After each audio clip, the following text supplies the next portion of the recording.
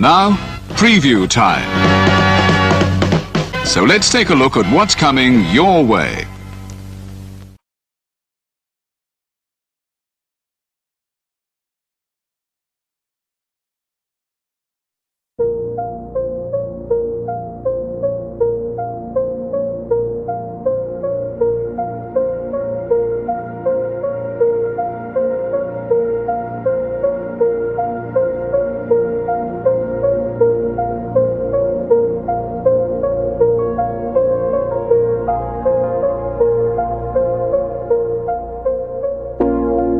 It's out of my hands,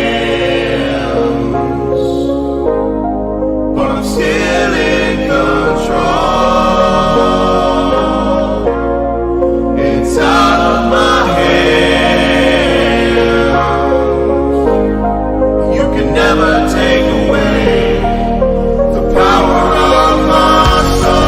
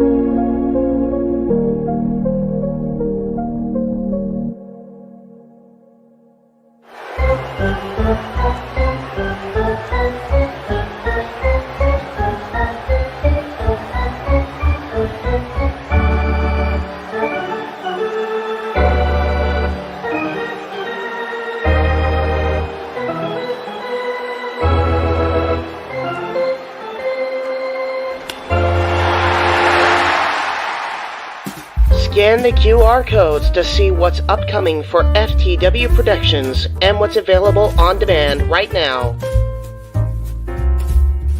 Owen the Talkinator Studios series premiere of Owen and AJ Talks. Welcome to the FTW family, Zero Miller. Shared experiences re-airing on the new FTW main hub. All retro wrestling review series videos on demand and upcoming. The Wrestling Rundown makes its return, available now on demand. Fantasy Booking Series video, If Goldberg Stayed in WWE in 2004. Pride CAW Supercard by Zero Entertainment. All of A Simple Man's Brand Simply Predicting panels. Both episodes of The Don DeMarco Show. AEW Spark, WWE Aftershock, every show week by week. Indie Force Episode 26, available now on demand. Jeff Meacham Network, all watch-along events. AEW Double or Nothing Dynamite Go Home Show Watch Party, available now on demand. A Simple Take, WWE Simple Takes featuring Cassidy 18 Studios. Super Mario Bros. Z, voice acting. Episode 3 coming soon. Breaking news, ATW View Impromptu. WYW Intro and Immortal Stream. Wrestling with Idiocy Episode 8, Fast Food and Restaurants discussion. Plugs have concluded. On to the video.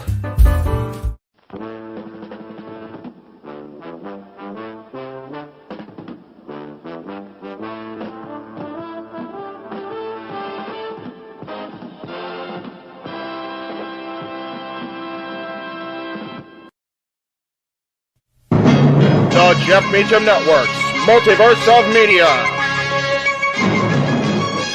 For over 15 years, the recognized symbol of excellence and the standard bearer in coverage of sports, and entertainment.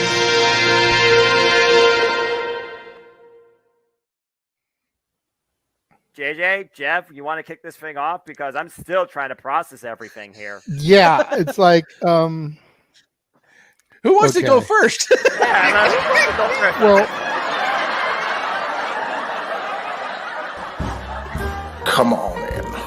It's open mic night with your host. you could maybe say there's really 4 topics, but it's split into 6. The Renegade, JJ Williams. The Sammy and Eddie Kingston thing, which one's the better smelling turd? And his panel of co-hosts. I am the founder. We'll call me that for today since we're going with the Jeff Jarrett love theme here this week, according to JJ. The West Coast Professor, Jeff Meacham. Karma is karma is karma. That's professional wrestling! Damn it! The Simple Man, Noah Foster. It's showtime! Yeah! How you doing, JJ? How you doing, Jeff? James. Yeah. And the He-Man, James Hebert. Imagine Bill Burr, Joe Rogan, Paul White, the Baldies! There you go! It sells Oh, itself! God. Get in there! Short his ass and shit the bed. He's not Amber Heard. Give it time, JJ, give it time. Now, I'm sure Jeff has some stuff that Dumb move. Just don't pull this bullshit again. You get one. Tony needs to stop caring about the ratings. Bradshaw said as long as the ads are in place, we're not going to lose that third hour. Ring of Honor does not have to be AEW Live. They don't necessarily have to coexist with each other. We kind of saw that tonight to a degree. Along with a panel of guests. He is no longer glorious. Don't you bring that up. You want me to rant about what my NXT used to... No, we are done here for the night. I swear, Kate. Because you never know who may show up for open mic night. I leave our company in the capable hands of an extraordinary group of superstars, employees, and executives. The first thing that came to my mind was, it's about damn time. Amen! I literally touched everybody in the state's trash. So it's horrible, you guys. Peyton's new thing is Dennis the Menace, but it's funny because she calls it Dentist the Medicine. And That's great. When Elliot Taylor came out and did Born for Greatness live, I was popping my pussy, having a great time. I didn't care. I was having so much fun. Sit back, relax, and enjoy the show. Fuck Bill Belichick.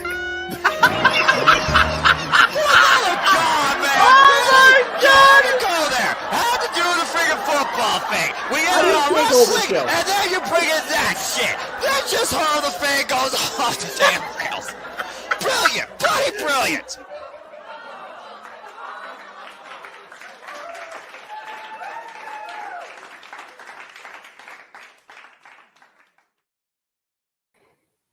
What is going on, everybody? Welcome once again to the Saturday night shenanigans that are Open Mic Night.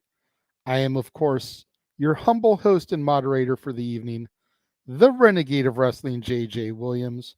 And as many of you guys know, Cody Rhodes did not win the championship last night at the Garden. So I sadly have to begin believing in Joe Hendry. But anyways, let's get into everything. First and foremost, let's get the marquee up there. And with that, we're going to bring in the man whose name is on the marquee, the West Coast Professor, Jeff Meacham. What is going on, sir? There we go. Hi. JJ believes in Joe Hendry because Cody done messed it up for all of us. Anyway, there you go. Horrible karaoke, but I'm in a better mood than I was at the start of the day. So we'll go ahead and play nice for the moment. It is great. I'm always looking forward to open mic night. We got a good 4-man panel tonight. Got a cool bunch of topics. Let's do this thing, brother. Absolutely. Next person we're going to bring in is a man not in a box, but tonight he appears to be in the dark. The simple man with the spectacular voice, Noah Foster. There he is. And at last we see the light. And one of these days, I'm just going to come in here out of nowhere with a free frame smile like the Joe Hendry entrance. Just have the Joe Hendry music playing over. That's still funny to me. One of the best gimmicks in wrestling. Anyway, good evening, JJ. How you doing, Jeff? Good to see you once again. I am here, but I am tired. And it is still humid as blank. Beep. Yeah, no kidding. But I'm ready to be a part of these shenanigans as always. It's always a weekly treat for me to engage with you and the chat. So I'm ready to do this thing, no matter my circumstance. Daniel, with the hot take of the evening so far, we need an off the damn rails T-shirt. Don't jinx I would agree with that. We need to decide on one open mic night logo first. Because we've got the one that's in the intro, then we got a couple of other ones we use for graphics and whatnot. So once we get there. Well, I mean, I feel like the official logo is what we have here. Yes. Right next to you. Like, that's the official logo. Yes, it's I just agree with a matter of, like, what graphic gets used for promotions. You know, originally it was the one with the couple of red circles because that was the one I found. Right. Then I found the empty wrestling ring, and I just started putting the open mic night logo and then popping in the people we're going to be discussing. Yes. There was the come on in, it's open mic night one, like a Asia's background. You know, but I say that is the official logo. So if you want to work with something there, because at the end of the day, the other ones were just images I found on Google Drive and freaking jacked. Yeah, and just kind of tried to trick them to our circumstances. But this, that's an original open mic night logo for us. The creative freedom of the internet. And nah, I'm straight edge, bro. No. There'll be no. So it's not in there, JJ. I'm going to put it in there because we do have a updated Multiverse Media logo that I put together now that he's James, you're JJ. The guy in the other room is Josh. Okay, yeah, so let's go ahead and bring him in since you know he's getting antsy in there with his brand new. That's right. Needs rules shirt. There we go. Let's go ahead and get a solo shot. That is right. Buy the shirt. Buy the shirt. Especially buy that one. That was a damn good shirt. I know that mixed my love for Roddy Piper, and Disney, because my rules are 4 completely Disney rules. Absolutely. I was originally going to wear that shirt right there, but I didn't want to ditto and twin or do multiples of the same one. Appreciate that. Yeah, I figured. But keep in mind, Josh, this is how the show is starting for Jeff. He's in a blue Mickey hat and a red Meechamania shirt. Don't make it worse to bring out the Hollywood dark side of Jeff today. Anybody. That's right. That includes the chat room. Yeah, yes. I would be good boy. Maybe. Yeah, because we don't want Josh to end up like this. Oh, that's so wrong. You're wrong for that, Jay. Even now. Am I really? Yeah, you are. Am I really? Mickey's not that bad. Oh, I got the wrong one in there. Mother Trucker. Okay, hang on. Don't put that up. See, he did it himself I'm now. overtyping a banner right now. Okay, I gotta do that. My order service for tomorrow. It's just sucky. That means I deleted the wrong one and actually deleted that out of the file. So now I gotta go back and find it. Anyway, carry on. And I know what you mean. No, I've been working on stuff like that all day, and yeah, fun for me. I had work calls on the day before and the day of 4th of July. Oh, there you go. I think I've gone stir crazy because I haven't worked for the last week. That's okay. That explains why the simple bracketology was on so early the other day when I was getting ready to go to work. Exactly. That's okay. Work called me this morning. I was in such a sound sleep, and I thought to myself, "Why are they calling? They know I'm off. Like I can't go to work." So whatever. There we go. Right. People don't pay attention within departmental memos, but that's okay. That's not my business. Someone forgot to file that paperwork. Dude, get out of my head. I thought the same thing. Pop is in the house, says, greeting, guys. By the way, still waiting for a Casa D18 Studios t-shirt. That's accurate. Okay. We've got a bunch of Renegade shirts. We've got Dad shirts. We got Stat Boy Sports Bar shirt.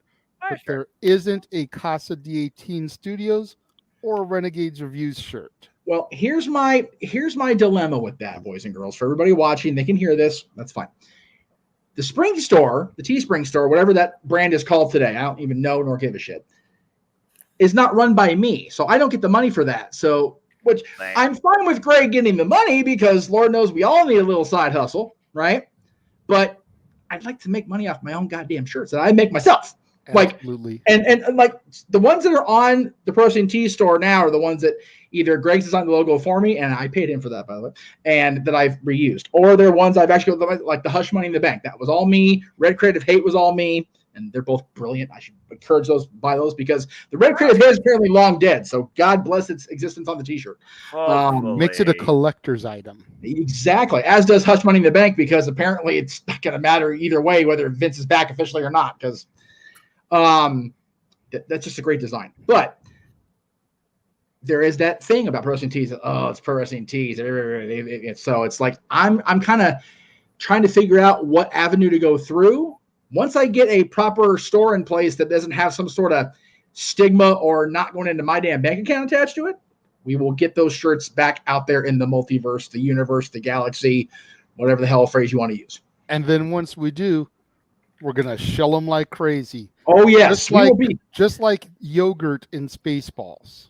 Yes. Just like yogurt and Spaceballs, just like DX circa 2006. We will be, we're not going to be wrestlers or podcasts. We're going to be merchandise sales at that point. I got that reference more than I did the Spaceballs. I was going to say, Josh looked like he didn't get the Spaceballs reference, and that's a damn shame. You need to see Spaceballs, sir. It was, I want to say, 87 or 88, and it's a complete parody primarily of Star Wars. Yes. Done by Mel I shall Brooks. do no such thing. It is awesome. I will stick to my faithful Star Wars. For those that don't know, I don't watch movies. Anyway, I'm about to get destroyed by Jeff. You're excused. You're flat out refusing just on general, like, you're not even consider of why you should watch. You're just saying no. Do you like Bill Pullman? I might. I'm just being a jackass right now. Do you like Bill Pullman? Who? Bill Pullman, the Don't President of the United States on Independence Day. What? The President of the United States on Independence Day. Okay. Yeah, it's been a while since I've seen that movie. Okay, so Okay. Are you a fan of John Candy? Who?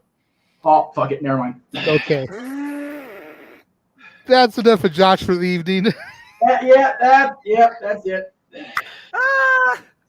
Took it. What's in the segment, Mucker Trotter?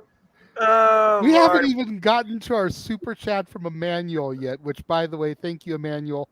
We're just trying to get through this insanity, but we will address your super chat before we get to any of our other topics. He actually sent 2 super chats, I believe. He did. I only saw one pop up so far. He sent one to Jeff and one to you, I think. Oh, okay, like he usually does. So Jeff, JJ, future idea.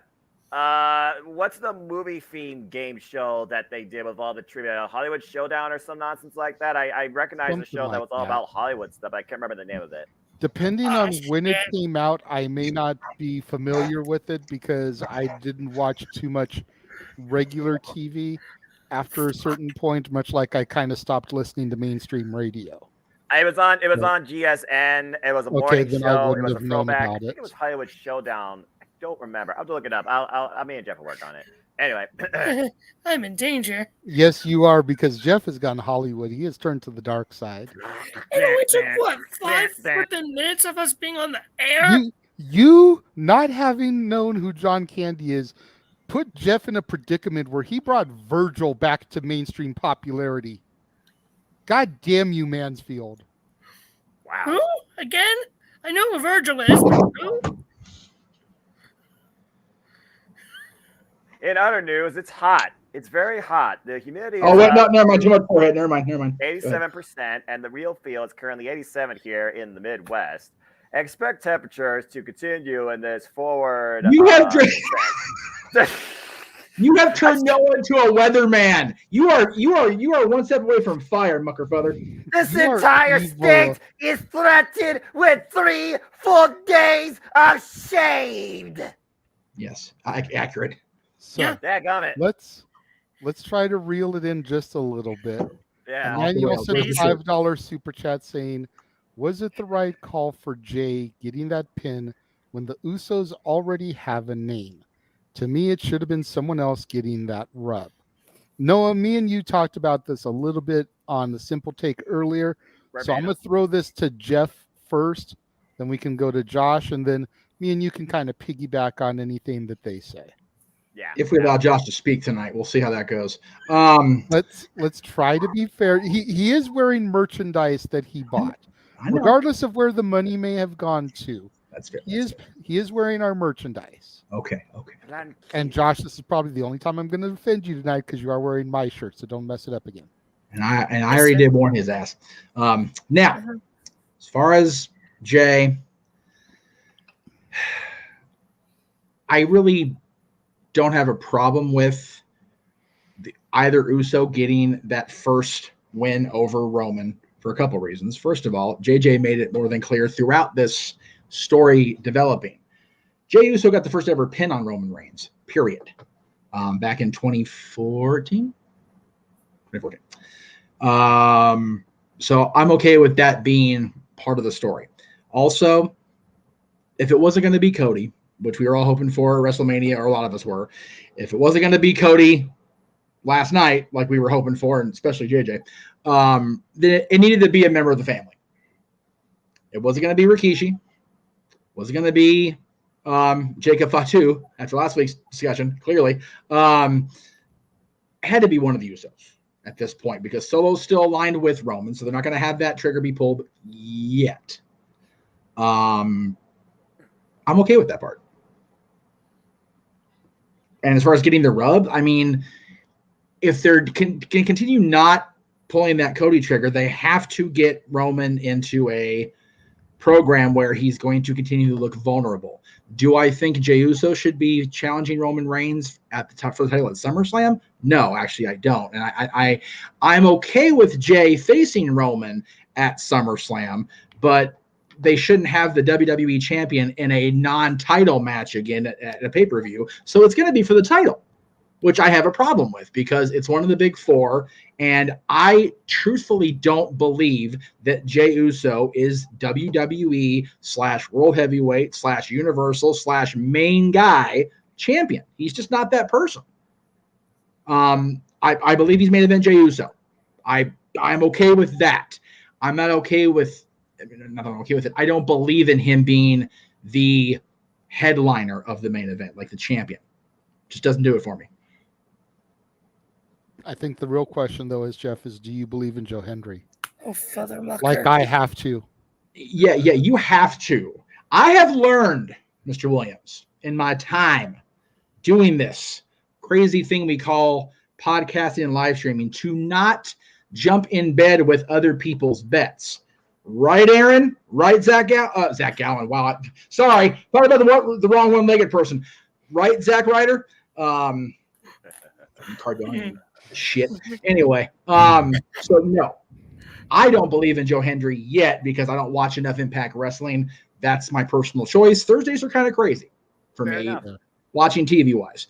And content-wise, especially with what's coming up here the next 2 months now. Right. So if I were a regular viewer of Impact or the digital media portion of Impact, I probably would believe in Joe Hendry, though, because the gimmick's over like Rover. It's funnier than shit. It really is. It shouldn't be a thing, but it's still fun. So, it shouldn't be, but it works. It's brilliant. Yeah. It works. It does. It really does. So I'm okay with it. Okay, Josh, what are your takes on Jey pinning Roman? It's better that it was a tag match. If it would have been a one-on-one, no. That's fair. That's fair. A tag match, I'm okay with, especially because of how it went down. I think it was definitely better this way. If he was going to lose to an Uso, for it to be a tag match. If they just had Reigns lose to Jey one-on-one, absolutely not. Should have been Cody. Period. End of story. We are done with that. But do I think it should be Jey versus Roman for the title at SummerSlam? I don't know. Will it end up being that? Probably. I would personally say the Magic 8 Ball says all signs point to that right now. So, right, exactly. I mean, I would say give us a triple threat first, then do the one-on-one. Or are we going to make it the one-on-one, then triple threat, then fatal four-way? See, yeah, Willy Wonka style. I think we need to build to it. You know, I was talking with this with Noah earlier on Simple Take. SummerSlam is Jey Uso. Payback is Jimmy Uso. October can either be a triple threat, or if he's turned by then, could be Solo. Survivor Series can be a fatal four-way, or if they want to run War Games again, you could theoretically have Jimmy, Jey, Solo, and maybe Owens and Sammy versus Roman and 4. You could. You know, I mean, for goodness sakes, possibly Roman and the Judgment Day. I would dare say, or even Imperium. That's a possibility. You know what I wouldn't mind seeing? I wouldn't mind seeing Roman run a gauntlet against Jimmy, Jey, and Solo. Or just have it be a handicap War Games. Everyone against Roman. No. But I digress. Or have Solo turn at War Games and have it be Jimmy, Jey, Sammy, Kevin, and Cody versus Roman, Solo, and then again, Judgment Day is 3, Imperium is 3. And have Cody pin Roman then. And that way you start the build then towards Mania again, I'm going to guess. Granted, I think it should be Cody versus Gunther at Mania, but I digress. I think we should get that match sooner, yes. Personally. I think the Rumble was a great tease. I think we need to get it a little bit sooner. I think we've waited long enough for it. Mm-hmm. I think I'm not saying they completely shot themselves in the foot by not having Cody be champion, because like we all kind of talked about, it seemed awful forced having him come back at the Rumble, win the Rumble at number 30, and then be in the title picture right away. It's like, had he been around and not gotten hurt, I would have been a better believer, like you said before, Jay. But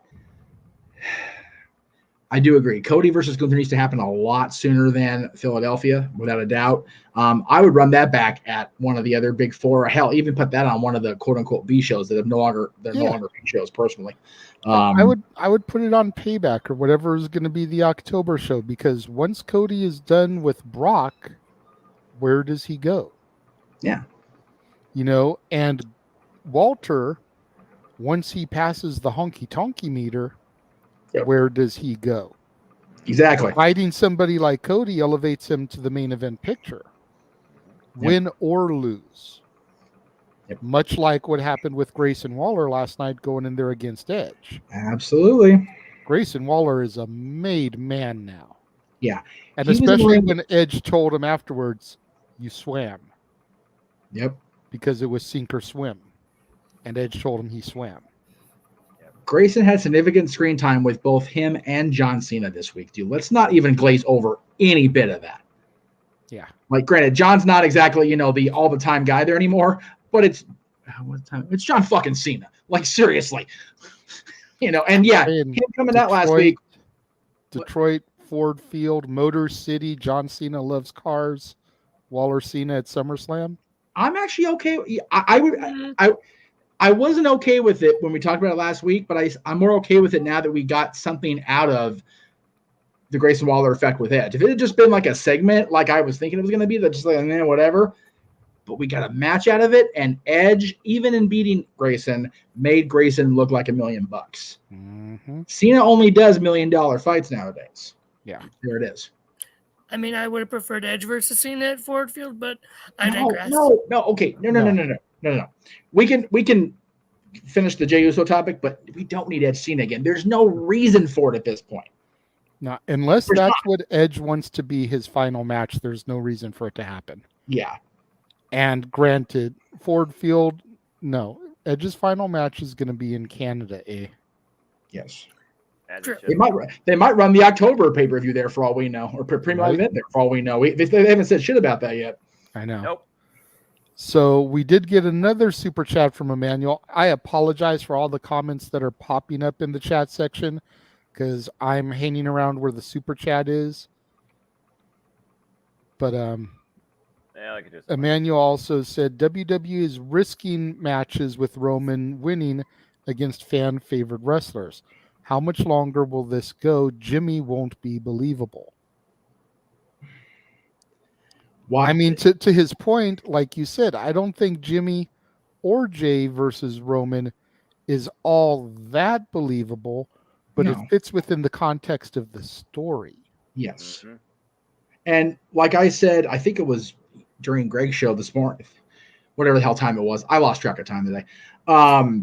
Same. Last night's program made it so we've got what we wanted out of all this. The Bloodline story is now about more than the title, which is what it should have been all along. It should never have been about Jay or Jimmy or even Solo becoming the champion. It's about family supremacy and knowing one's place at the table. That's what it should be. So I'm okay with it. I wouldn't. Okay, so I wouldn't mind Jay or Jimmy or Solo getting that main event title match if we get a cash in out of it and Priest walks out as champion. I'm not saying Priest should be a long-term champion. I have long believed, as have you and Damian Priest, but I don't think he's at the carry the world title for a significant amount of time guy yet. No. I feel like Damian Priest is Mankind. Give him the ball, run it for a few yards for a first down, pass it to somebody else. Yep. In regards to that, are you saying Damian Priest would cash in mid-match to make it a triple threat? No. No. As soon as the match is over. I'm saying just like Austin Theory would have done if they hadn't made him cash it on the U.S. title. Yeah. Theory sucks now, but no, he doesn't. He doesn't suck, number one. And number two, Josh, you're about to get me in a darker hat, for real. Number two. Number three, I think that, yes, when you look back in hindsight, having Roman be champion this long has been still okay. But it would have been interesting if Theory had actually followed through on the cash-in at SummerSlam during that chaos that was ensuing in Nashville. Only because Roman's reign still would have been just shy of 2 years, which is still phenomenal. And then we would have had the wrinkle of Roman did lose the title, but where the hell was his family keeping Austin Theory out of the fray? That's where you get the Bloodline storyline played out right there. Again, hindsight booking is the easiest booking in the world. It's even easier to book than regular wrestling, just harder to finance because you can't go back in time and get the money either. But think about that. Roman loses the title at SummerSlam last year. Theory goes into a program with, fill in the blank here, Brock or whoever. And then the Bloodline storyline plays out through even Survivor Series or Royal Rumble, kind of as it did, with Sammy being the proverbial fly in the ointment. Yeah. Give me 1 second. I know this is going to look smushed, but Josh bringing up how much Theory sucks made me remember seeing this image earlier today. Shut the fuck up. What's he done with it since he's gone to SmackDown? Doesn't matter. Longest reigning champ in 10 years. It's not my fault they don't know how to book him. It's not his fault either. Nope. That kid is, and yes, I can say kid because the freaking top rows in the 40 and over club. That kid has potential and he's realizing it. Yes, he's being booked like a damn trash compactor. It sucks. Not his fault. He's being booked like the monster that resides in the trash compactor on the Death Star. Seriously, right? And if you know, you know, by God. Dude has got as much potential as Evolution era Randy Orton. Yes. I said it. I mean to bait me on it. Cosign. He does. He's that good. He is legitimately that good. Oh, I'm looking forward to SummerSlam and improving it against L.A. Knight. Yeah. That's assuming that's where they go. Yeah, and the history of the universe. What did you say, Jay? I'm sorry, I talked over you. I said that's assuming that's where they go. No, but Sure. I've heard Theory versus LA Knight. I've heard Logan Paul versus LA Knight. I've heard Ricochet versus Logan Paul. Bing, bing, bing. So there's quite a few different rumors for where that can go. Let's not get ahead of ourselves because we thought LA Knight was going to be Mr. Money in the Bank. How'd that turn out for any of us? Well, then there's that. There's another rumor we're hearing about LA Knight versus somebody major on a show. What? I said there's another rumor about LA Knight. We're going to get there. That's not our first topic, though. I know. But now that the super chats have been handled, yes. And thank you again, Emmanuel, for those. Much appreciated. And anybody in the chat room that wants to dictate the conversation, super chat, simple as that. That's how we do. That needs to be another one of our shirts. Damn it! I know. But Noah doesn't market himself. No. Which that could be the next Noah Foster shirt. A silhouette of Noah. I don't market myself. Buy the shirt right now. Buy the shirt not being marketed by the man on the shirt. Right? Do as we say. So our opening topic tonight, AEW just ended. We now know what the men's final is going to be in the Owen tournament. Yes. We should have had one of the women's matches tonight, but apparently Willow Nightingale suffered an injury in her match in Japan against Julia, where she lost the New Japan Strong women's title. Yes. So the topic for the Owen is this, and I'm going to go to Josh first since I know how much he loves and cares about AEW. Mm-hmm. Who do we see winning the Owen based off of the people that are still involved? And what does Willow's injury and her recent title loss to Julia mean her for potential progression within the tournament? As she's supposed to be taking on Athena in the semis, while Sky Blue goes against Ruby Soho. That match will be on Dynamite this coming week. Yes. Who is in the finals now? I did not watch Collision. Well, the women's is not to be. It's still those four women in two semis. The men's. Who is is, the men's? The men's is Punk and Starks. Okay. Punk, probably. Okay. Okay, and why? What is your reason behind that? It just wouldn't surprise me at this point. I could see it going either way. I could see Punk winning it just to get that notoriety for himself back. But I could see Ricky Starks winning it and Punk going on his MJF feud once MJF's done with Adam Cole, baby. Because Punk still has his other AEW title with him. Well, we haven't really seen that bag since his return, so... Right. It could go either way. For all we know, the TNT title was in that bag just to give an illusion. I think it was the ECW title that Rhino blew up. In there. It was the 24/7 title. It was the 24/7 title. He found it in the trash after it was thrown out. That's true. That's fair. Yes, thank you, Nikki Cross. But maybe it was Deuce's title that she wouldn't sell to McFoley. Maybe Punk got her to sell. Maybe, but I really don't care. It doesn't matter to me who wins it. Good for them, whoever wins it. For the women, I think since Willow, what's her full name again? Nightingale. Willow Nightingale. If she's injured, I see Athena I don't see them risking her that much. I see Athena winning and going on. And who's Ruby Soho facing? Sky Blue. I gave you these names at the beginning of the topic, Josh. Pay attention. I'm trying. I don't watch as much. I'm trying to remember. I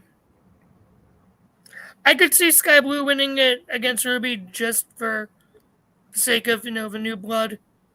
So I would say the final is probably Sky Blue versus Athena. Okay. And who do you say taking it out of that match, since that's your prediction for the finals? Athena's the ROH Women's Champion right now, correct? Correct. So logic would dictate probably Sky Blue. Okay. He's so cute, applying logic to wrestling in AEW. He doesn't even watch in the first place. He's just the sweetest, isn't he? Anyway, you didn't think so when you went and put your Hogan stuff on. You're goddamn right, I did, and I still don't. Anyway, Founder's tired of his shit. That's gonna be one of the shirts too, by the way. I'm gonna get my big ass, ugly, blown up face on that shirt. It's gonna be a thing. Giant poop emoji, just like right there, all up in it. Okay, great. That's too good to pass up. There you go, baby. And that shirt needs to be made too.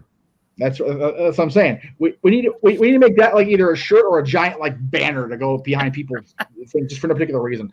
If you're gonna be fucking great screen to work again, I'll do that. Anyway.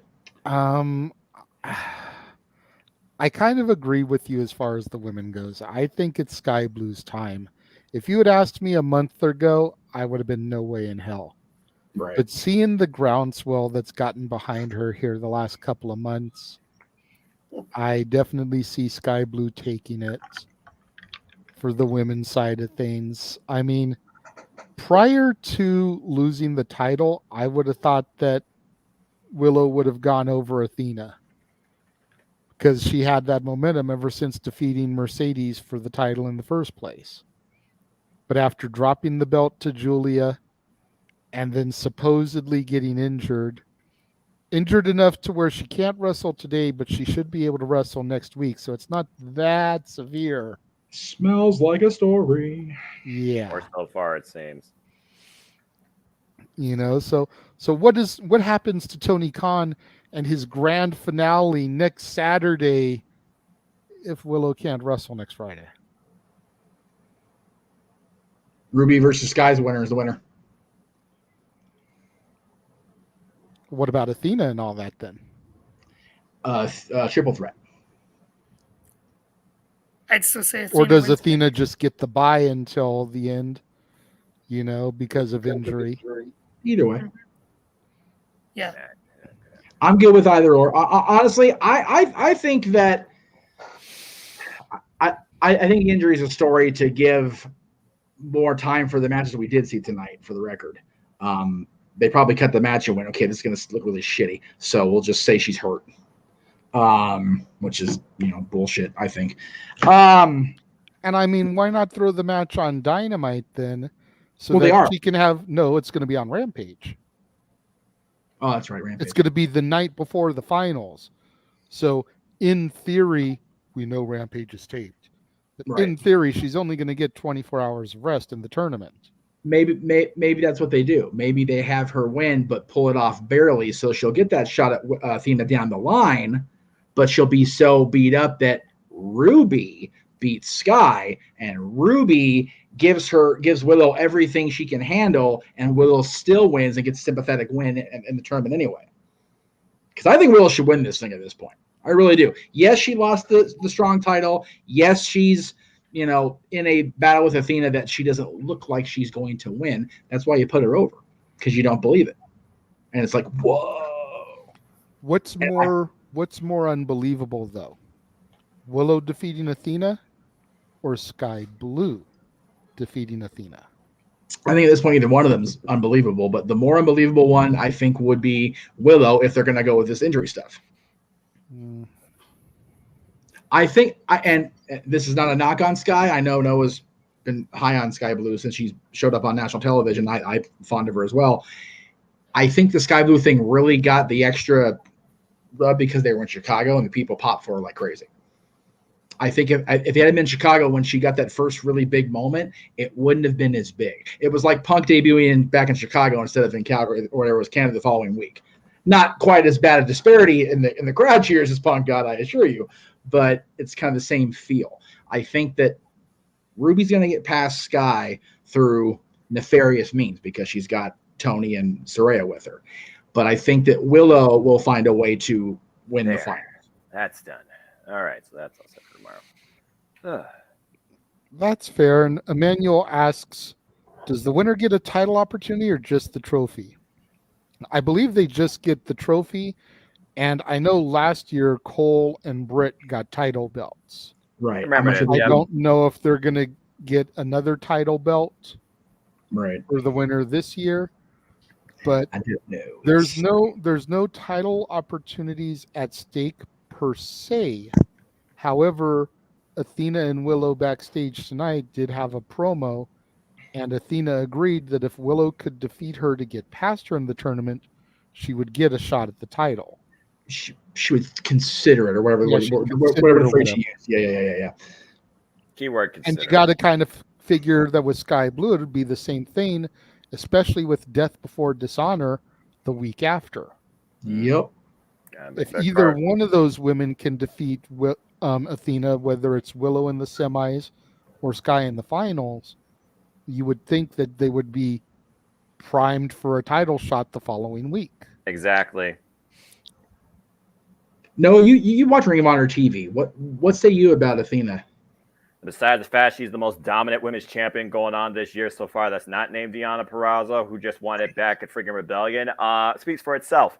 Yeah, she has previous wins over both Sky Blue and Willow Nightingale. In fact, she handed Willow Nightingale her first loss in Ring of Honor since Ring of Honor has resurged to a streaming platform that reminded me of the glory days of my NXT, because it's not restrained by TV, time cues, and damn pointless overbooking advertising BS, but I digress.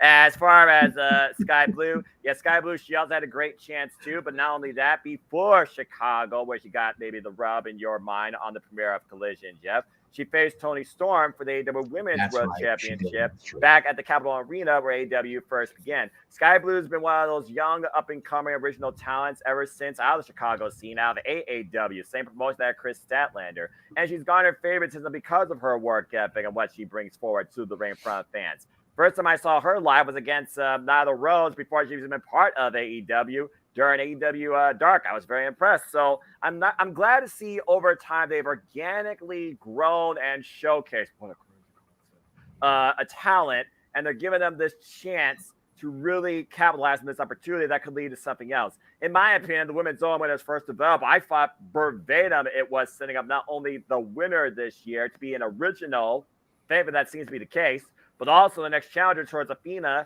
Ring of Honor Women's World Championship, because, again, she's undefeated. So as far as my takeaways here, I'm holding out for Sky Blue because I think that she does deserve the moment the most. But going off the lines of tournaments being heel versus faces, now this angle that plays a Ring of Honor pay-per-view, and I don't know necessarily if you want face versus face, out of respect, considering Will Nightingale and Sky Blue basically came up at the same time in the AEW ecosystem. Willow turning heel, I think, would be a very brash move, with Athena being the most dominant heel lately in Ring of Honor, just saying. So it's one of those things where right now, I love the fact that the women's tournament has more flexibility, but the story angle does make it feel a bit more linear, considering the semifinals is the day before the finals. Either way, I still think that Sky Blue deserves to actually win this the most, and I'm going with her for it. But I wouldn't be disappointed if it was Willow, because either way, someone needs to take Athena down a peg, because that's the bigger question here. Who's not winning the Owen? Either of these women, hell, I'll even put Ruby Soho in there. She's not winning. Either of these women at this point, can somebody beat Athena? That's your bigger story. But I'm looking forward to seeing what happens. That's fair. King Mike in the chat room says he doesn't see anything special about Sky Blue. Noah, please cover your eyes for a moment. Why? Because that is what most people see special about Sky Blue. I swear, cameramen get paid extra to do those Good shots. grief. They just do that because they can. Chicago, King Mike, that is what most people think that is so special about Sky Blue. Is this why the peach emoji is a freaking thing? Is this why there's a peaches song out on the internet? What the fuck's wrong with society? My favorite part about Mike Knight is Noah's realizations about things like that. It is. It's beautiful. That needs to be the next Noah. That's what I call realizations. Peaches. You wrote a song about music, or not music, botch. Music is music, I get. Well, no, that's not true. You wrote a song about fruit, and it's not about fruit. What the fuck is wrong with you all? Can't you come up with something that's actually realistically organic, creative, or brilliant? Damn, this freaking minimalistic. Turn an IP, turn a random item into something. Why don't you build a freaking song about lens crafters? Build a jingle like you do the fucking Burger King commercial at this point. That just happened. Open mic as long as it's not the 1877 Cars for Kids commercial. That commercial is disturbing on levels. Wait. The what?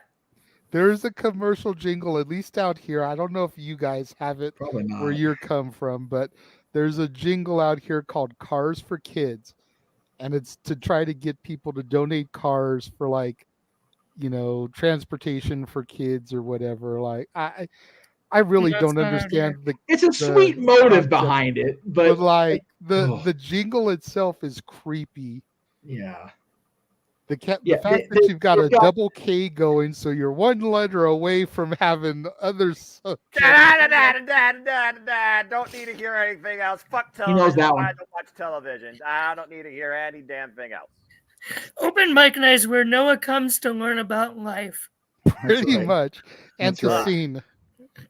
That's right. And to sing when he doesn't want to. That's right. I ain't singing shit. I damn sure ain't singing that Peaches song, because why I like Peaches, I ain't singing a damn song about fruit. Fuck all you. So if we get $100 in super chats tonight, Noah Foster will sing Peaches. Oh, And it'll no. end up, and it'll end up on Noah. No. That's what I call music, Volume 1. God bless it. Coming soon. That's pretty, I hear you. He did the thing. He did the thing.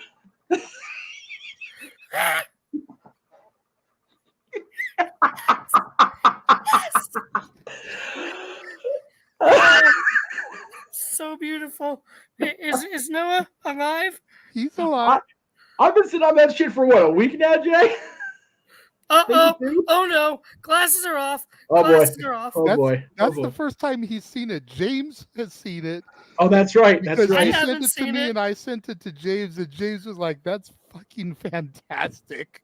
Uh-oh. And Noah, your favorite person, Arlene, just got in here. Oh shit! We Okay. talked about singing, and Arlene appeared. If you do 100, please do 50 to 150 to the other. For real, somebody. Yeah. Like, please. I then, am of hard up course, this week. There's also Say the now word that's what I sing and call she Open Mic appears. Night Volume 1. Freaking Arlene.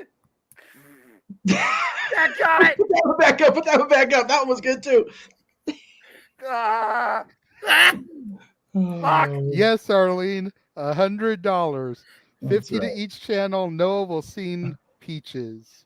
No. Yes. No. And for Let's the get back first to fucking 5 wrestling. When did people, this platform become freaking open karaoke night? What the fuck, JJ? Really? Oh, my God. That's not right. James is going to be sad he missed the list tonight. And for the first 50 donations, you also get. hold on, we'll save that for when we do the legitimate commercial in time for Yes. New Year's Eve. But I'm actually thinking that the first 5 people on New Year's Eve to super chat $15 will get a legitimate CD burned of Noah doing those songs. Yes! Yes! That is fucking awesome. That is a great idea. Yes! Because No. these are our fans and they love us. Oh, God. I had a headache from laughing that hard at seeing that graphic that I put together on screen. Like, for real, my head hurts. Laughing King so Mike hard. wants that album. Hell yeah, So brother. do I. Spotify and Apple Music is what I based it off of. There you go. Oh, fucking hell. Oh, so beautiful. Yes, let's do it. Anyway, Love good you, luck Noah. to the 4 women remaining in the Owen and Abs Ricky Starks for the win. Get back Yeah. to wrestling, please. Yeah, that's right, that's right. we did get off topic there. I do think it's going to be Ricky Starks to defeat Punk. Yes, I I feel do like too. Joe's I going do to cost Punk the match, Yeah. and then we can either spiral that into Punk Joe at All In, Oh, Punk Joe at All Out, or something that I've been pitching. Both teams in Blood and Guts need a mystery partner. What row? No. I freaking know. Trust The me, Elite I and know. Samoa Joe versus the BCC and CM Punk. It writes itself. But again, And a lot then of you get Punk Joe, and you get the start of Punk Omega, you get Punk Page, and you get Punk and the Bucks all in the same match. Can they coexist? Nope. The answer is correct, Jeff. Oh, there's a good one for the next wrestling karaoke. The what? Oh, Lord Almighty. That was from the wrestling album, Junkyard Dog, Grab Them Cakes. We will save Of that course, for cake March. is another term for ass, Noah. So grab fucking that hell, ass. You all are basically. just downright damn childish. This is the exact reason why the freaking education system here is 21 in the world, because you all rather freaking speak out in emojis and make up a word that rhymes with orange than write like a civil person or speak like a professional for email. This is why society is constantly degrading. So does this mean we also need to make Noah do something with daddy ass? No, Billy Gunn has that. That's all Billy's. Yeah. Oh. Emmanuel makes a point. We've already got $10 in super chat, so we only need 90 more. That's right. That's fair. That's Split between both channels, so 45-45 if you want to hear Noah sing Peaches. That's fair. Fucking hell. I'm not even gonna humor that idea. I'll tell you what, Noah, as an additional, just like we did last week, if we can get 50 of that at least, hit the 2 marks, Josh will sing Michelle McCool's theme song. I'll do it. I almost put my red shirt back on. I need to ruin that shit. Drop dead laughing. Well, there you go. My blame him hurt. Don't have a breakdown. Donate the monies. Oh, golly. God, see, Daniel even saying for the BCC, it's rumored it's going to be Punk for the mystery partner. I'd actually be okay with it, though, for real. Like, I'd be okay with it. I mean, it makes perfect sense. It absolutely does. It makes perfect sense. I mean, who better to team up alongside Bryan Danielson, Ring of Honor legend, Claudio Castagnoli, Ring of Honor legend, John Moxley, 1/3 of the Shield, who debuted assisting CM Punk. People forget. Yeah, for a reason. Wheeler Yuta, former ROH Pure Champion. Yep. Like, it writes itself, y'all. And then you figure Punk has got heat with every person on the opposite side. Yep. Exactly.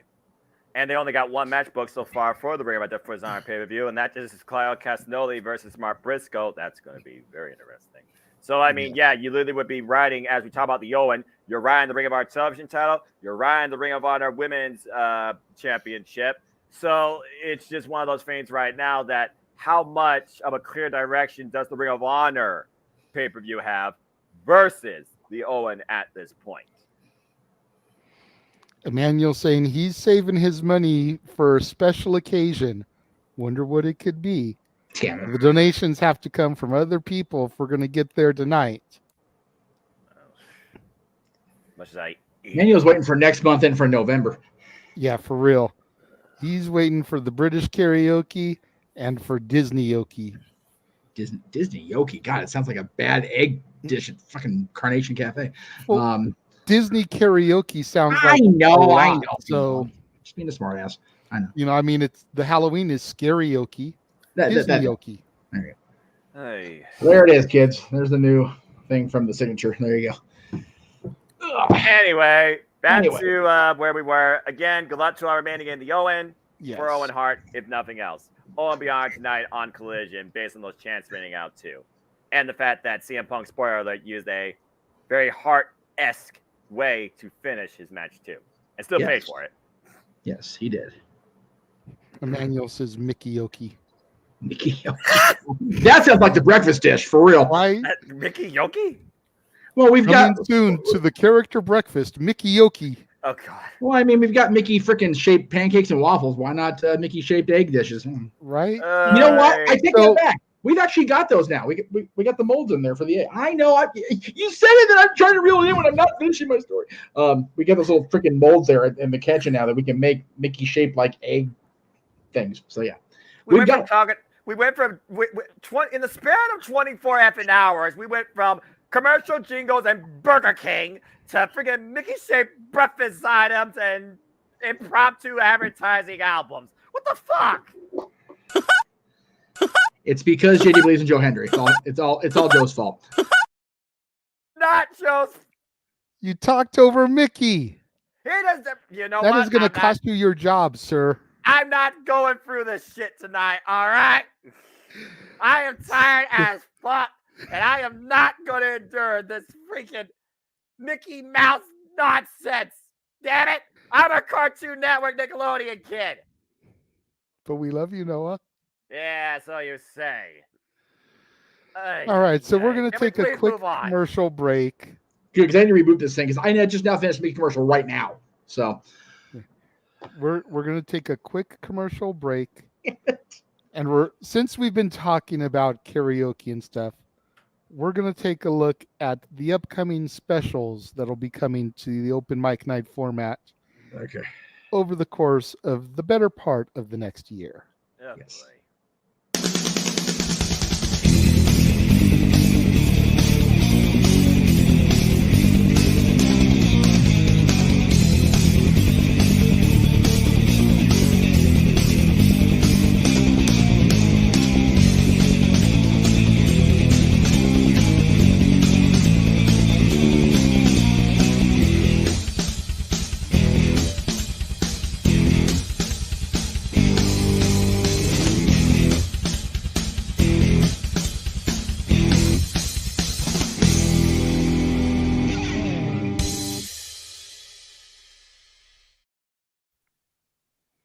It's kind of ironic that the freaking Price is Right is finally leaving Bob Barker Studios after they go into their freaking, 52nd season, I think, this year in the fall. I still can't believe that. That gum. Something like that. Noah. What? You got another $5 towards it from the man right next to you. Evil, man. Gosh! Fucking hell. Anyway. Moving on. Move right along then. There's something karaoke. Oh, yeah, you recognized it. Yeah, the passion fruit one. I guess there's another one out, but I don't know necessarily what it is or where it's at. It's like the fifth different. No, wait. 1, 2, 3, 4th different Baja. Because the original, then you got the pineapple. No, not pineapple. Yeah, pineapple. Pineapple, mango, passion fruit original. What is happening right now? What's the other flavor? Anyway, get back to, on him. Also, I don't know how lingo works in the PowerPoint. I have to work on that later. Anyway, all right. What are we talking about next here? I love game shows. I was going to say we're trying to work out the specific date for that one, Emmanuel. So just give us another couple weeks, and I think we'll be able to give you a hard date for when lingo is going to be. Yeah, we're actually talking about that tonight. Once we get off the air with the people that need to be involved. So, right. And Curtis, don't worry about it. Again, the friggin' broken vocabulary of the Oxford Dictionary in today's younger society is something you're never going to be able to overcome. I just ignore the shit. I'm not calling Noah a simp, to be fair. I'm saying his fans are simple man simps since it's in the name. Y'all need to learn how to spell. Go back to elementary school. All right, so the next topic, we're going to transition to WWE. And most of the next stuff that we're going to talk about the rest of the show either has to do with WWE or NXT or unfortunately it's all talking points, but it is what it is. Yeah, sometimes it is what it is, yeah. So it was revealed over the past week that L.A. Knight, was the number 4 merchandise seller for the company in the past month, behind Roman Reigns, Cody Rhodes, and Stone Cold Steve Austin. So the question becomes, if he's moving that much merch, why didn't they pull the trigger at Money in the Bank? And let me just say, I have no issue with Damian Priest winning. I don't think any of us here have an issue with Priest winning. No. But if LA Knight is moving that much merch, can you imagine how much more he would have moved having that briefcase? Yeah. And for the record, Arlene is a simple man mark, so he has simps. I also don't speak slang, but I'm aware there's something called the Urban Dictionary that exists because, I'll just put it this way, my little brother, he grew up in the streets. And I'll leave it at that. And I'm not talking about Friday. Anyway, so yeah, I mean, you talk about, raising a person's stock. If LA Knight, former $1 million winner, had the Money in the Bank contract, can you imagine the sort of promos we would get, the constant showcasing of the briefcase, the constant teasing, whether it's NXT or Raw or SmackDown, that he's got this golden ticket in hand and can cash in anytime he wants on anybody. And that's not an insult. That is just a fact of life. But I can understand where they're going as far as, with Damian Priest, because it's a bigger narrative with him and his uprise, particularly since Backlash, and what seems to be the fallout now with the Judgment Day, where literally he might go his own way. There's more storytelling elements in Damian Priest, though I think, personally, there's more in the raising of star power for one L.A. Knight. Yeah. Yeah. And Emmanuel points out, he says, Stone Cold outdrawing merch at this stage is kind of sad. I don't know if I entirely agree with that, Emmanuel, because what you have to keep in mind is that there was a lot of Austin merchandise moved because of Father's Day. There were those Dad 316 shirts for the month prior. There were those Mom 316 shirts for Mother's Day. There was a lot of, London 316. They did London 316. They do those shirts for just about everywhere. Kind of like back in the day with The Rock, and they had finally The Rock has come back to insert city, depending on what city they were in for purchase at the venue. Or Suplex City for freaking Lesnar after he destroyed John. Or SCU, this is the worst town I've ever been in. So it's like there's a lot of Austin merch that's still coming out. Plus, WWE has been going back into the well and reissuing classic shirts. Oh, yeah. Especially for anniversaries and stuff. Yep. I mean, yeah. You figure it's 25 years since the Highway to Hell. 25 years since King of the Ring 98, Hell in a Cell. Right. 25 years since the Austin era began at WrestleMania 14. Yep. Right. There's a whole lot of that type of stuff that's going around this year. So that's where a lot of that probably came from. Now, is Austin a top 3 seller every month? Don't know. But I saw the announcement about L.A. Knight. Yeah. Being number 4, and it's like, okay, I feel like this is a talking point. By contrast, AEW's number 1 seller was guess who? That old man who shouldn't be in the ring anymore, and I give him 1 year. CM Punk. Yeah. But that's not what this is about. No. So did they miss the opportunity at Money in the Bank? And then the next topic is kind of going to piggyback off of this LA Knight Stone Cold thing. So let's just focus right now on Money in the Bank. With him being this big of a merch seller, did they risk missing an opportunity here to potentially move even more merch if LA Knight had won the briefcase?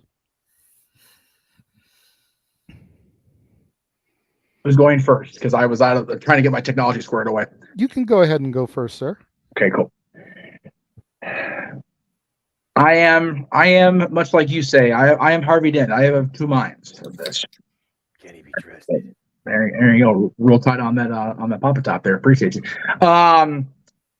Yes, they did miss an opportunity because they had a guy with charisma forever. Oh, there you go. Oh wow, we going SummerSlam ads early here with Fago. There you go. If you know, you know, patriotic. Kids. Firework flavored. What is it? Oh, Firework is what it's called for this flavor. What does it taste like? I haven't tried one yet. I just popped my first one, but there we go. Got a 4-pack at Dollar Tree for $1.25. There you go. We don't usually find Fago in SoCal, so when I find it, I grab it. Yes, Okay, you do. that's flavor is. As someone that likes the orange pop, red pop, grape pop, and root beer, but right now I also have the Summer Breeze Mountain Dew, which literally is the red, white, and blue. But anyway, back to Jeff on LA Knight. Yeah. Yes, they missed the boat because they've got a guy with charisma for days that could carry that briefcase in much the same vein as Edge did and, just cut the promos. But no, they didn't miss the boat here because they saw enough of the reaction in the Garden to know that they've got a organic babyface on their hands here. And I have always been of the belief that Money in the Bank is in best hands when it's in a heel's hands. Unless they're calling their shot like Rob did, like John did. I think they're better in heel's hands, so Priest being the guy is okay with me. Now, Sean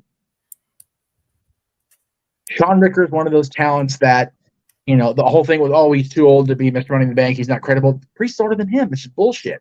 So right away, that completely torpedoes that theory. Yeah. And an Austin theory, although we'll get to that. I honestly I think he'd be better suited in that challenging role for Austin Theory and the United States Championship at SummerSlam. We know he can get the big pops in the major venues. The Garden went knucking futz for him last night in a freaking glorified dark match. They put it on WWE Digital Exclusive. Like, wow. So we can get a 3-minute digital exclusive with Hero and LA Knight, but we can give TV time to what's been built for a month or two with AJ and Cross, and then nothing. Literally effing nothing came out of that. Okay. It's fair. So, yeah, LA Knight, they may have missed the boat for him being Money in the Bank, but the way that he's getting the reactions, I think he'll be just fine. Fair enough. Does anybody disagree with that, or does pretty much everyone in the room feel the same way? For the sake of show flow. Just because, to piggyback off of what Jeff said real quick, Money in the Bank better in the hands of a heel? Yes and no. I think it depends on who, but LA Knight, the fact he went out against Hit Row, a heel stable, got that reaction. That's a babyface turn right there. Yeah. So I feel like, that it makes sense for LA Knight not to win it if he's going to be turning babyface. Because what happens when you lose the Money in the Bank briefcase, especially if you're a babyface, you go on a huge fucking losing streak, and LA Knight don't need that. You put him against Austin Theory, and A-Town going to go down at SummerSlam. Bold take.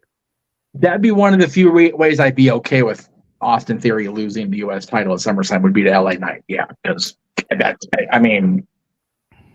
everybody in this room knows how much JJ and I have been high on LA Knight / Eli Drake since Sean Ricker since the beginning. Yeah. So. I see you there, Josh, with your fireball. And to go off what Jeff said as well, I mean, literally, JJ, you and I spoke about verbatim, not just on Simple Take. Jeff, JJ, we spoke about on Simply Predicting. When it comes to statistically, hi, Stat Boy, statistically in Money in the Bank, it is better in favor from storytelling and catching perspective with a heel. Baby faces are the counter opposite because you don't expect a baby face to use this type of opportunity to their own advantage, especially when most of those baby faces, the one that set the standard to begin with, John Cena, caught their shot in the first place and lost. So for me, as far as the briefcase holder, no, they didn't miss the mark. Now, the only way they can miss the mark possibly LA Knight, is if they don't use him in the way they are doing, where he gets that organic reaction every week, town to town, city to city. But he needs to do that more, in my opinion, on actual TV than a damn dark segment in front of an arena. Although I'll give this one exception because it was MSG. MSG is not just any damn arena. It is the mecca of sports entertainment. Now, next week you're in Hoboken. You better put him on my TV because I guarantee you SmackDown Live won't be as entertaining without him on my screen. But yeah, he's definitely babyface. He's definitely over. They aren't missing the mark when it comes to his crowd appeal and draw. But if they don't continue while the iron's hot, they very well could cool him off. See, and that was going to be my thing I was going to ask about, because is LA Knight truly a babyface at this point, or is it just that he's so goddamn entertaining that the fans are reacting to him? The second. I was gonna say I tend to lean more towards the latter. I don't think he's full blown babyface, so he could have had the briefcase, had a decent run with it, and pulled an edge moment, and just come out of nowhere, maybe after like Chamber next year, cash in that briefcase. And then you talk about baby faces and their success ratio and calling their shots. Correct me if I'm wrong, because I know I was still kind of new to things last year. Liv Morgan was full on babyface when she cashed in on Ronda on the same night. Yeah. She didn't call her shot. No. She didn't lose. No. She took the ultimate opportunity, just like you're supposed to with that briefcase. You're right. And she reaped the benefits of it, much to the rest of my house's chagrin. I'll be straight with you, brother. The only person to call their shot and lose was John. And he didn't even lose the match. He just lost the title opportunity because he got DQ'd. Or Punk got DQ'd, whatever it was. Rob called the shot, and thanks to Edge, Rob became champion. Braun Strowman, he literally gave the case to Kurt Angle, got a Hell in a Cell match out, and then Brock Lesnar turned that match to a no contest. But to also just... Okay, so yeah, that's fair, because Braun called it too. I honestly forgot about that, so... I wish I could. Anyway, there's some that I wish I could forget. But also, again, though, to your point, JJ, we also talked about the perspective of men and women Money in the Bank ladder matches and the history and longevity thereof. More so in women's Money in the Bank history, it has been a babyface that won and cashed in either during the same week or the same night. It's almost like a counter opposite where the women's Money in the Bank, outside Carmella and Alexa Bliss, has been more favored towards a babyface and is still at a success rate at 100%. Even though it's only been around since 2016. Again, I'm just looking at both sides of the coin here. I look at the longer history of the men's Money in the Bank, the counter of heels versus faces. Yeah, again, apples to oranges. But again, they cannot let go of this forward momentum that LA Knight. Yeah. Thank you. Has with the W Universe, and whether it's fickle to the point they can't recognize a babyface from a heel unless your name's Dominic Mysterio, it seems. It is what it is. You draw that appeal, you bring that publicity, you raise your own stock. Babyface or not, LA Knight is over and connects, and that's what's most important. Yeah. I agree with that. You're not going to get an argument from me at all. Mm-mm. So we'll see what happens towards SummerSlam, where, again, he's already called out Logan Paul. He's called out Ricochet. He called out Grayson Waller. He's called out the entire Money in the Bank fields. He's called out Hit Row, although really, is that a really hard thing to do? I'm just saying. Tell me when I'm telling lies. You're not. Thank you. It's one of those things where right now, biggest part of the summer, you need to make sure he's part of that card one way or another. I agree. Yeah. I mean, honestly, if Cody wasn't fighting Brock, put LA Knight and Cody together, and you probably won't even be able to hear Michael Cole call that match. You barely hear Michael Cole as it is. And I'm okay with that either way. As much as Cole is... it might not be a bad thing to not be able to hear Cole call a match, but that's just okay. He's a lot better since Vince isn't. He is. I will not dispute that. No. I will say he was getting better even before Vince came off the headsets. It's just luckily, at least for whoever's in the producer room, we don't hear the WWE calls or anybody's calls first anymore. I always hear you guys now, so I'm okay with that. Fair enough. I'm also not saying Snickers 25 times. That was 1 year, for Christ's sakes. It was so damn overkill. I made know. the damn Snickers bar more important than the damn women's main event or the triple threat. Bullshit. To be fair, Snickers put a fuck ton of money into that sponsorship. I would have been doing the same thing. Not even gonna lie. Not even gonna lie, man. Yeah. Well, anyway. Give LA Knight a big program. Give him the moon. Give him a damn championship. Because he certainly has already earned it. Inadvertently. I was, before I was like, iffy on Grayson, or not Grayson Waller, LA Knight. Money in the Bank, he kind of proved it to me. I want to see if he actually ends up winning the U.S. title at SummerSlam. For me, that will be his Baron Corbin moment for me, like for Corbin was last year at SummerSlam. Did I talk about Baron Corbin's return last week? Was I on the show at that point? I believe so. Okay, because God damn, that was so good to see that happen. Oh, yes. They went further into it on this week's show. That's why I was asking. I was like, God damn, that was great to see. JJ was telling me a little bit about that during the cemetery. I'm like, really? Beyond the Lone Wolf, because all I knew Baron Corbin as initially was Lone Wolf. So you are literally starting a clean slate. He did. He torched everything that he's been gimmicked into since then. I'm like, yes, Baron, thank you. Anyway. Well, Ground Zero, I'm very curious to see what actually comes up out of that now that I think about it. Still not watching, though. Not my NXT. Oh, Noah. Gotta love it. We get Braun versus Ilya Dragunov next week. I'm excited. That should be a good one. Okay. They'll turn it to a DQ instead for Great American Bash. Probably. That Jack, just saying. True. So I want Ilya Dragunov to dethrone Carmella, but oh well. Continue. Okay, Ilya Dragunov to dethrone Carmella. Carmelo. Oh, okay. Carmelo. No, I could have sworn he said Carmella. No. I'm like, bro, that's huh? Why do you want that little for Ilya? For real? No. If we're gonna have Ilya dethrone Carmella, we're gonna have her have a baby loss. We don't need that shit for Leah no more. No. I mean, you wrong. It's not a baby Graves, it's a baby Dragunov. Wow. Okay, we're just gonna go a long commercial. Go to commercial. Go to commercial. No.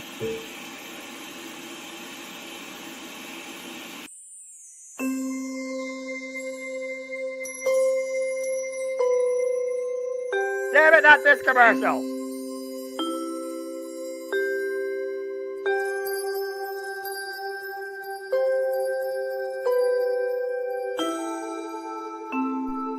You guys know what you're doing in November, Noah. Come on now. Damn it.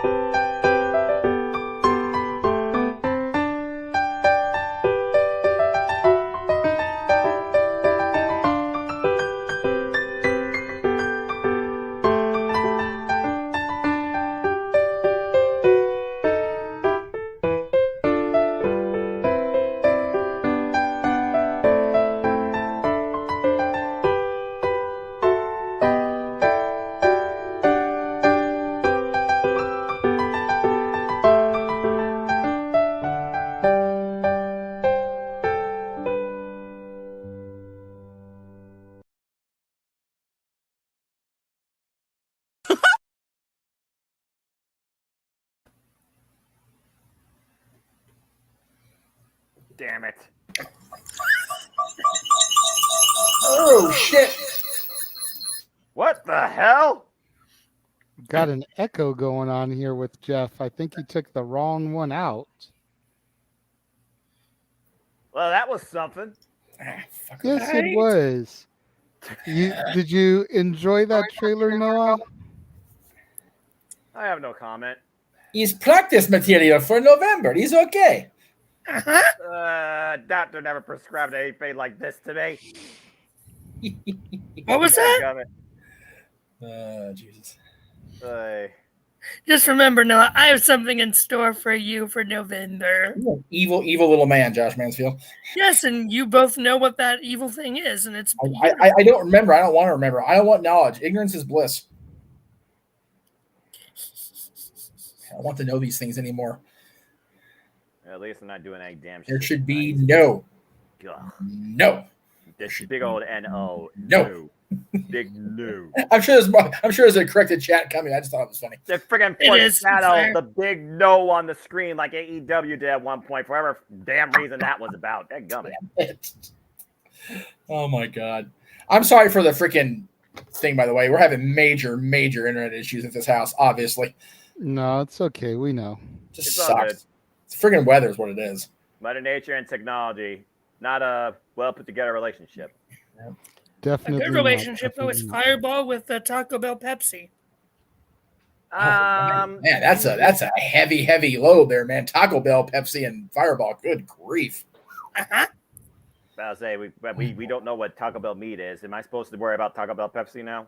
It's just out of the fountain, but they make it very syrupy. So, ugh. Yeah, it's gross. That's disgusting. Yeah. So you should get the Baja Blast. It's a little less heavy, and it's their own brand. So it's That's fair. That's fair. Well, I mean, yeah. Anyway. Yeah. So that's our regularly scheduled programming. Yes, that's our regularly scheduled programming. So speaking of Stone Cold, what? The rumor that is going around is that he's gearing up to come back to put someone over in a huge way. Yeah. Speaking of Jeff. Yeah. Could it possibly be Mr. LA Knight? I mean, how long have we said that we wanted a off? I need that in my life. Oh my gosh. And the audience just goes with it. And we wonder who stops first. Now, see, what happens is we get the what going for a bit, and then the audience starts, yes. No. What we need is somebody... they're marking out so much over the what. I said what? Yeah. What we need is a third party in there to go. That way they go, what? Yeah. Okay. And like 3 people will get it, and it'll be all right. Or we just need Seth to go out there and have people sing his song while people are whatting and yahing. Oh, God. Too many gimmicks. Gimmick overload. Damn it, he freaking DDP'd it. He put the cigar back in DDP's mouth, all the other shit on his face as it is. Damn it, Josh. You done pissed in the Kool-Aid. I'm going to come back on camera with an even darker shirt on now. God damn it. At some point, he's like, listen here, dummy. Let me talk to you. And that's how you break it. And you go from there. And then we see who tries and freaking just chastise the other trial by fire on the microphone. Now that's a promo segment worth waiting for seeing. Yes, exactly. Even try to filter. I don't think even they could screw that up. I just honestly don't know who who on the roster, and I'm being legitimately serious when I say that. I don't think of anybody that could really benefit, or who couldn't benefit from a one-off with Steve. There's just so much good that would come out of a one-off with Steve for LA Knight. I think more than anybody else on the roster. Yeah, there's been so many comparisons drawn between Austin and LA Knight. Yes. Rock and LA Knight. Yeah. Exactly. Sorry about that. That doing that, I think, would be most beneficial. And we've seen what happens when guys get that rub from legends. We saw KO and Austin last year at Mania. Yes. We saw Cena and Theory at Mania this year. Yes. We saw Grayson Waller with Cena and Edge just this past week. Yes. Austin doesn't even need to have a match with him, just a promo battle. Right? Are they going to Texas anytime soon? Not that I've seen on the calendar. Not for a major show anyway. No, but I mean, again, like you said, you don't need a major angle. You just do this on a Raw or SmackDown branch with LOL. Boom. There you go. I mean, correct me if I'm wrong, but wasn't the rumor at the time for Mania that it was going to be Steve versus LA Knight then? That was one of the talking points, yeah. Yeah, there was a couple of different rumors about that. My question is, if they have the match, does LA Knight actually win? I mean, Owens didn't need to win his match with Steve for Owens to be over like Rover after that. True. Would it benefit LA Knight more for Steve to actually lay down for LA Knight? Yeah, I know. I know. It's a legitimate question. It's a legitimate question. I mean, at this point in his career, Austin doesn't need a win over anybody on that roster, especially considering the fact that Austin isn't going to be a full-time competitor. No. You know, so Austin gets the victory. Then the other person needs to get the revenge match. That's not going to happen. No. It was one thing for Austin to beat the shit out of KO. They were in Texas. Right. Where Austin's career started and where he was able to go out on his own terms. Yeah, I don't think he needs to sully that by having another match. Completely agree. No, we saw what happened when Shawn Michaels had a match in Saudi, right? Can we please not talk about the dark days where we refer to that place as country redacted to the I'm point just that making now I a actually, point. I know. I'm just making a point. Shawn had a great exit with Undertaker. Yeah. And went ahead and put the boots on for a match down there. And every single one of them wishes they could take it back. Down there, DX, I understood that reference. With Austin, he was forced out because of his injuries. Yep. Damn near died in the hospital the night before because of his heart and all the energy drinks he was sucking down. That's what I was trying to think of earlier. Damn. Still went out to the ring, jobbed for The Rock, who didn't need to beat Austin at that point, as he left just a month later himself. Yeah. But then came back on his own terms because his body was able to do a match. Yep. Won in Texas, where he started his career, and he doesn't need to do anything more. And before we go any further on this topic of L.A. Knight, yeah, and Stone Cold Steve Austin, what? Let me go ahead and bring in Datilla to the room. Hey, How are you? guys. I'm good. Yourselves? How are you guys? Oh, I'm alive and kicking, so that has to count for something. I mean, that's fair. Yeah, no, that's fair. No, you have a point about that. So just to bring you up to speed, Datilla, the topic that we're discussing right now is there was a rumor going around this week that Steve Austin is getting ready to put over somebody in a huge way in the company. What? Could it very possibly be one Mr. L.A. Knight? Yeah. I mean, the parallels and the comparisons between the two have been drawn for a while. They missed the boat with Mr. Money in the Bank. Could this be their way of kind of making it up to him? He was the final charge of one Mr. Percy Pringle, better known as Paul Bearer. So to get a little bit of a rub in there with Austin, what are your thoughts on that? Well, first off, I would say that would be an awesome way to get L.A. Knight the rub. Yeah. Like I said, to make up for him not winning Money in the Bank. But I'm not quite sure it would be L.A. Knight. Yeah. And the reason why I say that is because look who they're giving the big rub to. I mean, you had Grayson Waller in there with John Cena. You had him hang with Edge. So to me, if Stone Cold is going to give someone over, it would only make sense based on WWE's way of doing things that they would put Grayson Waller in that position, as much as I would want it to be Knight. Yeah. Yeah. I feel like they would put Grayson Waller over him. So why Randy Orton was the legend killer, Grayson Waller is the viral killer. Keen Mike says, what about Austin versus Austin is in theory? Maybe a little A-Town down action. What? I don't know about Austin Theory. I don't think Austin Theory would.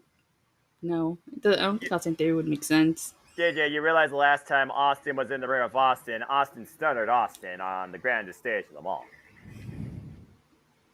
Fair. But I mean, at the same time, granted, we're a year removed of it and it's not brought up anymore, but Theory was a protege of McMahon, who was Austin's long-standing feud with over the years. Right. McMahon. Is Theory still a McMahon guy, even though they don't really reference it anymore? He's also holding the United States Championship, a belt that Stone Cold helped make famous in WCW.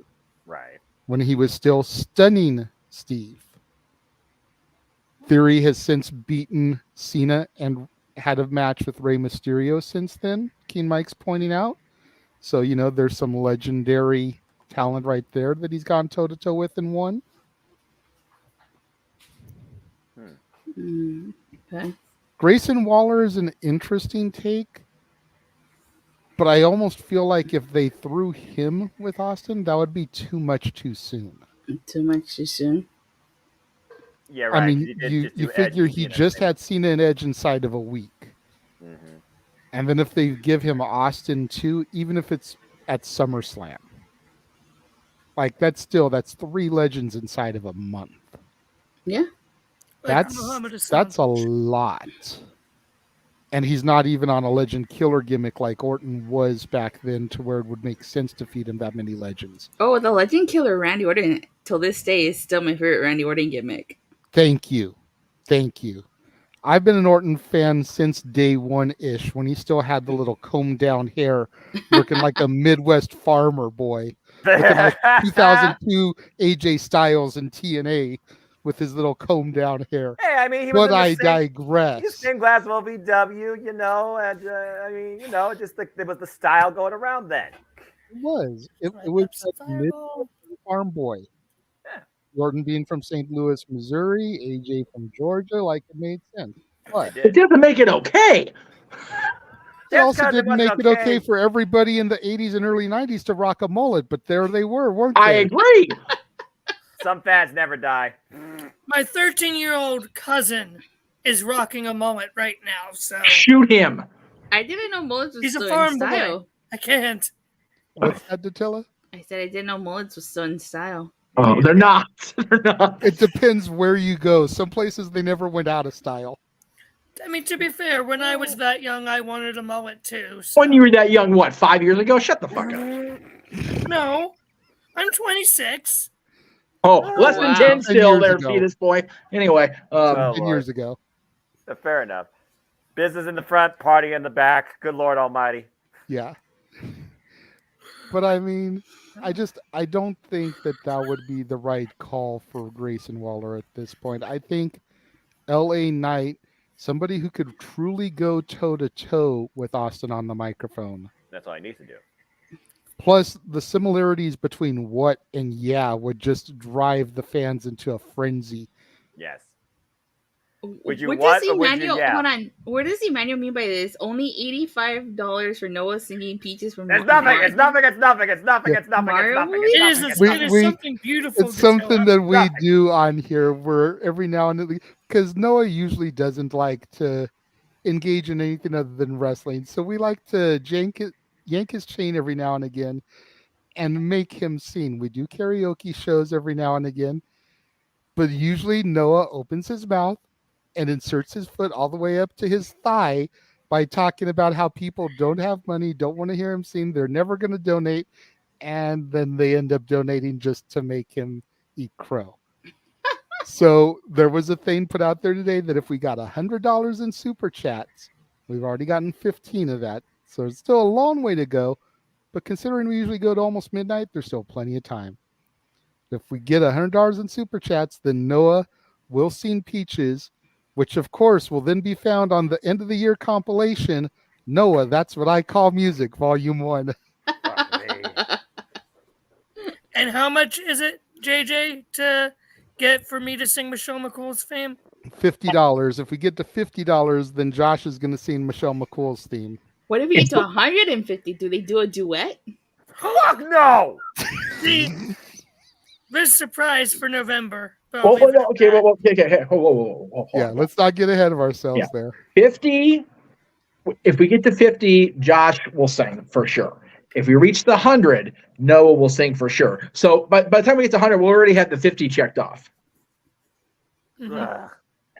So donate that money, honeys. Come on, peoples. Donate that money. I quit. I just do. That's you wrong for that. Peaches with peaches. I don't understand. Is that a reference to something? I don't know. I haven't seen the Mario movie, so I don't know Me if it neither. is or not. I haven't seen it either. How has this generation not? I haven't either, for the record. But how have we not seen that movie, man? We all grew up on Mario. Like, how have we not seen I watched the '90s version with Johnny Leguizamo. Yeah, and I regret having watched that version. I'm gonna say, I'll give you a hug from here to Tilla, because we all suffered through that one. That was rough. You know, I had think it was that friends that bad. told me how bad that Okay. was. That was like when they tried to make live action video games and anime a thing back then, and it horribly tanked. Okay. Hey, you know what though? In 1993 or whatever year it was that it came out, when I saw it in theaters, Yeah. I didn't think it was Damn, that showing bad. your age. Hey, I wasn't I'm even just thought of saying. yet. I didn't think it was that bad when I saw it in theaters. In 2023, it's on the levels of Mortal Kombat Annihilation as far as how bad it is. We don't talk about Annihilation. My I know we friend don't. Would agree with you. Yeah. My friend would agree with you 100% as a lifelong Mortal Kombat fan. Even he regrets that. I was gonna say the original Mortal Kombat movie was That dope. was good. That was Yeah. good. But Annihilation, that's like, Encanto Bruno status. We don't talk about that. I've never even seen either of them. See, and this is why we pull Josh from the stream every now and again, because he makes us feel old and insignificant when he says stuff like that. And Attila, again, in case you don't know, I don't watch movies. In case you didn't know, that's all we can do later, JJ. Don't stop it. But anyway, back to the topic at hand. Bottom line, it sounds like the best way for Stone Cold to be utilized towards the future is to put somebody, in this case, let's just call it what it is, NXT call-up, over. And as far as putting somebody over, a promo segment. It just comes down to what sort of promo you do with him or who can hang with him in a promo, because let's face it, JJ, a lot of your people from your NXT, damn it, were not quite promo ready when they were called up to the mainstream. Clearly. There's a handful of people we mentioned, less than a handful, that could go on the mic against Stone Cold. So again, hindsight's 2020. We'll see. But I still say it should be LA Knight because I think that'd be freaking awesome, because I want to see that dynamic with the audience included. And I guarantee you, I'm going to be one of those that goes, yeah. I don't know if either of you are going to be doing the yeah or the what. I'll be doing both for as long as I can. I'm doing both. Yeah. And like I said before, Attila joined us, the crowd is going to be eating it all up, hearing the what, yeah, that the audience in attendance is just going to be like, yes. You know what it's going to be? It's going to be like when AJ Styles and John Cena met for the first time. Yes. We had a split arena. Yes, they just did the chant. They took over the show. They just embraced this moment because they didn't think it would ever happen. And the audience basically controlled that segment for a good 5 to 10 minutes of just their audible excitement. That was brilliant. Great matches, too. I still say throw Rollins out there with them just for the hell of it. But doesn't Seth Rollins' theme get sung already for 15 minutes? You really want us to waste even more time than they did in the opening segment of SmackDown that was already too long to begin with? Even though it did do what it had to do, but I do wonder, could you have actually better paced it? Because I damn sure saw dead time. Anyway, that's the past. Yeah. You know how long the Bloodline was on the show last night? I did the math. If they'd have had that all go one continuous long thing instead of having Jay come back at the end, an entire half of that show was just the Bloodline. Was just the Bloodline yesterday. And again, you know what? they've been the story of the company for the last 3 years. Fair. But to the point earlier, and until it wasn't here for that part, so I'll bring it up again. You had LA Knight get relegated to a freaking digital exclusive, and you had AJ Styles and Karrion Kross go 5 minutes, including intros. Like, that's bullshit. How much of that 5 minutes did we actually watch versus got interrupted immediately with a commercial after the bell rung? Just saying. Right? Exactly. So it's just ridiculous. Anyway, Stone Cold, LA Knight, needs to happen. Give me that moment. Not a match, though. Just a moment. No. The moment, the promo. You don't need Stone Cold to wrestle again, just like you don't need Shawn Michaels to wrestle again. No, okay? Seriously. Yeah. I think that Austin going on his own terms, winning in Texas, was the right way to go. By the same token, the only reason I want The Rock to get back into the ring is to face Roman Reigns. I am good otherwise. I feel like Rocky needs to do his "This Is It, Y'all" match so that we know. Right. And we haven't had that moment yet with Dwayne. No. Nope. He needs to come back, build to something, and just let everybody know, win or lose. Yep. This is it. Yeah. I'm coming back for you guys because I haven't given you guys a proper farewell yet. I've always bounced out to do something in Hollywood. Yep. This is my proper farewell. Win or lose, this match is it. Yep. Yeah. Because think about the people we all either grew up or, in some cases were born after, but have grown up watching on tape after the fact. Triple H had his moment of goodbye. He put his boot down in the middle of the ring, and health dictated that. Was what it was. Absolutely. Austin's had his moment. Hogan, good, bad, or whatever, had that moment. Taker had his moment. Taker had more than one moment, but we finally got the definitive, okay, this is the real thing moment. Flair had his moment. Yes, he went back on it by doing the TNA thing and doing the last match thing. He had 3 moments. He did. And if you count storyline, Flair had about 25 retirement moments, if we're going to be honest. I mean, God. And he still probably would do one more because he's crazy enough to try.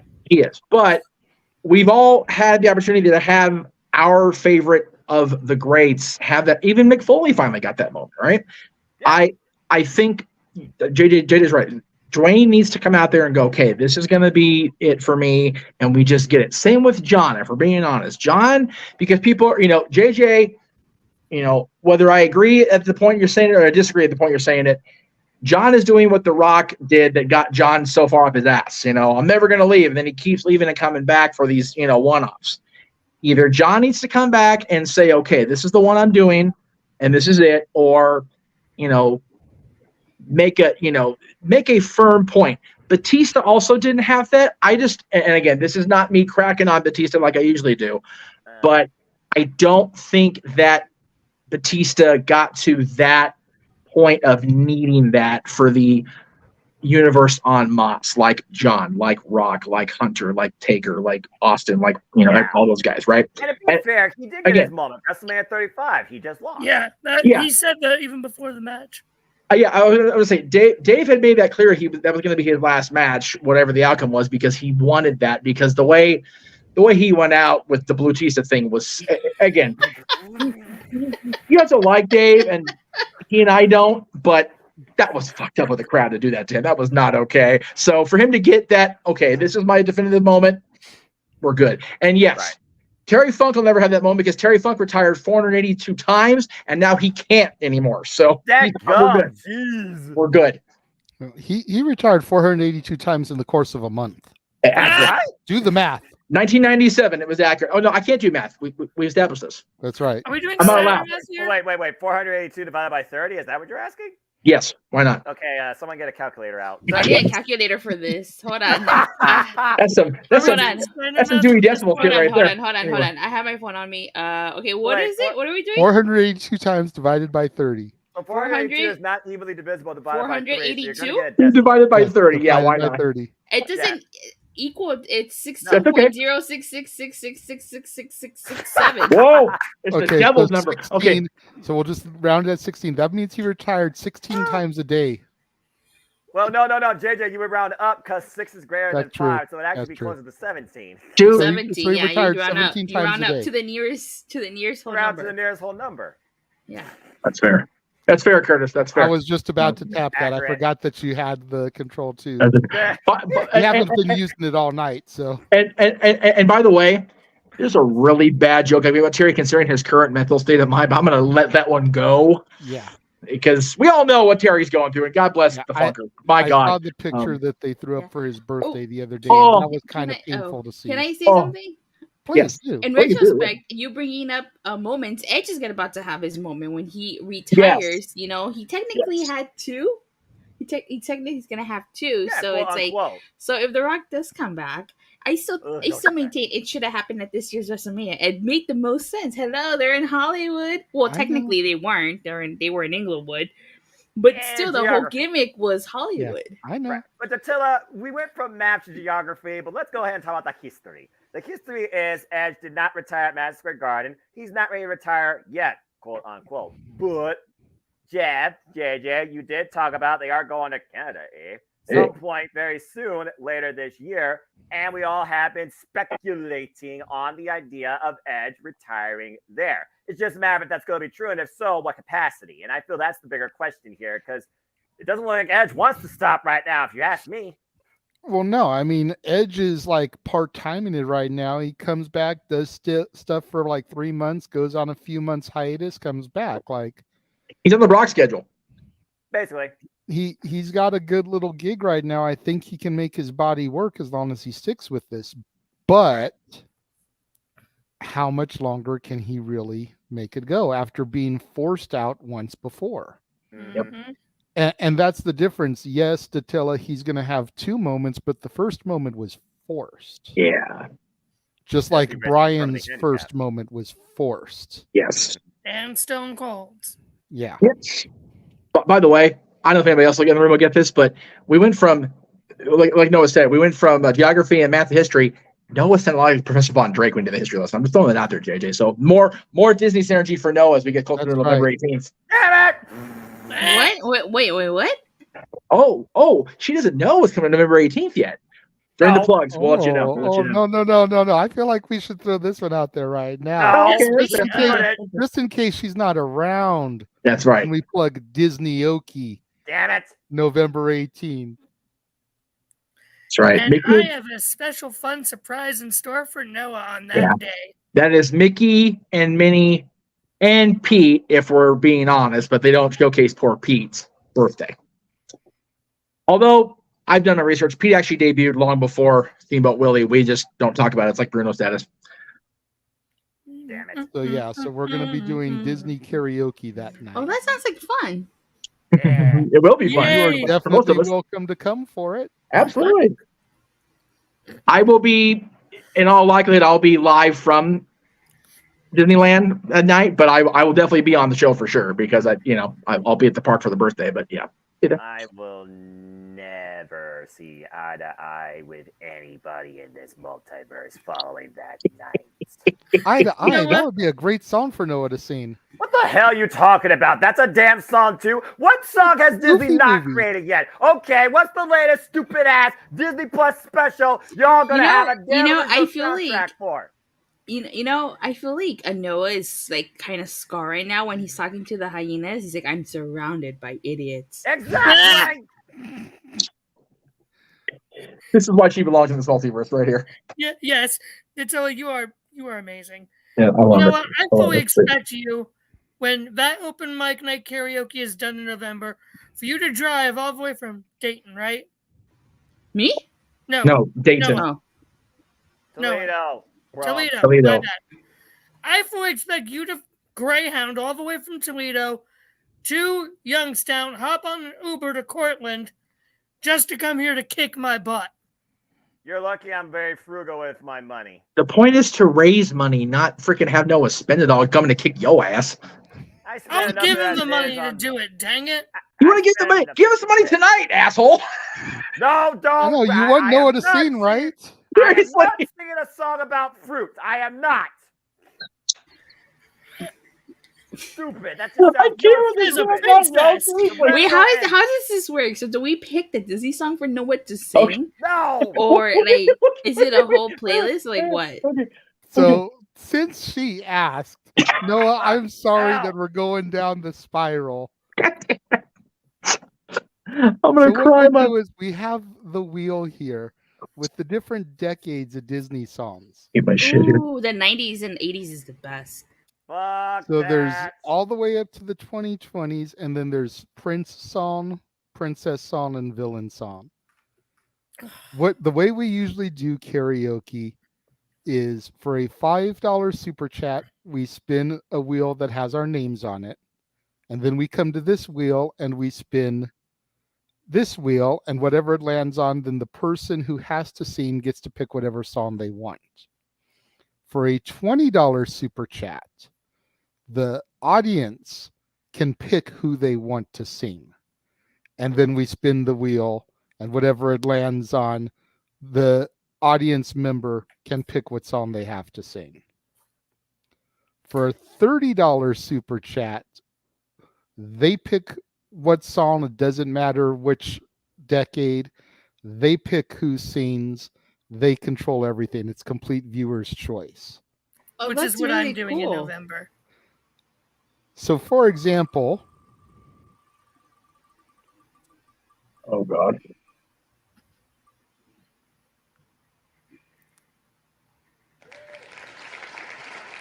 something from the 60s.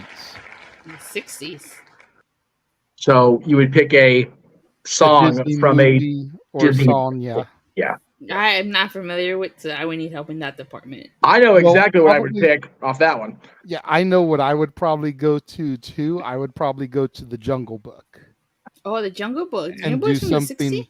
1967. Yep. Oh, okay. Well, then in that case, I would pick the bare necessities. Not a Or girl. maybe Right go to on. Mary Poppins. Oh, Superficial Califragilisticexpialidocious? Like Jeez. the only Close song I enough. know. We'll take it. We'll take it. Fragilisticexpialidocious. Yeah. For- And you can even do stuff from the theme parks. 1964 was the World's Fair where It's a Small World debuted. Why would So you could actually do put that? It's a Small World and totally get back at the fans for making you sing by picking the most hated Disney song of all time. No, anything Probably, but that. probably right up there with Let It Go for some people. Accurate. Yeah, I don't know anything about the theme song park songs. I don't go to Disneyland. No offense. No offense, JJ. I mean, Jeff. I think Disneyland's He overrated. works there. He Overpriced, can get overrated, you and overcrowded. in. No offense. Talk to the boss I man. prefer He can sign you Universal in for Studios. free. That place accurate. But yeah, Does but this mean I'm gonna get the boot now? no. No. Ah! I will be. Oh my gosh. Jeff got triggered.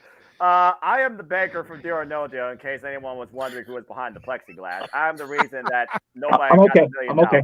I'm okay. I'm sorry, Jeff. I didn't mean to hurt your feelings. It's just You have somebody in the room that can get you in for free. Why you rag on it for? Maybe she One- didn't know that until now, to be Oh. Yeah, fair. I'm about to say, in Okay. her defense, The last I didn't time- know that. I didn't know that. The last time I went to Disneyland was like in 2017. No, but like I kid you not. Like the tickets to go to Universal Studios are way cheaper to go to Disneyland. Yeah, that's fair. Well, I will To be fair, never we disagree bought- with anybody ragging on the prices at the parks because Lord knows he and I have gone back and forth on that. I actually made the mistake. God help me, and we're going right out off the weeds here, but that's okay. Okay, because we're getting ready to go to the next topic. So Okay, cool. Yeah. JJ and I think Teresa was with us at that lunch too, if I remember right. We actually did the math based on what prices were at the time California Adventure opened. And we adjusted for inflation to 2023, right? We are charging people more than double for a one-day one park, and it's disgusting. Like it legitimately is. It's gross. Yeah, no. yeah. That's for the park hopper if we go into the triple stuff, because it should be with inflation roughly like $70 is what we came up with. I'll tell you what. I do want to visit Walt Disney World in Florida. I've always wanted to go to Walt Disney World in Florida. If you can fly there, I can take care of the rest. Just saying, I can do that.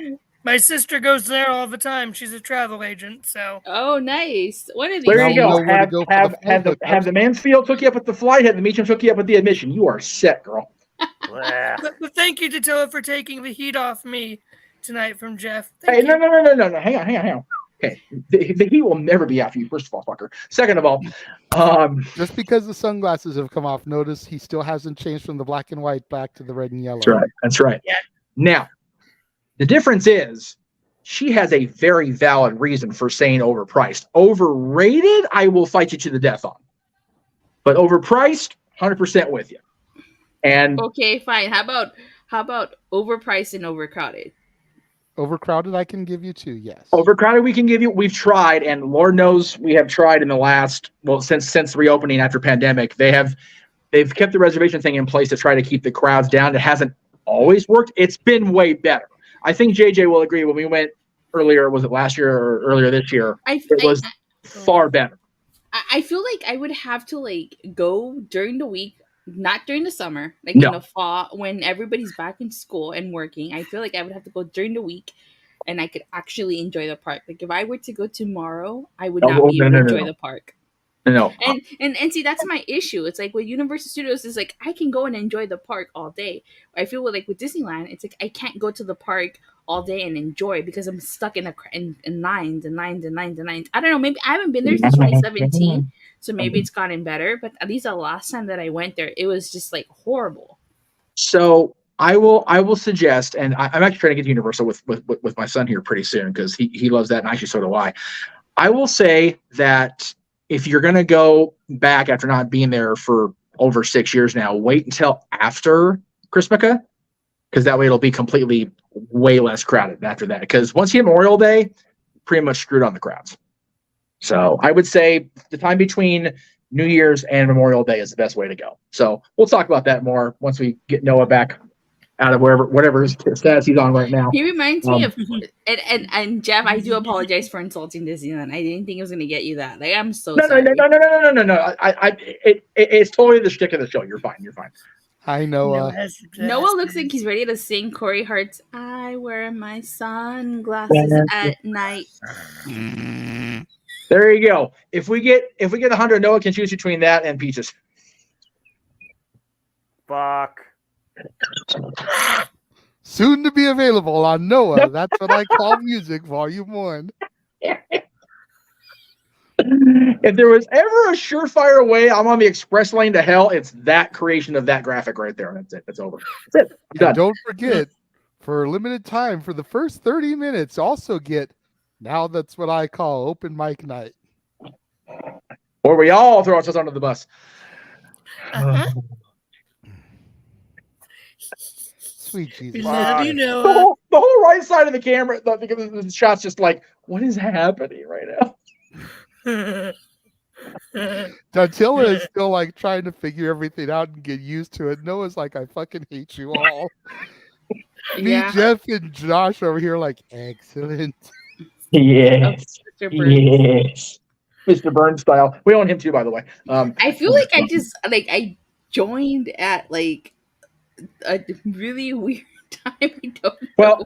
No such other time exists. I was going to say, this is typical open mic night shtick. That's why it's called the Saturday Night Shenanigans. Yes. We try to steer straight on the track. Or no, we there try. are so many switch tracks that get thrown over the course of the night. You're sitting here and you're trying to head one place and you end up 25 different places. It's just the way things go, and the people seem to love it. It is like Mickey Minnie's One Way, but it actually works out every week. Anyway, damn Bugs Bunny skit took a left turn at Albuquerque or should have. Freaking nonsensical. Albuquerque. And the freaking economical bullshit. We got a Bugs Bunny reference. I think we should just call it a night now. While we're trying to reel things in, I know, and move on to the next topic. Hopefully, we'll get Noah back with this. Ladies and gentlemen, this brief 40-second trailer is all the watch-alongs that are going to be coming up here across the multiverse of media. Let's take a look at all the stuff that Noah's voice gets to call when he's not singing. What?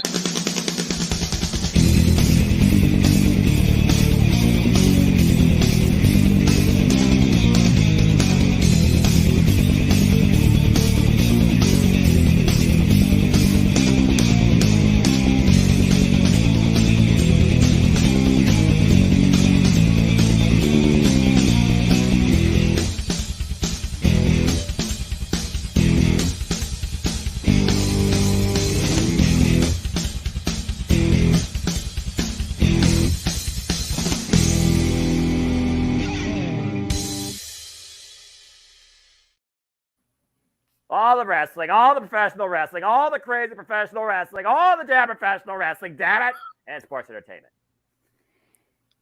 So you notice the matches came off. Noah is back in normal form.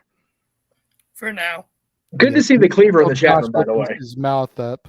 Yeah, I know. I didn't even notice that. Yeah, he back. I didn't want to push the Cleaver. Good to see you. Yes, you have missed a lot. Jesus. We need to find a way to get the Cleaver back on because his part of the opening is one of the cutest things ever, man. With his daughter talking about dentist and medicine. That's one of my favorite things ever. It's so cute as hell. Arlene says she's scared to donate because she wants to be on More Simply Predicting. I am not a spiteful individual. I am but a simple man. Do as you wish. And I encourage anybody with a voice, honest opinion, and a kind, conscious consideration for others and the industry to always join me on Simply Predicting, usually 5 to 5:15 p.m. Eastern Standard Time live on Fridays. Yes. But just take your money for things. As a matter of fact, since she's here now, we'll go ahead and put her on the spot. Noah, you mentioned the possibility of doing another Ladies of the Multiverse Simply Predicting for SummerSlam coming up. Dattila, That is true. would you like to potentially commit to being on a prediction panel hosted by Noah going into SummerSlam? What day is it?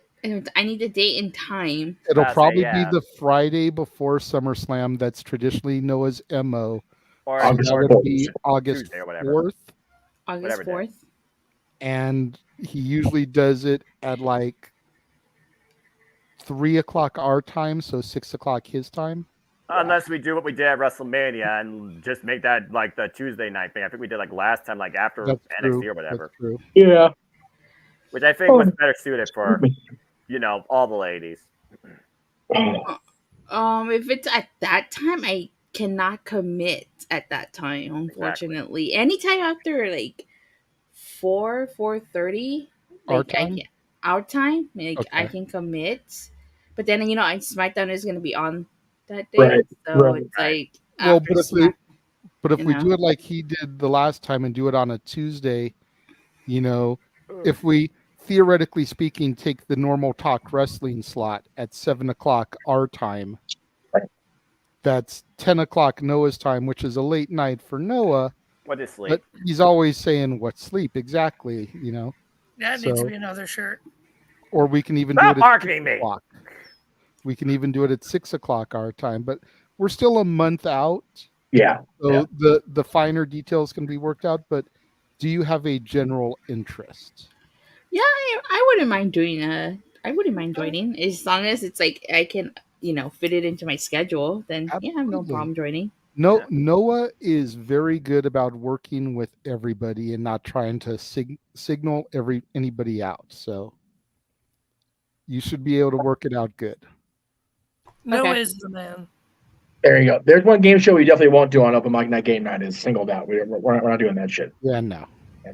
Anyway. I mean, we don't have Jenny McCarthy for one, so yeah. Oh, God. I mean, I can make a couple phone calls. I don't even know what that game is, so. Yeah, me neither. It was a dating show on MTV, basically. That's all you need to know. Singled out. What year? I want to say it was like the mid-90s, like Mid-90s. 95, 96, 97, okay. somewhere in that area. It was around the same time as like I think it was Beavis Next and that it was Butthead called. and Daria and So I wasn't born yet. It was Okay, Daria, I remember. That's it was popular enough that the older brother from Boy Meets World was on Singled Out, on an episode of Boy Meets World. And yes, Carmen Electra took over for Jenny after Jenny left, for the record. Anyway. When who's going to take Pat Sajak's spot on Wheel of Fortune? Anyway. Ryan Seacrest. What? Yep. Oh, fuck me. You know what, though? I dislike Ryan Seacrest far less than I loathe Pat Sajak. So, it is what it is. Politically incorrect versus politically correct. Which one is what you prefer? I mean, yeah. Well, Pat Sajak's humanity incorrect, to be honest with you. All right, let's bring it back into wrestling. I know. Yeah. This isn't Jeff goes off about how much he hates Pat Sajak because Sajak was a dick to him when he was 5 years old. Twice. Same season. So piece of shit. Anyway. This is going to be an interesting talking point. As Arlene makes the point, that would be a good game to play Wheel of Fortune. That's I love that idea. That's essentially what Haunted Hangman is going to be because we don't have a wheel to spin. Yeah. It's going to be a word or phrase puzzle solving game, just like I may be Drew Gulak and know how to create a PowerPoint presentation, but even PowerPoint limits the capability of having an animated wheel working to that effect. Right. Yes. So the next topic, like I was saying, is going to be an interesting talking point because I know Datilla doesn't watch NXT. Wait, not at all. Not my NXT. No, but it's people you're familiar with, and I hope you went back and watched the video as I recommended, Noah. So this past week on my NXT, damn it, the Creed brothers lost a loser leaves NXT match against the Dyad Schism. Was it the right call? Are they main roster bound now? And if so, which brand will they come to? I want to go ahead and go first on this one because I've been watching the story develop and I honestly feel like it was the wrong call. And the reason I say that is because the Dyad, the grizzled young veterans as they were once known in Noah's NXT, have already asked for their release this year and been denied it. This would have been a perfect way to get them off television so their contract to expire. Mm-hmm. Loser leaves NXT. Then you don't have to worry about sending them up to the main roster to use them for 2 months just for them to tank. You can just keep them at home, let them ride out their last couple months, do whatever you're going to do with Joe Gacy and Ava Raine, and go forward. Keep moving forward, right, Walt? Okay, Meet the Robinsons. Damn right. I love that movie. Thank you, Datilla. You know what's up. I call his son Goob. He's been my Goob since he was 3 years old. Does he wear the little hat? No. That's about the only thing. He's just my Goob, though. Did he not sleep and miss a pitch for the baseball game? Lacked sleep, yes. Have you seen this man? He falls asleep in the queue for Indiana Jones. So I'm just saying, like, yes, he lacks sleep. But I digress. But I don't, unless they put the Creed brothers with the Alpha Academy to make them a stronger unit, I don't see how they're really going to fit in on the main roster. I think they're going to get lost. I think the Creeds were big fish in a small pond, and now they're going to be guppies getting ready to get gobbled up by sharks. In an ocean. They are great wrestlers, don't get me wrong. But this is, as you like to point out, Noah, a sports entertainment product, not an AEW professional wrestling product. Or insert company name here, not just AEW. So it's like,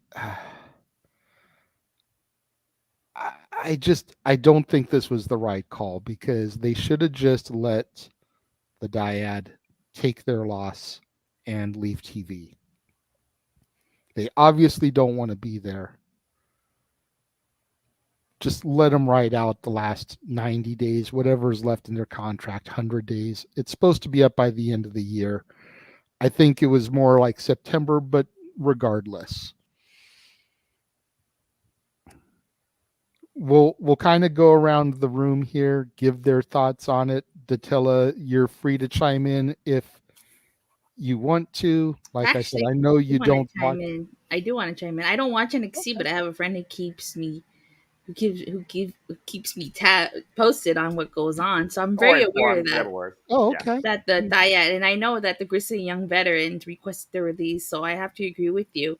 You would think that they would have lost this, and like you said, a good way to write them off TV.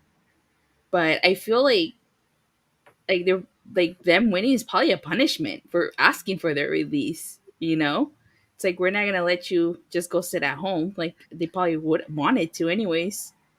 You know. It's a possibility. I didn't think of it in that way. So, but yeah, like when I heard about what had happened, I'm like, wait, aren't the Grizzly Young Vets on the diet? Like, shouldn't they have lost since they're the ones asking for the release? And like, so it would have been a perfect way to write them off and keep them at home. But it's their duty for you. So where do you put the Creeds now? Do you put them on Raw or SmackDown if they are in fact main roster bound? I don't know because I don't know anything about the Creed, so that part I'm not going to chime in on. That's fair. The Creeds basically have like a high school collegiate wrestler type gimmick. Wait, are they the ones with what's that one thing? Chase U, I think? No. Oh, No. then never mind. Let me see here if I can bring the image up here. They were with Roddy on Strong my as part of Diamond Mine before Roddy left. Okay. The gentleman in the blue jacket and the guy behind him in the like goldish singlet there. Okay, so just based on this image, I kind of do agree that they would fit with Alpha Academy here. You know. So. Okay. Noah, I specifically requested that you watch this because you even said that the glasses may come off tonight, as you may have something to say about this. I'm very curious to hear your take about a product that is not your NXT, damn it. But as we all know and say, this is my NXT. What did you think about what went down in this match, good sir? Utter horse shit. The Yeah, fact of the matter that the grizzled young veterans asked for their WWE release and they're being petty as hell, not giving it to them, and at the expense of two bright young individuals out of Ohio, represent, that definitely have foundated themselves in this environment and now going to be shuttled off to somewhere in the world of realistic main event sports entertainment, where their tag team division has no sense or direction besides Kevin Owens and Sami Zayn freaking leading it, is utter stupid nonsense. Seriously, it's not hard to book, it's hard to finance, right? Come on now, all right? Seriously, I don't need to speak a whole lot on this, but the only thing I would say, because again, they give me the vibes of Shelton Benjamin, Charlie Haas, the greatest tag team. Kurt Angle's not there, though. So yeah, at this point, the only thing you can do to probably give them some sort of identity is put them in Alpha Academy, where I actually might say, thank you, at least for a couple of weeks before they fuck that up. This was a stupid ass decision and one of the stupidest damn decisions that your NXT did. And anybody who's blind as a bat can probably even hear and see that the damn red-hooded idiot was Joe freaking Gacy, all about building this world of inclusivity. Fuck that nonsense, you freaking 60 peacekeeper. That was utter stupid nonsense, and you fucked up two tag teams with one decision. Brilliant. Bloody brilliant. Wow. Is he always like this? Yes. Only when you get him on the right topic. Yeah. Noah is very much our mild-mannered, soft-spoken, the Clark Kent, if you will, of the multiverse of media. Which version of Clark Kent? That would be a Jeff question because I'm not a big Superman guy. I would probably say like along the Dean Cain style. Dean Cain, huh? You're the first person I ever hear mention Dean Cain as Superman. It's not really talked about as Superman. I mean, I was alive when Christopher Reeve was Superman, but I didn't really follow the movies. You know, Dean Cain and Terry Hatcher, Lois and Clark was kind of like, I didn't watch it either. Like I said, I'm a Batman guy. I'm not a Superman guy. But that was like all the rage in the 90s. So even though I didn't watch it, was like all up in my face. Oh, God. So, We're going to freaking electronics at Walmart. Batman vs. Superman on every day on your local discount DVD shelf. Turn that shit off. But I mean, but yeah. Dumbass decision.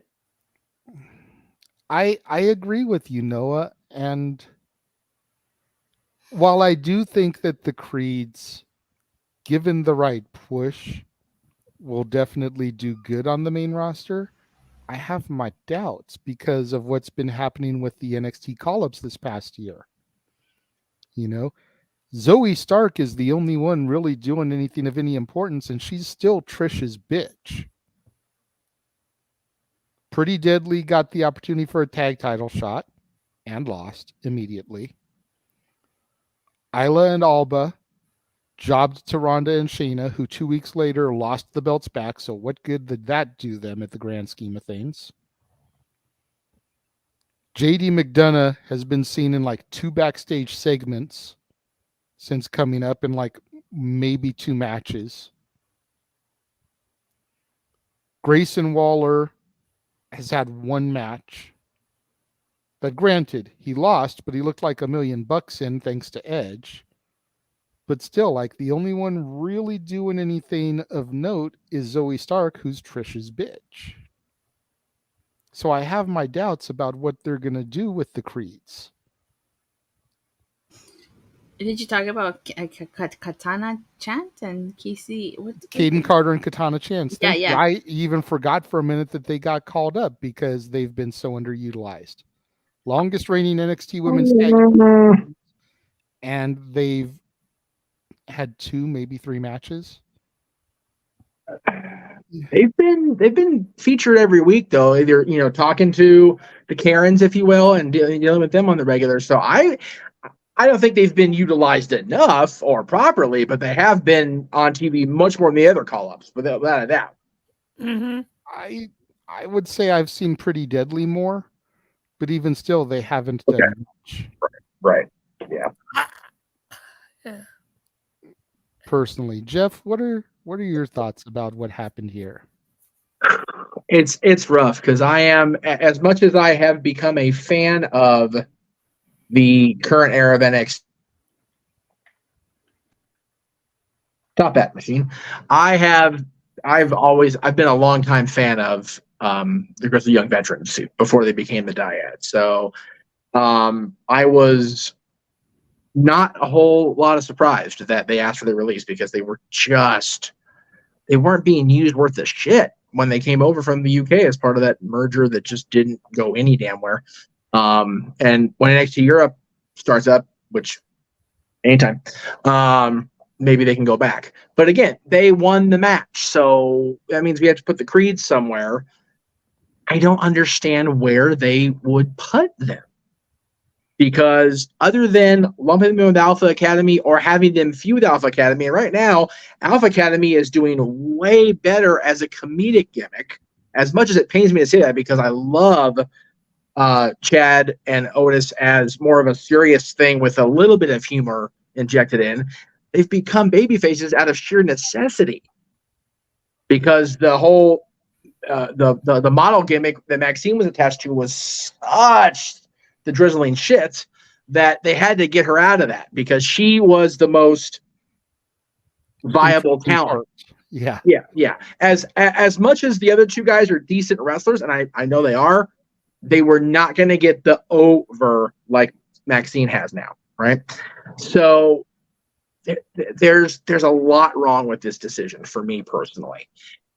And I hate to put this out in the ether, so forgive me, but them losing and the Dyad staying when they want to go reeks of Vince stuff. Like he's pulling that particular string. And it's disgusting because it's like, I'm not saying Triple H wouldn't do this because I don't know Paul Levesque, the businessman. Don't really care all that much. But this is the kind of stuff that would happen under the Vince watch that I'm not blaming Vince necessarily. Let me be clear on that. This is the stuff that would happen when he was under when he was in direct control. You would hear all the time that people would want out of their contract and wouldn't be able to go. You're right. I mean, look at Mustafa Ali. He requested his release and was not let go. Exactly. And you know, he's just right now getting getting back on track, if you will, with that. It's kind of ridiculous that that's a thing.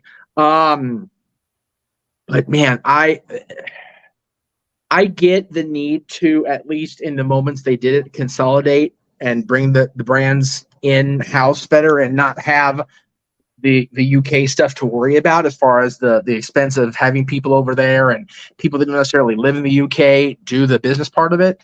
But if you're going to bring those guys over, do something with them. You know, these, and again, what are their real names? Noah, forgive me. I forgot. They've been WWE so long, I forget. Gibson and he was Liverpool's #1, Zach Gibson. His partner is James Drake. They were the first NXT UK Tag Team Champions, beating Mustache Mountain. Better known they are as the Grizzled Young Veterans. Much appreciated. Zach and James were just fine as Zach and James. There was no reason to put them with Gacy. And honestly, as much as I am a fan of new young talent getting that rub, the chat room is right. Ava is green as goose shit right now. She should not have been promoted to televised NXT yet at all. She wasn't ready. She's still not, by the way. She is not her papa. She's not going to take to it like a duck to water. She's taking it to a goose shit instead. She's green as it. It's awful. And I'm not saying she can't improve. But JJ and I were talking about this during NXT, because after I went off the air with Talk Wrestling, he and I were talking as NXT was rolling. I can't not see Dwayne's face on her head. It's freaking me the fuck out. Like, no, stop that. Like, we need to get more of Danny out of her, and it's not happening. It's frightening. But she's also not going to be like her papa in that she's not going to. And to be fair, when Dwayne got promoted to the main roster, it took him a year, damn near, to get that spark with that heel turn. He coasted as Rocky Maivia because it was Rocky Maivia, the first third-generation superstar in the history, Intercontinental Champion. What happened in the Rosemont Horizon, people? Rikishi in a goddamn Sultan outfit got more cheers than him in that match. Even his papa come out to save his ass didn't get cheers. It was just bad, and they're doing the same thing to Ava. This entire dyad, or what's the fact name? Schism thing is just not working the way that I think they intended it. Because James and Zach are now just there. They don't want to be there. Ava is not going to be in a position to be the first officer, if you will, to that ship. And Gacy's just not over enough by himself. It's just not working. So they should not have won that. They should not have won that match at all. They should have let them lose and let them get away. They're not going to be happy. The only way I think they'd be happy is if when NXT Europe starts back up, they're allowed to go back and just pull a Dallas Dream season. Like, oh, didn't happen. Just kidding. Yeah, well, I see the discussion in the chat room. Honky Tonk's a piece of shit too. So just let's talk about him. But yeah, thank you, Curtis. It's just sad. And yes, Richard's absolutely right. There was that chance with Rock. He just became the Rock and outdid it. I don't think Ava's that strong a personality yet. And I don't know if how do you get as strong as or better than the Rock? Like, God, the Rock's just the best. There's a reason he's called the Great One. Yeah, and it's, right now. To be able to steal Wayne Gretzky's nickname and get away with it. Shit, right? That says something. Wayne was a talking point on Greg Sherry show this week. I just didn't realize what I had until I blew up the screenshot and realized I'd been ahead. That's okay. Yeah. It was so stupid. The whole thing was dumb. Anyway, I 100% own that was my bad. But anyway, The Rock took what he had in him and was able to negate the first 9 months of his career. Mhm. Getting hurt, honestly, was the best thing for him in that first year. He went off with a knee injury. The people were shitting on him when he left. He had a reason to be bitter when he came back. But he had that swagger, right? At the University of Miami, right? And he was able to draw, from and bring to his persona. And he also does she even have anything like that? Like, no. Yeah. Dwayne had the swagger of being part of the U. No, not Chase U, although being part of Chase U is almost as good. Almost. Damn right. Being part of that legendary championship team, but he also had the other side of that, where he didn't get drafted and he had to play in Canada and he had to sleep on piss stain sheets and had the $7 in his pocket, hence the production studio name. Ava, as much as she wants to, has never had to be starving artist guy like Rock was, like Wayne was. So I think putting a gimmick on her may have been okay if it wasn't seeming so forced, because honestly, I'm gonna dissect that one here in a minute. Yeah, because I got to understand that one too. Yeah, no. Like Charlotte Flair doesn't need a Charlotte Flair push. Charlotte Flair didn't Charlotte Flair push 8 years ago either. But anyway. Yeah, I think putting her in this bizarre gimmick, fresh, like not even fresh out of quote unquote graduating PC, she needs finishing school, first of all. She hasn't got that fine-tuned details down. So she's in a gimmick that she's not believable in. She's with partners who don't want to be in the goddamn company right now. It's just a mess. The whole thing's a big hot mess. And she's had 2 matches on the, if you want to call it, main NXT roster, the main roster. Yes. That have been okay at best. Right. And she didn't have to carry a good chunk of them. So that's the difference there. I have been the champion of this person for so long. It's very weird for me to have this thought in my head. But I'm gonna go with it. Yeah. Charlotte didn't need the push she got. The difference is, though, as I actually go off screen, sorry about that. The difference is Ashley was comfortable enough in her own skin by the time Charlotte came to main television. Ava's not even comfortable in her NXT PC skin yet. And she's already on TV every single week. That's the difference. Simone didn't have time to go into who Ava Rain, right? Mm-hmm. Yeah. I love that they call her Rain and she's part of Roman Reigns' family. It's just like, can we not just dump every fucking family gimmick on this girl, please? Anyway. They put her in this gimmick. It doesn't make sense for her to be there. Like, I don't see why they couldn't have just had her work with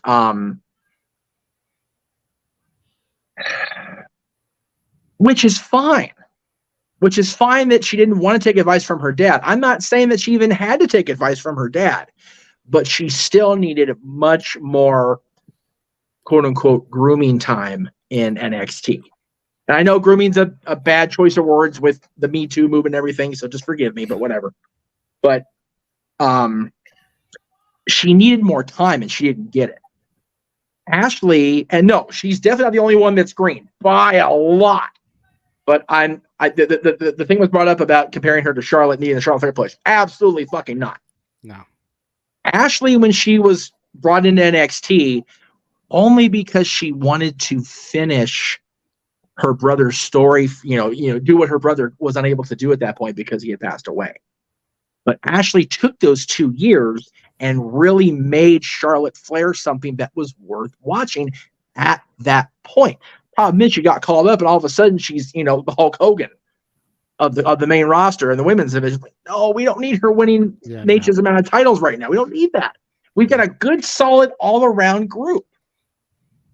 And yes, I think Mike, I love Charlotte. Absolutely adore her. But I can see why the people have soured on her. like they soured on John once John became the face of the company, like they soured on Roman once Roman was tried to be forced to be the face of the company. Again, it's not. I just think there's a lot wrong with the way NXT's tag team thing went down the other.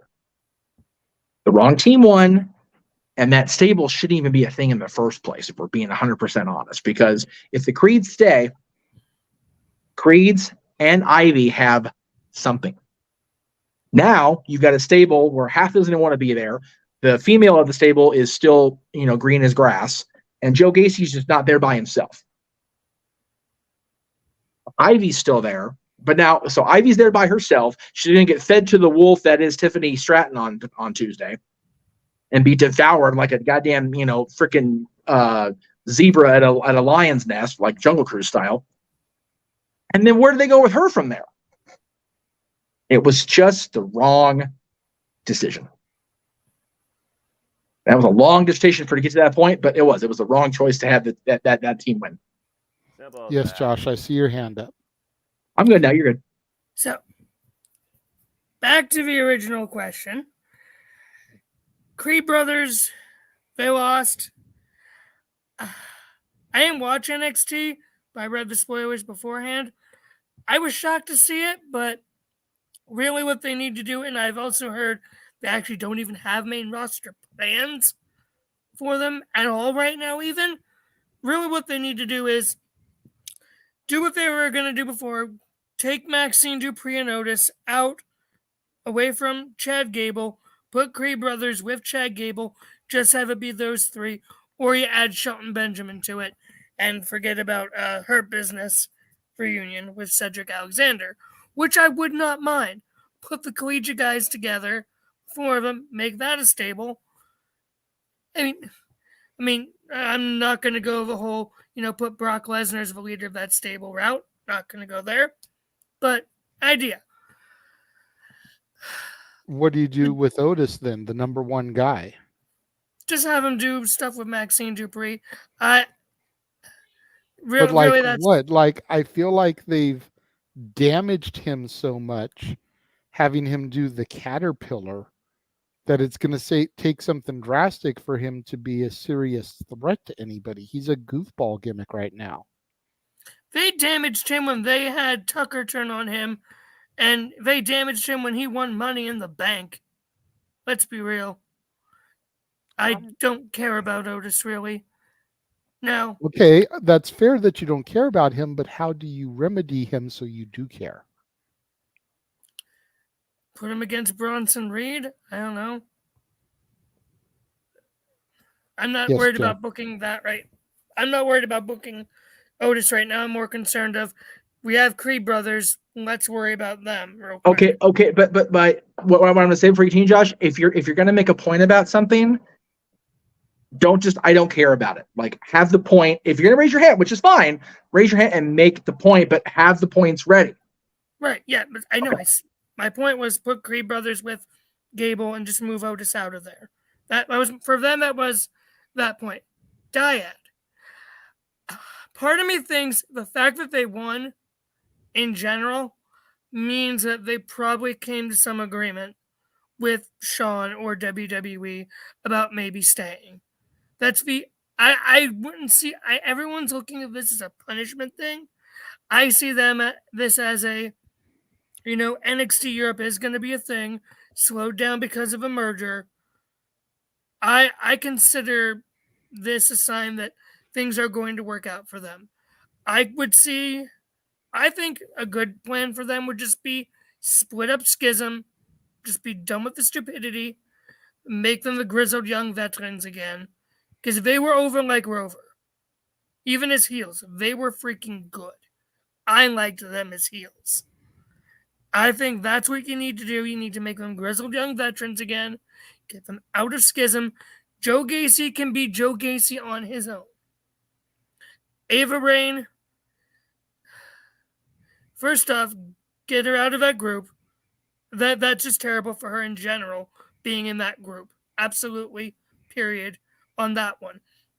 Get her I would say give her actual name. Simone Johnson, just give her name. We know who she is anyways. It's just kind of stupid. Not like the Orton to stupid Kofi, but it's stupid. I get where you're coming from on that point, and especially in the stage of internet and social media, even if you didn't know who she was when she walked into NXT, a quick Google search tells you who she is. Mm-hmm. But at the same time, you have to admire her desire to try to make her own name and not just ride the Johnson name, the Maivia name, like Charlotte Flair. You know, she could have come up with, you know, Patti Smith. And she wouldn't be near what she is today because she's not riding Charlotte Flair. I do get where you're coming from, JJ, and I do agree to a point because Ava is green. Let's be honest. Yeah, she's green as baby shit. Oh, good gosh. Damn it, Jeff. Damn it, Jeff. Damn it, Jeff. Now. Right, the Johnson? Yeah, bad Jeff. Bad Jeff. Noah hasn't gotten it yet, so we're good. Look, we've already gone off the rails, so unless that's a freaking bullet train, what the fuck are you trying Wait, to what's going on? I have no idea. I had mentioned about Ava Raine, Simone Johnson, trying to ride the Johnson name. And Jeff took the whole ride the Johnson and ran with it. Noah, Johnson's another name for a men's utility down there. Enough of the fucking genitalia! God! I wasn't trying to make that joke. Her last name is literally Johnson. Jeff is the one that went there. Don't get mad at me. Get mad at the founder whose name is on the marquee. Oh, fuck everything. Just get over this nonsense. It's not my NXT already and move on. James, when you watch on demand, clip that. Okay, right. Yeah, so continuing. The genitalia. Continuing. Not everyone who is a second or third generation superstar who has the name of the name makes it. Richie Steamboat, Shaul Guerrera, David Benoit, Ted DiBiase Jr. They haven't made it. And a couple of those were in NXT. DiBiase Jr. was on the main roster in Legacy. Now some do, you know, Cody, Randy, etc. Natty. We're putting so much pressure on Ava because she has the name, because she has the lineage as the first, fourth generation superstar in WWE history. She doesn't need that pressure, but it's automatically going to be there, and we're going to judge her every single thing she does, no matter what it is. Fair or not to her. Fair. Yeah, and I don't think that's fair. I try not to. I try not to hold her to the caliber of her father when I see her, because I know that that's never going to happen. You know, it's just one of those things that there are certain legends that you are never going to be able to surpass. Brooke and Nick were never going to surpass Hulk Hogan. Even Charlotte, as great as she is in her own mind and in Jeff's, is never going to surpass her dad's. She may come close. She may surpass him in championships because titles are props. Rick thinks he's better than her. She's better than him. And R-Truth is a 59,000 time 24/7 champion, so you know he's the greatest of all time. Woo! But I mean, there's certain parents you're just never going to eclipse. Ted DiBiase Jr., with the right push, could have eclipsed his father. His father was good. Dare I say, some people think he was great. But he was never the guy. If Ted Jr. had gotten there, he would have surpassed his father. Randy, surpassed his father. You know, Cody will never surpass the American dream. Not going to happen. Don't give me your own little half-cocked wannabe people's eyebrow. The American Nightmare is close. He may tie the legacy that his father left behind, but he will never be as big as his father. His daddy went out there in polka dot Speedos and a polka dot tank top and got over. Dustin had a better chance to surpass Dusty. The Goldust thing, it didn't have enough sustainability to last long term like Dusty did. No. Yeah. But Goldust had a better chance to surpass Dusty than the American Nightmare Cody Rhodes does now. I don't even think Cody Rhodes has surpassed Goldust, if we're being completely 100% honest. Yet. Yeah, I was going to say, if Cody gets the title, he'll pass Goldust. Well, definitely, because Dustin never got there. So, yeah. But my point with Ava is, even though we shouldn't, we're automatically going to judge her by the standard of her dad. And that's not fair to her either way, but it's going to happen. But she shouldn't be put in the stupidest gimmick Bray Wyatt Jr. bullshit that she's in now. Like, I'm not sorry. This is Bray Wyatt light, and it's bullshit crap. She should not have to be put through this. Like, come on, get down there. Hang on. I'm going to say something here. It may be Bray Wyatt light, but at least it's on television every week. Where the fuck is Bray Wyatt? I could care less about Bray Wyatt at this point. Okay, so don't use him as a comparison then. Yeah, here's if where I care less about him, and they are Bray Wyatt light. They are still better featured. Yep. They're more over. Yep. Bray Wyatt had the White Rabbit thing going for him when he was coming back. As soon as he made his return. Yep. Yeah. Crap. Yeah. You're not wrong. The schism, while it's a wannabe Bray Wyatt, while it's a wannabe Brood, it's a wannabe Judgment Day, whatever you want to compare it to, had the potential in my NXT to be something better than what it is.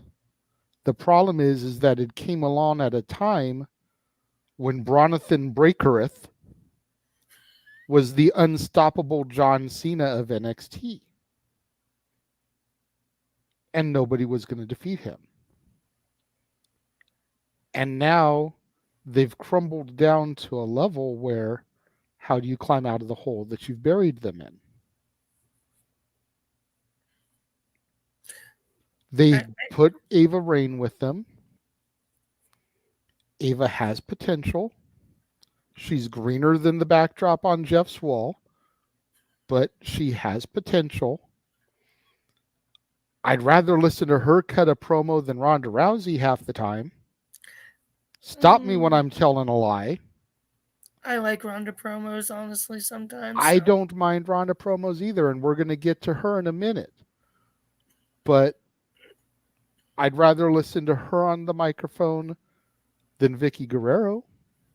Oh, yeah, that's accurate. Oh, crap, I made Jeff put on the black glasses again. Fuck. I mean, I'd rather... God damn it, Jeff. I was about to go highlight something, and I got 25 things of yours popped up there.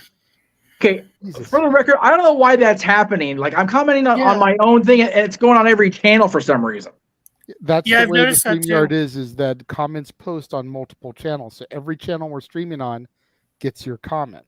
Okay, well, sorry. The comment I typed in ended up being 2 comments because I typed so damn much to respond they can't. I do apologize. I didn't know that was a thing. I'm sorry. That's not fine. Okay, anyway. Yeah, and yes, I do agree with the one that was supposed to be highlighted in the first place. But it's I feel like we've talked about this topic longer than I intended to. Noah looks like he's visibly bored with it. So let's just go ahead and try to put a bow on this topic. The bottom line is we weren't here to talk about Ava Rain. We're trying to talk about the Creeds and the Dyad / Grizzled Young Veterans. And I think all of us in the room agree that they made the wrong call here. Yes, absolutely. Absolutely. So with that being said, we're going to try to get things back on the rails again for about the 500th time tonight. And we're going to take a look at what is coming up on the members only section of the Casa D18 Studios channel. Yes.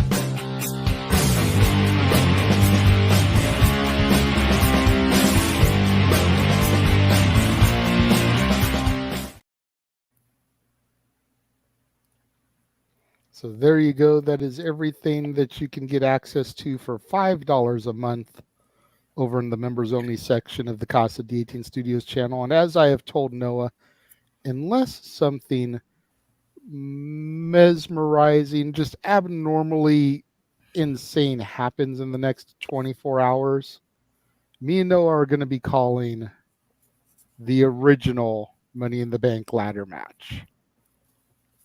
And you know what, Noah? Just for shits and giggles, I think we should do the cash-in as well.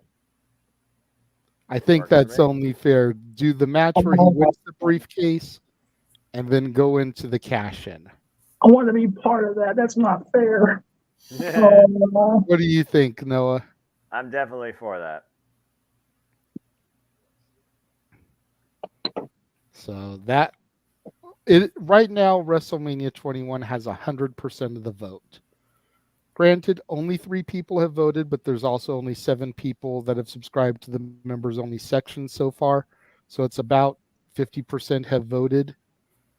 But I mean, unless the other 4 people get in there and vote for something else to make it tie or surpass it, like, there's no way we're going to not be doing that match. And I'm only given until midnight Monday. So when it turns from Sunday into Monday, polls closed. Fair enough. If you want to have your voice heard in that and you haven't already voted and you are a member, vote. If you want to have your voice in that and you're not a member yet, go subscribe. It's only $5 a month. So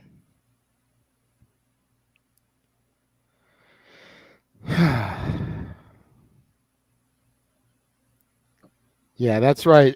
Not his NXT. Can we blame him? It's not his era of NXT. See, the fans get you, Noah. They get it. They love you. They understand you.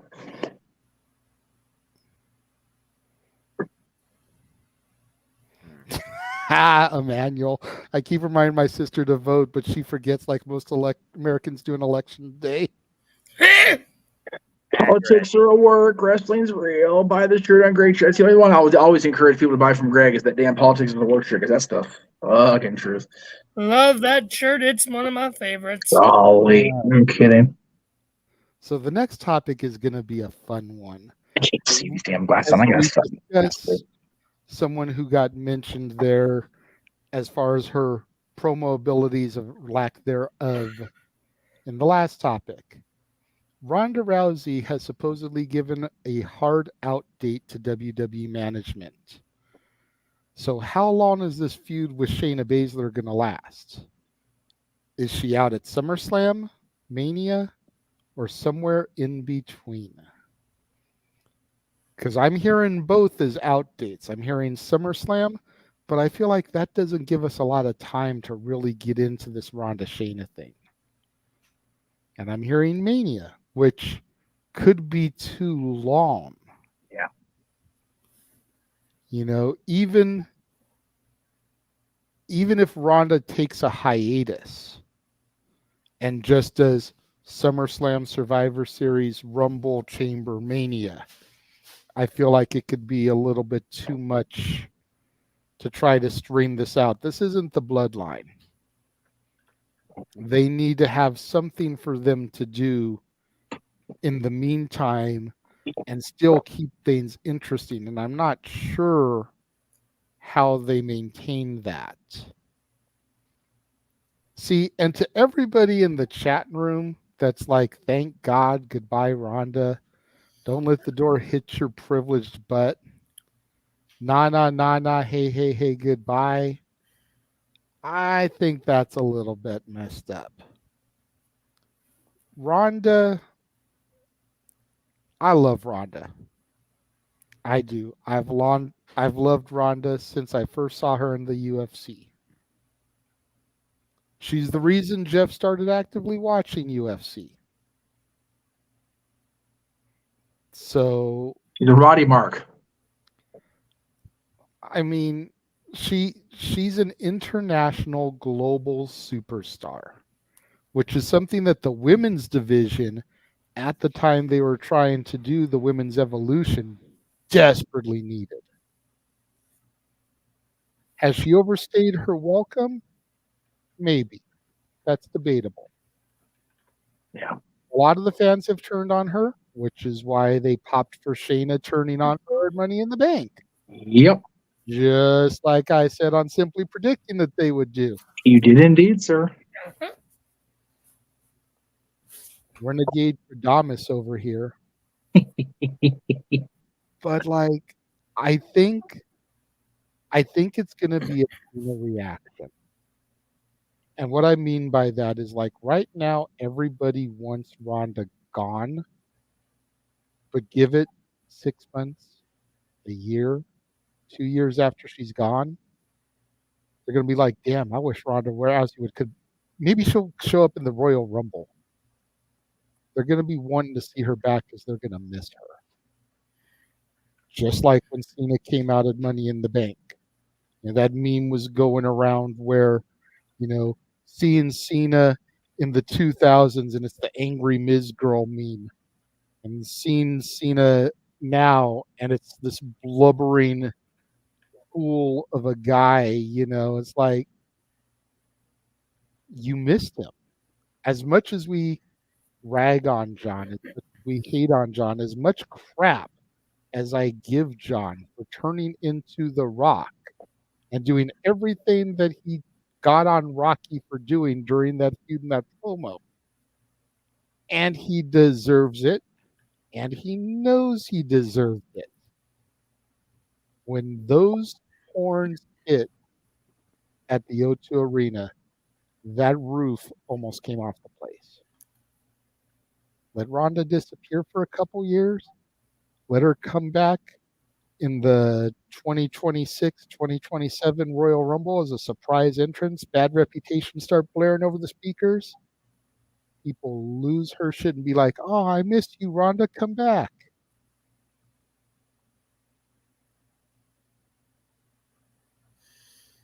So, how long is this thing going to last for Shayna? When do we see the last of Ronda? Noah, I'm going to go to you first. I think that really comes down to Ronda Rousey's mentality, because Ronda Rousey, despite the fact that Shayna was really the one that inspired her in the first place, Ronda clearly, I still feel like, is a fan somehow of this business, which is why she is still in it. But she also is the baddest bitch on the planet, so she can actually dictate how often she is in it. She took a previous leave, as we know, after WrestleMania 35, shenanigans aside, to become a mother and succeeded. Whether or not she wants another child, that comes down to her and her husband's choice and the use of birth control, but I digress. That being said, as far as the Shayna thing goes, I think they pick it up at SummerSlam and then they let it just, simmer. and Ronda Rousey just kind of just waits for a little while. It's almost like Ronda Rousey basically develops a Brock Lesnar-esque attitude, and they run back Shayna Baszler and Ronda Rousey, or pick it up towards Royal Rumble season. Maybe she literally costs Shayna Baszler the Royal Rumble, and that's how you build the match in WrestleMania, and that's the blow off the entire program. With the right type of approach, I can definitely see Ronda and Shayna being carried out for a extended period, because it's your two most legitimate athletes in your entire WWE Women's division that aren't considered a superstar nor grown by name within the company. So, yeah, I don't think SummerSlam's the end. I think WrestleMania would probably be fitting as it goes. They probably will turn this to some sort of trilogy in some sort of capacity.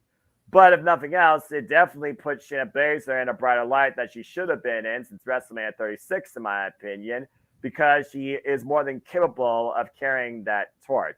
If this is what Ronda actually wanted, though, to dictate versus the tag team thing, then more power to Ronda, because that shows how much she actually cares about her friend who encouraged her to be part of this in the first place. So, in short, SummerSlam kickoff, but not the end. Ronda Rousey dictates the end. But as far as the program, I can see it culminating at WrestleMania. Okay. And I agree with Curtis here. She was badly booked this go-around. She needed to be booked like a special attraction, like Brock when he first came back, instead of a weekly recurring character. Yep. When she became a weekly constant that just was kind of just in there, basically it took some of that, threat level off. Okay, you're a weekly constant. Meh. You're Ronda Rousey. You're supposed to be special attraction, but now you're just here weekly. Meh.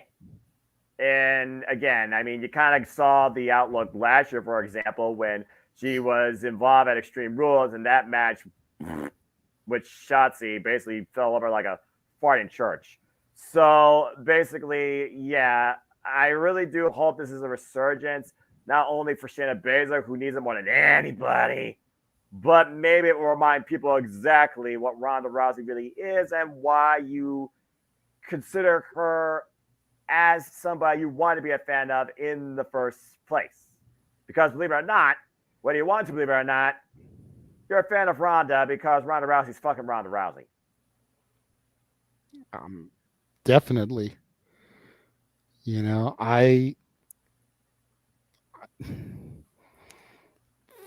Forgive me for saying this with the woman in the room, but I'm attracted to strong women like that. Like, Ronda Rousey is sexy to me.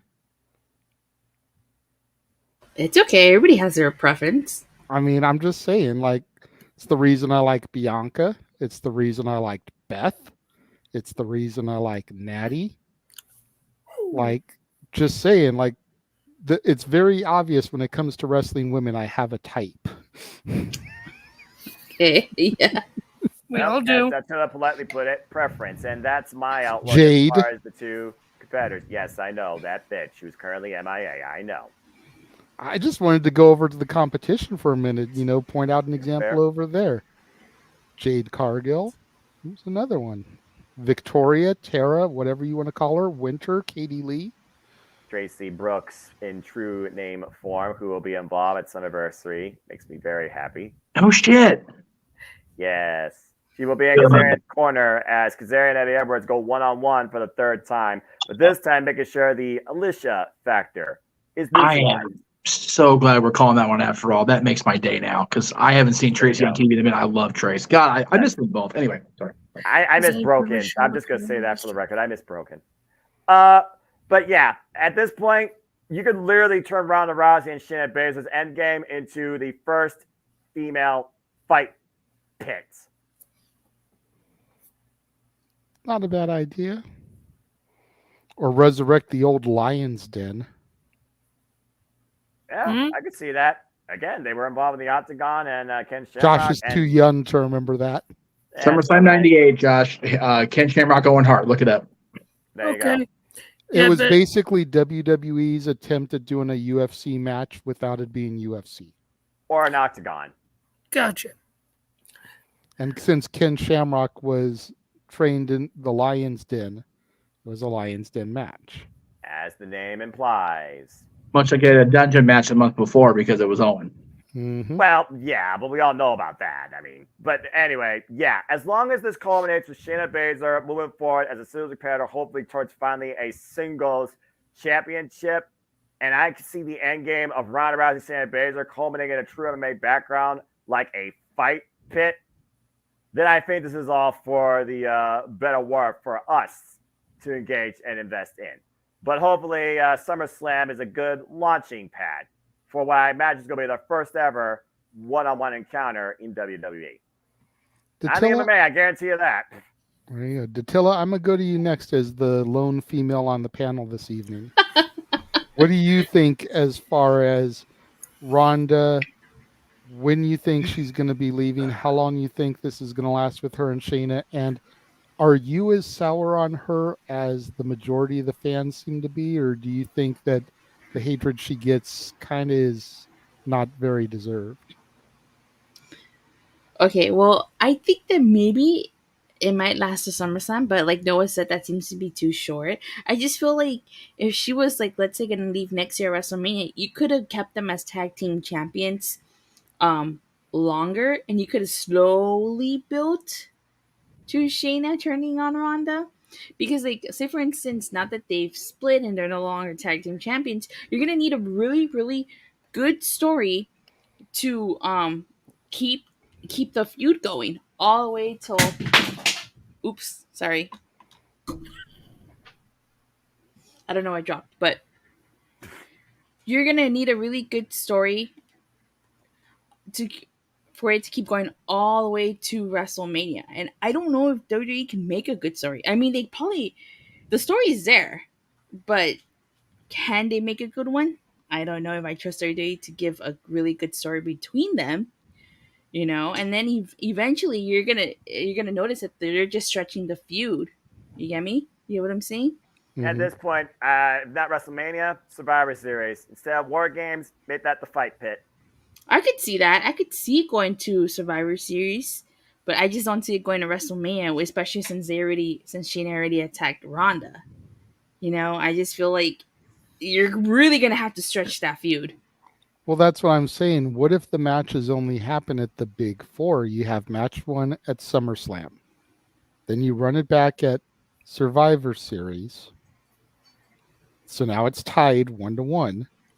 Then neither one of them are champions, so both of them are in the Rumble to kind of add the story and get it to go a little bit further. Both women can be in the women's chamber match and have one eliminate the other. Then the other one can cost the other one the match so that neither one walk out with the belt. And then you get it to Mania. The question is what do you do in those in-between months? Payback, whatever October is going to be, and then whatever December is going to be. Without having Ronda taking hiatuses, how do you make those months, roll? Because the Big Four and the road to Mania, I feel like you can take care of. Promos via satellite. The one thing John Cena didn't do, ironically. And as far as the hatred that Ronda gets, I feel like her best match was a mixed tag match with Kurt Angle and Triple H and Stephanie. That was like her best match, her best stuff. It was her debut match, by the way. The only thing I would rival that with, Dattila, is her versus Sasha Banks at the Royal Rumble. Yeah. So I can see why the hatred is justified. I mean, like Shayna Baszler said, she walked into the back door and was directly to WrestleMania. I'm Ronda Rousey, bitch. I was going to say, there's a difference between, and again, this is, a lot of it is threaded on real life stuff, and that the other MMA horsewomen weren't, immediately put on global television because they weren't there yet. No, and even if they were there in terms of skill, and I'm getting to that Survivor Series match here shortly, so stay tuned, chat room. Talk about it every time we talk about Ronda. It seems like I do nowadays. But to be fair, yeah, that's kind of like the turning point to the whole polarization. Absolutely of the was. universe. Absolutely was. Jessamine and Marina and Shayna weren't WWE main roster ready when they were either signed by the company or when they first started out with the company. They weren't there, which is why Shayna was such a fucking boss in NXT. With all due respect to Mercedes, Shayna ran that damn place. Damn right. Yeah. Oh, yeah. Us too, Emmanuel, Aaron, and I think Cindy was with us that one too. So it was. I watched that Survivor Series from home. It was a rough night for the Rowdy Rondo. Goodness. Anyway, I'll circle back to that. Good, I have a couple of comments starred that I feel tie into that. So cool. Ronda Rousey, with all respect to the people that say, "Oh, well, she was elevated," it's like she's Ronda fucking Rousey, people. She's the greatest female fighter in the history of combat sports. I'm sorry if you don't put the rocket ship to that ass when you put her on WWE television. That's what you do. And she has association with Roddy, so she's automatically going to get that, that rub from having the blessing from Roddy Piper to carry the Rowdy nickname, wearing Roddy's jacket to the ring in her debut. And again, I know that's all company manipulated in a way. You don't not do that with a star like Ronda Rousey. Just like Dana did when CM Punk signed. Just like Dana did when Brock Lesnar signed. Just like WWE did when Brock Lesnar came back. Just like AEW did when CM Punk debuted.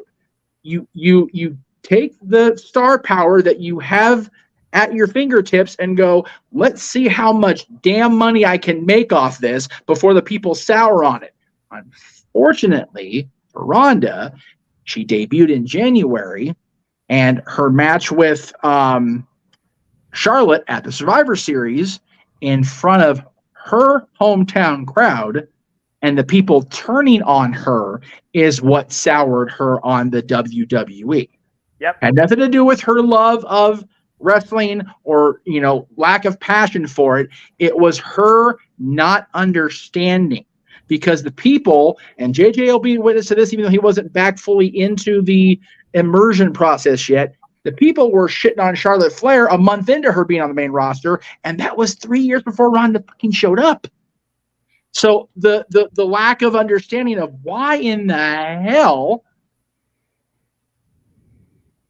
do we not, why are you booing? Why are you cheering for her who you've been hating on forever?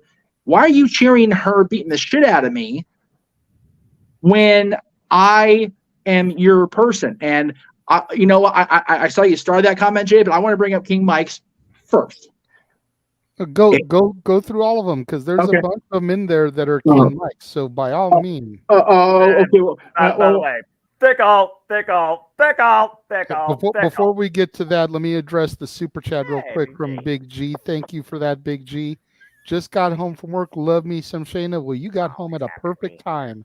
We're talking about the Ronda Shayna rivalry that just began at Money in the Bank. And when is Ronda going to be leaving? Because she's apparently given a hard out date to the WWE management. Yes. Will it be SummerSlam? Will it be Mania? Perfect timing for you, Big G. Go ahead, Jeff. So all the comments from King Mike, and I usually love King Mike comments, but they're all the same. So, but it's okay. Yeah, Ronda doesn't like the fans. But that wasn't a thing until after the Survivor Series. Exactly. The WWE, made her into a babyface because the people were so, we got Ronda finally because we got Brock back and that was cool, and Punk's gone and whatever, piss on him because he talked shit about us or whatever. Ronda didn't start saying fuck all about the fans, pardon my language again, until after the Los Angeles crowd turned on her. Mm-hmm. And I say this every single time I talk about this, and I'm going to say it again. And King Mike, I love you too, brother. I'm going to say it again here. I turned right at Aaron. I said to him, dude, Mania, she's gone. She lost the main event, and she was gone for over a year and a half, almost 2 years. Talk about Renegade Adamas over there. Meech Adamas over here was like, dude, these people shit on her and made her track it across the county line. She's out of here because that was her people. The only thing that would have been worse is having it happen in the Toyota Arena, because that's out in Riverside County or San Bernardino County. Then they really would have been like, nope. She probably would have left that night if it had happened out there, to be honest with you. She was a major WWE fan, a major fan of the fans. She loved talking with us about WWE and about Roddy. The fans that night were ungrateful, and because she turned and flipped the switch, it's been a horrible rolling avalanche of a snowball that was about that big when it started. Now it's this gargantuan thing, and all the comments that King Mike put up there were after the 2018 Survivor Series. And I hand to God, if I'm wrong in that, if she said anything completely disparaging about the WWE universe prior to that, then I will gladly retract my statement right there. But I also think the problem is, much like we talked about with Ava earlier, JJ, Ronda Rousey was not insulated from Ronda Rousey, the character, when she was responding on social media to these outlets, to these backlashes from her, right? Ronda Rousey, the character, responding like that, okay, because she's absolutely justifiably bitter and can justify her being a bitch. Problem is, much like John Cena, you notice John's social media does not ever get nasty. Nope. Because John Cena's name is John Cena. Randy Orton, when he's on social media, especially on Twitter, he's an asshole. Why? Because the character's an asshole. But he also rides that line sometimes. Ronda never actually bothered to differentiate between Ronda Rousey, the WWE superstar, and Ronda Rousey, the person. Right. And that's where she got, as Eli, LA Knight would say, lost in the sauce. Because there was not that defining line. That point at the end of that comment thread is the best damn thing I have seen all night so far. Please highlight that for me so I can show everybody what I'm talking about. The one about the employee.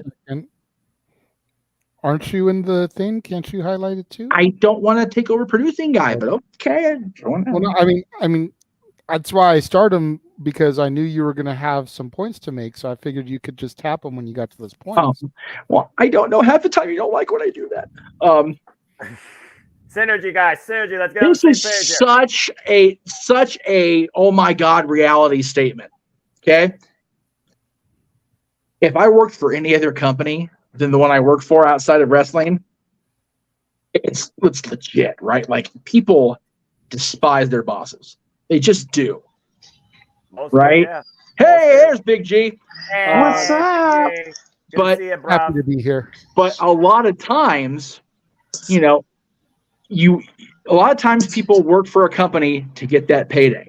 They don't work for the company because they're passionate about the company. I just happen to have the best of both right there, because I work for the company that pays my bills, and it happens to be Disney. So yay me! It's one of those rarities, Jeff, that very few people actually get both of those in the fact that they're trying to make a living versus one or the other. Yep. You're good, brother.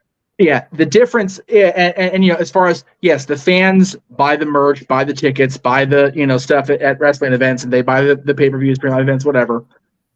And she has every right to be upset, because there was no reason for the people to get that fickle. We talk about people being fickle. Why? I don't understand. Personally, being in the crowd, I'm a Charlotte Flair fan. And I was like, what the shit was that? Why can't I hear? Yeah. Why don't they like me? I don't know, Rhonda. Because if anything, they should have been booing her out of the building for beating up their hometown girl. And instead they went, no, we're gonna cheer for this. And it pissed her off. Insert Simon Miller gif here. Why? Exactly. Test. Oh, shit. Why were the people test? Well, maybe I don't know. Maybe it's because, like, I don't know if UFC fans are WWE fans or anything like that. Right. But maybe people were still sour on Ronda by the way she handled her 2 losses. I mean, Holly Holmes knocked her out, and look how she handled that. And then Amanda Nunes knocked her out, and maybe people felt like she ran from UFC to WWE. Maybe that's why. Because wasn't she like from here? So And okay, even her fat, well, I was a Ronda Rousey fan that went to UFC, being a UFC fan, kind of because of Ronda Rousey. I don't know if a lot of people saw the interview with, give me a second, Ellen DeGeneres that Ronda did after the Nunes fight, I believe, maybe even between the two fights. Ronda was so defined by being undefeated badass Ronda Rousey that when she got knocked out by Holly, she contemplated checking out permanently. That's how much it affected her. That's why she left MMA, because she didn't know how to respond to losses. Yeah. The difference is, being a fan, I thought you would think anyway, understood the dynamics of the fandom. It's obvious she didn't clearly understand it, and Richard makes a good point here. People wanted to see Ronda versus Becky so badly. It's really Nia Jax's fault. I said that when it happened, that Ronda Rousey got sour on WWE because of Nia friggin' Jax busting Becky's nose apart. So really, this whole topic point is Nia Jax's fault. The botch that ruined Ronda Rousey and the favoritism with the WWE universe. Exactly. Or as Funaki would say, indeed. Indeed, yes, indeed. Very good. Very nice, very evil. Yes. And how to get well soon. He gets his blame at all in. Yeah, please, poor fucker finally gets signed to a contract and he gets hurt. It's like, damn it, Danhausen. Damn it, Danhausen. Come on, man. Love that Danhausen. Hurt your own damn self. Right? All right, let's see if Big G actually got his stuff in order here. Hold your horses here. Yeah. Big G, speak now, forever hold your peace. What are we talking about? We're actually talking about Ronda Rousey and your girl, Shayna Baszler. Okay, so it completely shocked me at Money in the Bank. Shayna turning on Ronda. I thought it would have been the opposite. I thought Ronda would turn on Shayna. Right. But Ronda being the heel in this feud doesn't surprise me. So, I mean, like you guys talked about, they completely turned on Ronda at SummerSlam in LA against Flair. And Survivor Series. At Survivor Series, sorry. Botch. Yeah. SummerSlam, Survivor Series, They both start with an S. No, SummerSlam was the night that John Cena got betrayed by the WWE Universe and got killed by Brock Lesnar in the process. And there was one person in the whole building that was sad about that. And had to be dragged away kicking and screaming before trying to go backstage and get jailed. And SummerSlam was in LA from like 2009 to like 2014. So yeah, right. No, was also the place where Jeff got drunk because fans were bringing him booze. Different SummerSlams. Let me be clear. 2010 was the drunken one. 2014, I wish it had been the drunken one. Oh my god! I didn't go to 2014. But you were 2014? I went to 2012 and 2013. I was at Hooters for 2013, yaying for about 5 minutes before Randy Orton ruined my night. Anyway, carry on. I was at 2010, 11, and 12. There you go. I was like 6th row for 2010. You go watch that one back, you can see me the entire time. I gotta watch it back now. Oh yeah. Just look for the sign. You'll see it for most of the night. It says Ms. Tur Money in the Bank. Clever. Nice. And now we return things back to Big G with his yes. So, as I was saying, yes. Yes. Sorry, we got off track there, but the main thing that we were talking about, G, in case you missed the initial topic layout, is Ronda has given a hard out date when she's leaving. Right, I saw that. The feud with Shayna is probably going to be her last major thing. When does she leave, and how long does the feud ride out? I think it's just going to last till SummerSlam, honestly. I think Shayna's going to get the win over Ronda, and then we'll just see Ronda right into the sunset. We won't see her again, Maybe she'll go back to the UFC, but after SummerSlam, I don't see Ronda coming back anytime soon. First up, as long as Amanda Nunes is still the new unstoppable bitch, I don't see that happening. Second, Yeah, I keep it with UFC. Shocking, right? Second, Big D, wouldn't it make more sense if two former MMA fighters finished things inside a cage? First ever female fight pit, just saying. I was thinking that, I was like, both are former UFC fighters. Shayna didn't have a long UFC career. No. But she had some wins, I believe. And, if it wasn't, like she said, if it wasn't for Shayna, Ronda wouldn't be in the WWE. All facts. So, I wouldn't mind seeing a female fight pit and Shayna getting the win and hopefully getting the reignited push that is so well deserved. Right.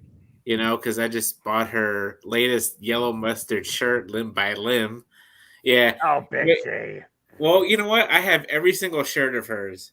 So, it's I got to be fair. I mean, a commitment. Hey, I respect your commitment. If is it the ugliest color in the world? Yes, but it's Shayna Baszler, and I got to support my girl still. So, the only thing that I think is nastier than mustard yellow is like, and excuse the comparison here, but like booger green. Like that's the only thing worse than like mustard yellow. Right.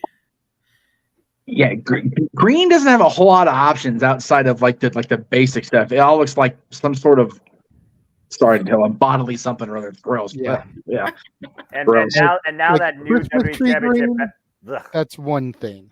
Right. But pretty much almost any other type of green is gonna look funky. Yeah. And all of a sudden, the new WWE Undisputed Universal Championship doesn't sound as ugly now. Damn it. Well, no, but you know what? No, it's still Universal Championship. Well, but you know what though? Claus wins it. Don't give them ideas. I honestly, now that I've seen it in professional photography, and actually it's been on TV more, the initial outing it looked like mustard, it looked like hot garbage. But it's the color scheme has been less impactful in my brain over the course of the last month or so. The debut, I don't know if they changed the tone of the belt after the fact, but it looked like a nasty mustard yellow that first night. It was gross. Look, this is not what color is that dress. All right. The bottom line, that yellow is a freaking yellow. And I'm not going down that rabbit hole again of that stupid internet debate. All right. We need Mikey, steak is steak and cheese is cheese, right? And I think Big G will say that she can bring it back as long as she uses it on him. Oh, yeah, mama. Happy Halloween, Big I wouldn't be surprised if she did that to Ronda. Yeah. I think Shayna's on Big G's list. That was so damn bizarre that they brought her in like that to do that in the first fucking place. All right. Made no sense whatsoever. Nah. She takes limbs, not bite necks. What the fuck are you trying to do here? Noah's been on one today, and I'm here for it for the record. Right? Like, damn, man. I love it. We're talking about WWE, and you know how much WWE sometimes pisses me off? Especially when it's not your NXT, damn it. But you digress. Damn right. Josh, you're the only one who hasn't spoken about this yet. Please feel free. Yeah. And Jeff already stole most of what I was going to say, I think. Let's be honest. Second time in a row you've done this on this show tonight, Jeff. Are you trying to say I steal your gimmick or your shtick like somebody else does every single... Oh, wait a minute. Carry on. Yeah. How many chat rooms do you enter saying, hey there, hi there, ho there?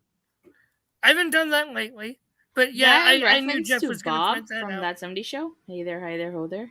No, it's actually a reference to the Mickey Mouse Club March. Oh. I started doing it when I would pop in to talk wrestling with Jeff. And I just put, hey there, hi there, ho there. You're as welcome as can be. MICKEYM.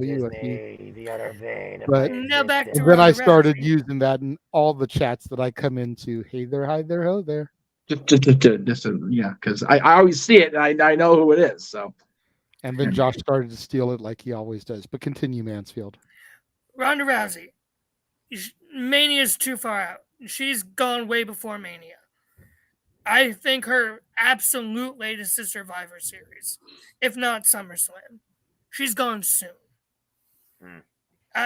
I think that the fact that they lost the tag titles when they did now, either she's gone at SummerSlam versus Shayna in a fight pit, or they some reason try and keep her another couple months to finally have that one-on-one with Becky at Survivor Series, the pay-per-view where the fans turned on her for no fucking reason. Accurate. And then she loses to Becky there. But if that happens, if she stays, freaking do whatever you're going to do with Bloodline and Paul Heyman, but get Heyman over to Raw and put him with Rousey. Heyman's been wanting to be put with Rousey for years. Heyman wanted two people when he came back when Brock was taking his COVID break. Roman or Ronda. You got Roman. Give him Ronda now. I mean, me and JJ talked about it, though, during the Simple Take, JJ. You and I thought about when it came to the end game of the Bloodline. Is it the end game for Paul Heyman? Is Roman Reigns truly the last Paul Heyman client? Because there's been heavy rumors, and we've been talking about it across the multiverse of media ever since we knew Mania was going to be in Philly. Mm-hmm. You know, there's heavy rumors that Heyman is going to be put in the Hall of Fame next year. Yeah. Yeah. I think if Ronda is going to leave, why put Heyman with her? No point. It makes no sense at this point. You're right. If Ronda is going to stay till Mania, maybe. But then you've got to have Paul Lee bouncing between two shows. And let's be real, that's going to get tiresome. I love Paul Lee. We already talk about brand split LOL, right, Noah? Damn right. And for Paul Lee to be bouncing back and forth, and the only person that's really on two shows, going to be a little bit of overexposure for Heyman, I think. And you're not ready to pull the trigger and take him away from Roman just yet. Right. I get what you're saying. I'd pull the trigger and pull him back from Roman at Payback. You know, the pay-per-view where he won the title to begin with Heyman by his side. I'd say do it then put him with Ronda for 2 months if she stays till Survivor Series. If. And then you get, again, Ronda versus Becky. My guess is, though, she's out at SummerSlam. Really, it just makes... Wasn't he with Brock and Punk at the same time? Yes, and wasn't he with Axel and Brock at the same time? Axel and Ryback at the same time. We do not talk about the Curtis Axel Ryback situation with Paul Heyman on this show. No. For a good reason. I wasn't mentioning the moronic Goldberg light guy, but yeah. Nope. Continue. No team that's a bad team. All y'all, knock that shit off. All I'm going to say is this. SummerSlam, that just be so sudden. Okay, I finally faced Shayna Baszler one-on-one. Now Shayna, carry on. Bossy at WWE. Fuck the fans that hated me.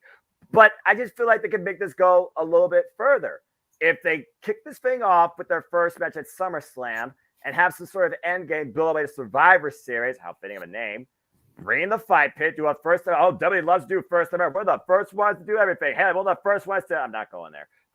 If they freaking do the first ever all-female fight pit, that's an accolade for them. Two legit MMA fighters in that environment. You get a special enforcer from the MMA, maybe a female counterpart too. Not Holly Holm for the sake of Ronda Rousey's mentality. But yeah, just saying. I just feel like that'd be the perfect way to send Ronda Rousey out. Shayna Baszler moves forward on her own. Blood spilled, figuratively speaking, because WWE's too safe for blood, apparently. And I just feel like that's the way you send Ronda Rousey out. That's the one thing Ronda Rousey hasn't done, technically. A cage match. A realistic cage match. Yeah. At the end of the day, it's not WWE's call when Ronda leaves. It's Ronda's call. She has that in her contract that she has a hard out date that she can give. And my gut feeling is that hard date is SummerSlam. Her versus Shayna, then she's done. That's why they had the turn like they did so suddenly in the Money in the Bank, at Money in the Bank, because my guess is she just gave it recently.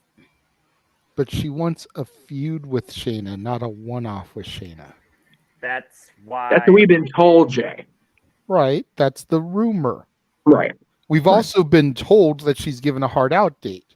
Right. WWE from Stamford, Connecticut hasn't issued a press release about it. No. But we've been told. No. So it's all circumstantial that we've been talking about for the last 30 minutes. So let's not get no. I wasn't nitpicky about that. Okay. No, she wants a feud, not a one-off match with her. You can't have a feud with her in a month. Feud needs to go longer than a month. Yeah. Yeah. A feud, you at least need to do a best of 3 series.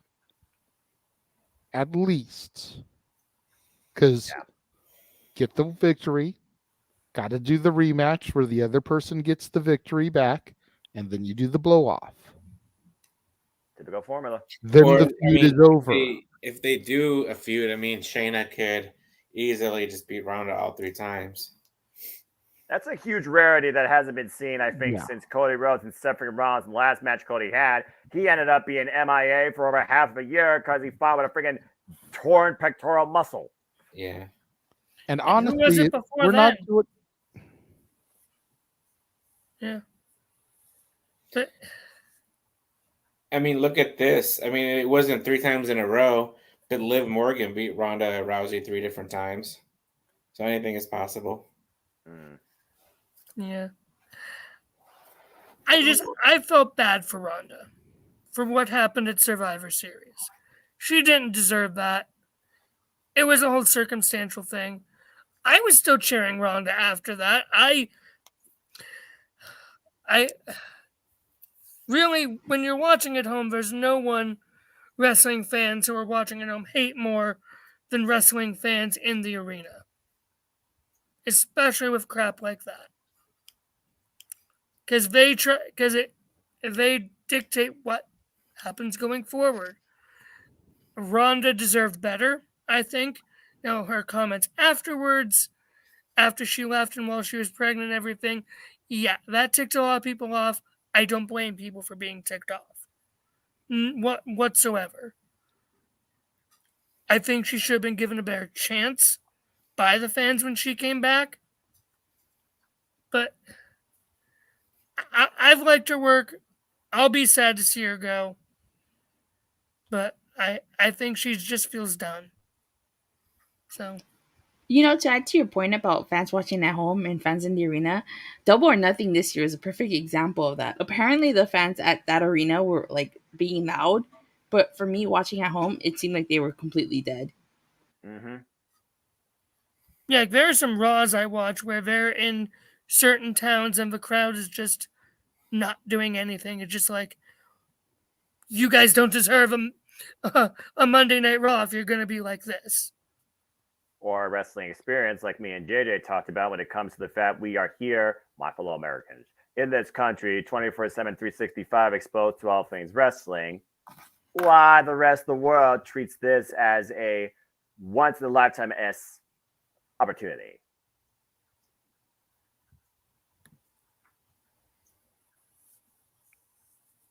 Which is a perfect segue into the main event topic. Because here we are a week removed from Money in the Bank, where John Cena made his return, surprisingly, and taunted the crowd with the possibilities of WrestleMania coming to London. I know this was discussed a little bit on the No DQ review this past week, but to be perfectly honest, this was like one of the first images I had on my graphic last Sunday before the review. So that's the main reason I'm still running with it as a talking point, because why now at the end of the day? WWE had done Big Four shows in London going back to 1992 SummerSlam. Wembley Stadium, Bret Bulldog, main event for the IC title. They had done a number of other pay-per-views over there that were UK exclusives: Rebellion, Insurrection, Capital Carnage, Mayhem in Manchester, etc. So they knew the audience was there. they had NXT UK. They had to know that the audience was there. But Tony Khan and AEW announce All In at Wembley. They've sold like 75,000 tickets. And here comes John Cena. To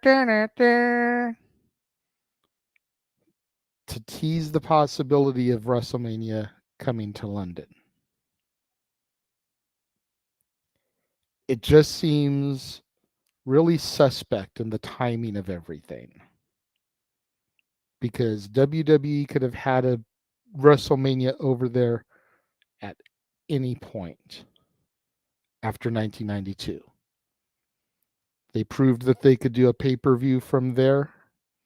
They showed that the fans over here would watch it, despite it being different times. They showed that they could get a packed arena at Wembley Stadium. They never thought to run WrestleMania in London during the Austin era, during the Rock era. You know, forget about Toronto, Canada. Hogan versus Rock at Wembley.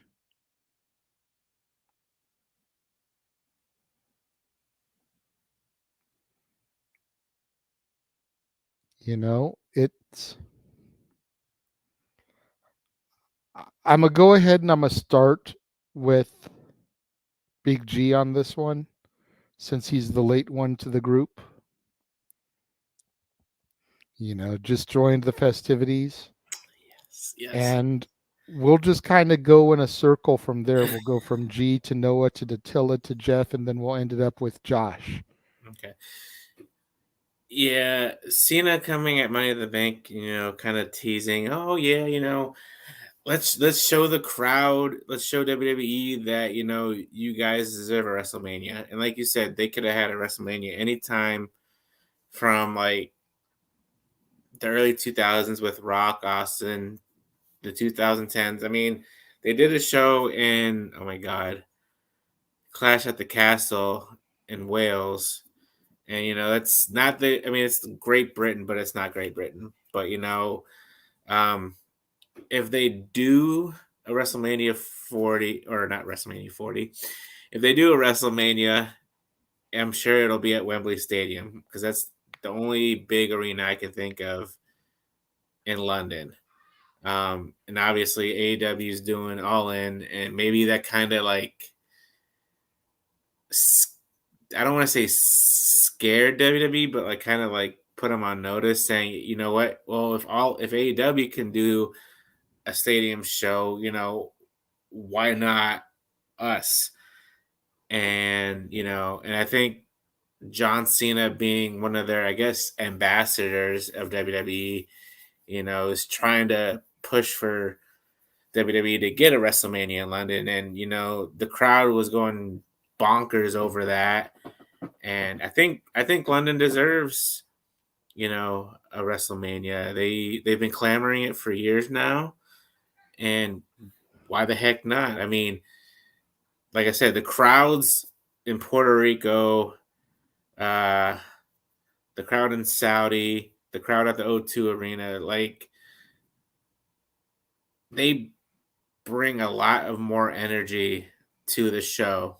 Especially this past at the Money in the Bank, it was just like nonstop. I was like, "What the heck is going on?" You know.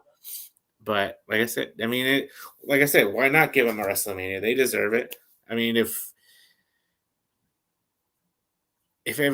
like, you know, then you know that could, if they do a WrestleMania in London, that could potentially, you know, they could do a show like a WrestleMania in Australia down the line. You know, WWE has the money. You can transport everything over, you know, what you need and whatnot. I'm sure they have stuff over there that you could use. So why the heck not? So those are my thoughts on WrestleMania potentially going to London. So okay. To your point here, before I throw it over to Noah, Cena is actually in London filming a movie right now. So that's why I think he was utilized. He was already there. It wasn't an extra plane ticket they had to buy. And to your point, yes, Cena is a huge name. So you're going to get that super pop for him. But it also logistically and strategically worked in their favor because he was already over there filming a movie. Noah? Well, JJ, you and I talked about this verbatim for a good, what you would think, 15, 20, 25 minutes on the simple take. We looked at it from two perspectives. You, of course, look at it more so from the business perspective, and I respect that. I am, of course, just a simple man. I look at it from the fan perspective. Let's call what it is from both, shall we? First off, John Cena. He's WWE for life. He's a fan. He's their guy. That moment was completely unexpected on paper, but it was a huge surprise for everybody there. Got more than their money's worth. When it was the reminder of how important they are to the product, they add to the atmosphere. Their passion defines what everybody does in the ring, heel or face capacity. We are the lifeblood to the WWE, to the wrestling industry. Period, point blank, simple. Now, business, damn it. We all know what is ahead for this proud, proud country that is heavily known for its history in professional wrestling, British wrestling, etc. We talked about SummerSlam, we talked about Insurrection, we talked about other specials, but none of them right now match up, business, damn it, from what AEW is doing in their first time international venture beyond the country in Wembley Stadium. Now, you guys know me. I don't scroll. I simply just roll on with life. But you guys and this Meltzer and the ATW crew, everywhere I go, even just clicking something, what the hell y'all yin yang talking about? This number, this speculation, this gate, this money, this that, blah, blah, blah, blah, blah. Biggest ever in history. Okay. It's business, damn it. AEW, they did it first in Wembley. So what does WWE do? They play damage control and reinforcement, possibly. Because if AEW could do this on their first time outing, what could WWE do with their long-term history in this country if they were to bring their grandest product to Wembley Stadium? That was damage control. That was literally a shot, because Tony Khan's a millennial. He's going to react to it on Twitter probably because he doesn't know how to shut off his damn keyboard. That's what that was. Call it as I see it. Tell me I'm telling lies. Dadgum Twitter warrior idiots. Anyway, bottom line is this. John Cena is WWE. The fans there appreciate WWE. There are fans there that appreciate AEW. There are fans that appreciate pro wrestling too. The UK is getting it all within a month's span, or 2 month span, if you look at the times, okay? That's very special to them. For we are casually exposed to this 24/7, 365 to the point you might as well listen to YouTube Red and listen to the noise in the background rather than listen to your Spotify playlist just to keep up with the damn product. So it's a twofold. Yeah, John Cena, cool moment. Can WrestleMania in London happen? Absolutely. And I feel if you're going to do localization with not NXT, but the entire WWE, that's a hell of a step forward for this entire company and this entire industry. Follow that shit. Fun moment. London deserves WrestleMania, and I hope it happens in the next 10 years. But as far as all in goes of AEW, let's see what precedents they set since they have such a big market point so far. What is the context going to be in accordance with that? All I know is if WWE does a show at WrestleMania, and God help us, he's still with us by this point, Paul McCartney needs to do the theme song for the show.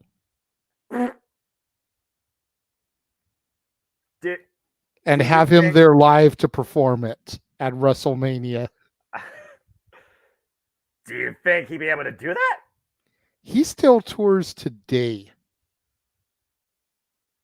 I literally saw him in concert. I want to say it was 4 or 5 years ago, just before pandemic. So maybe 2019. Okay.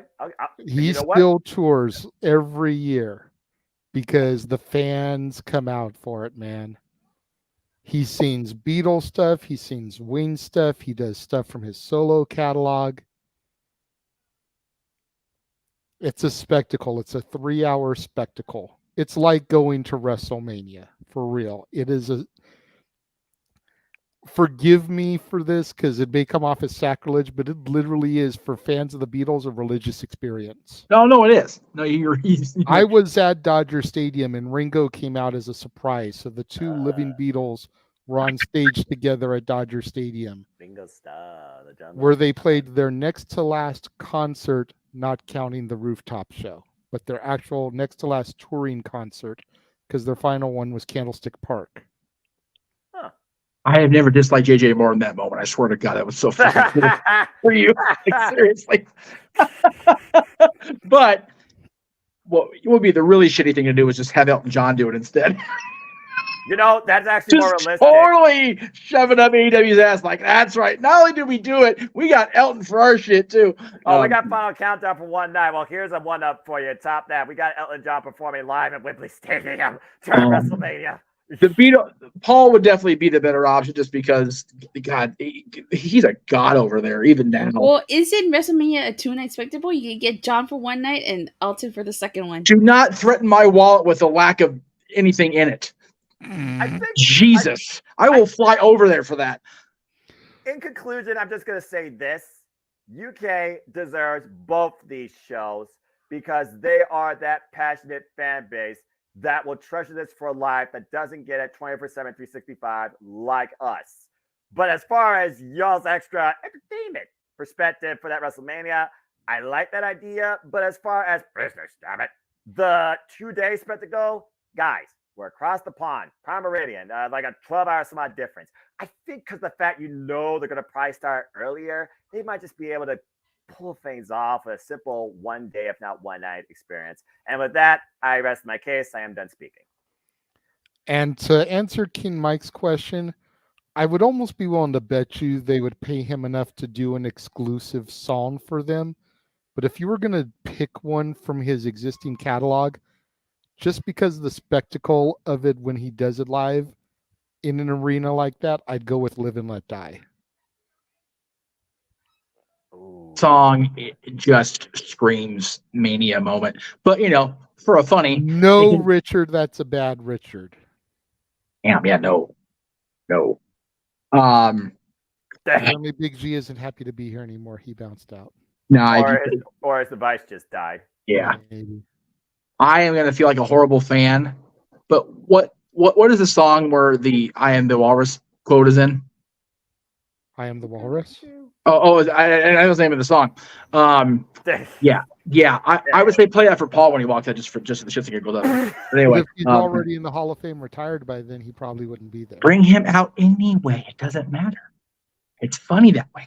Oh my gosh. If they do that, that would be the most hilarious, entertaining moment, in my opinion, in WWE history. Paul Heyman comes out, all of a sudden, I am the walrus, cuckoo-cuckoo. What the hell?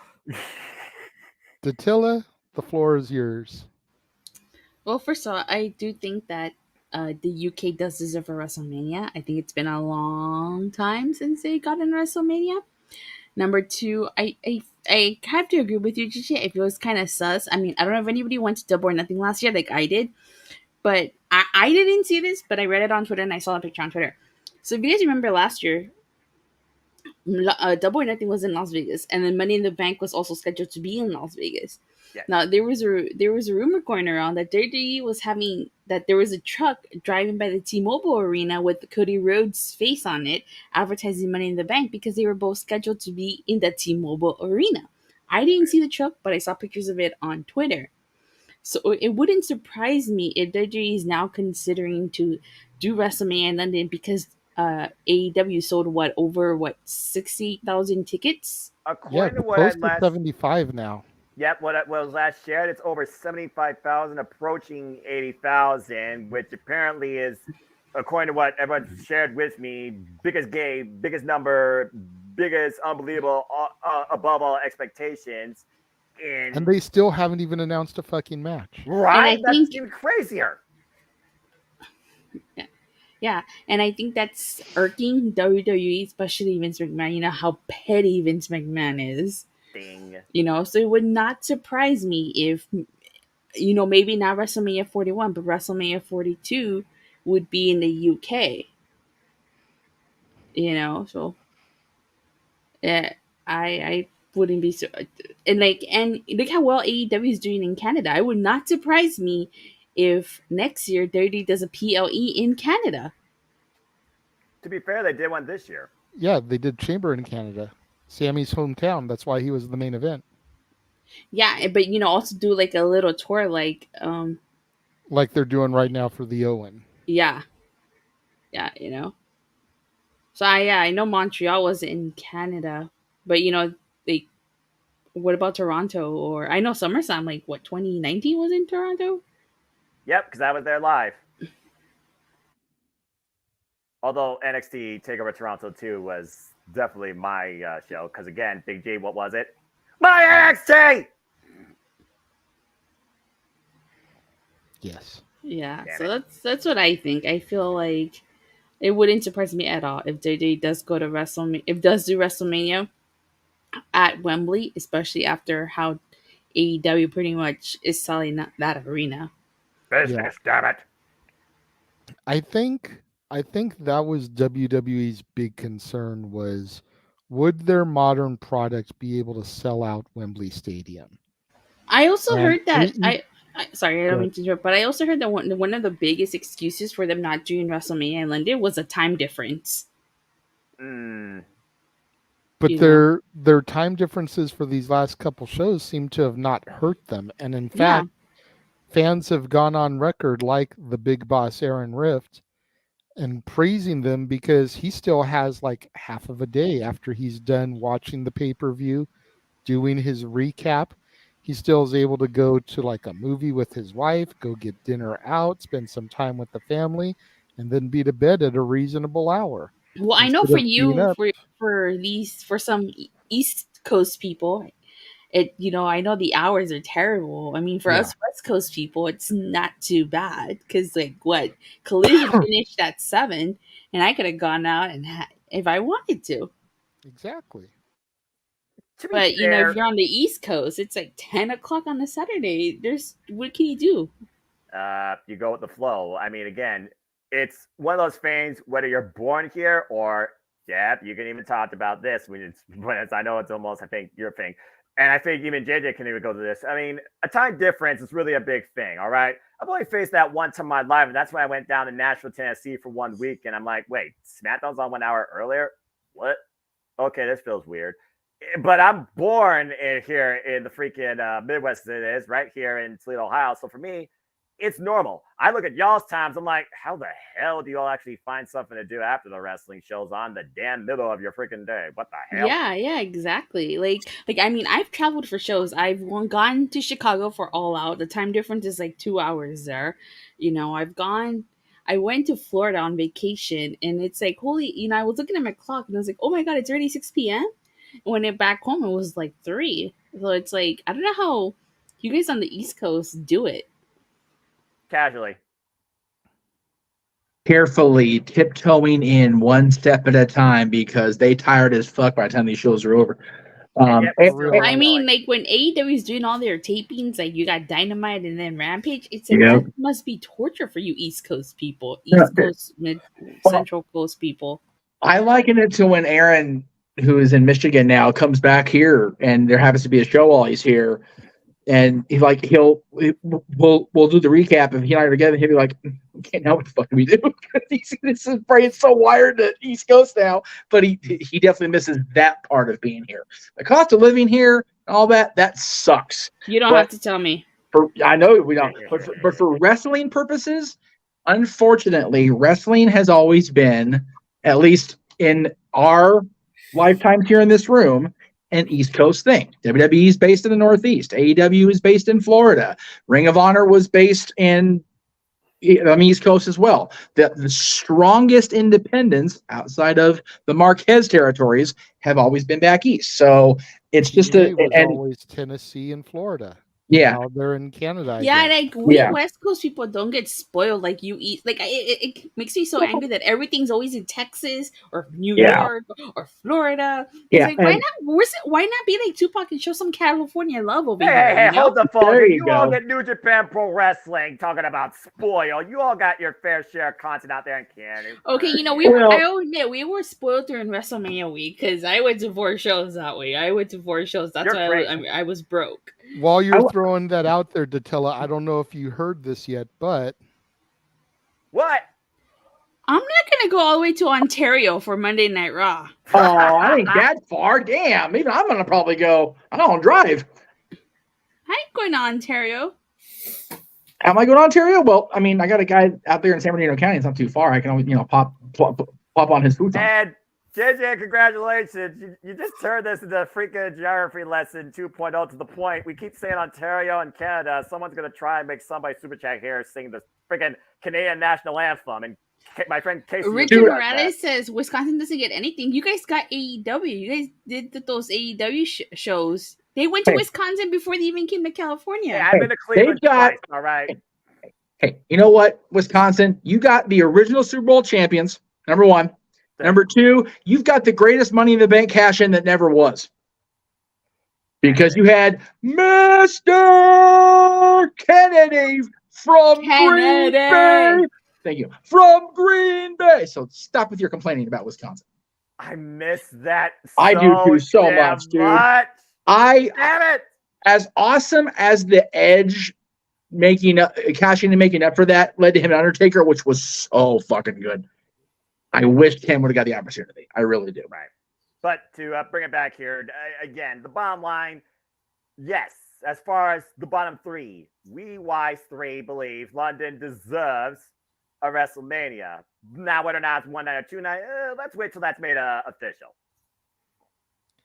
Josh, go ahead, and then I'll go ahead and round it out with Jeff, just because I know you were on the review. So okay. You kind of already spoke about this a little bit, so you can just kind of bring the topic. Before Josh goes, I'm gonna bounce already. Okay, no worries. I'm a little tired. Sorry, I know I stuck around more longer, but I'm gonna just and go we ahead appreciate and it. You're always welcome here, as always. Really quickly, we'll go ahead and throw up your little promotion, and then of course we'll do it during the main plugs as always. Bam, there it is. Thank you. You guys, I review Raw, SmackDown, AEW Dynamite, AEW Rampage.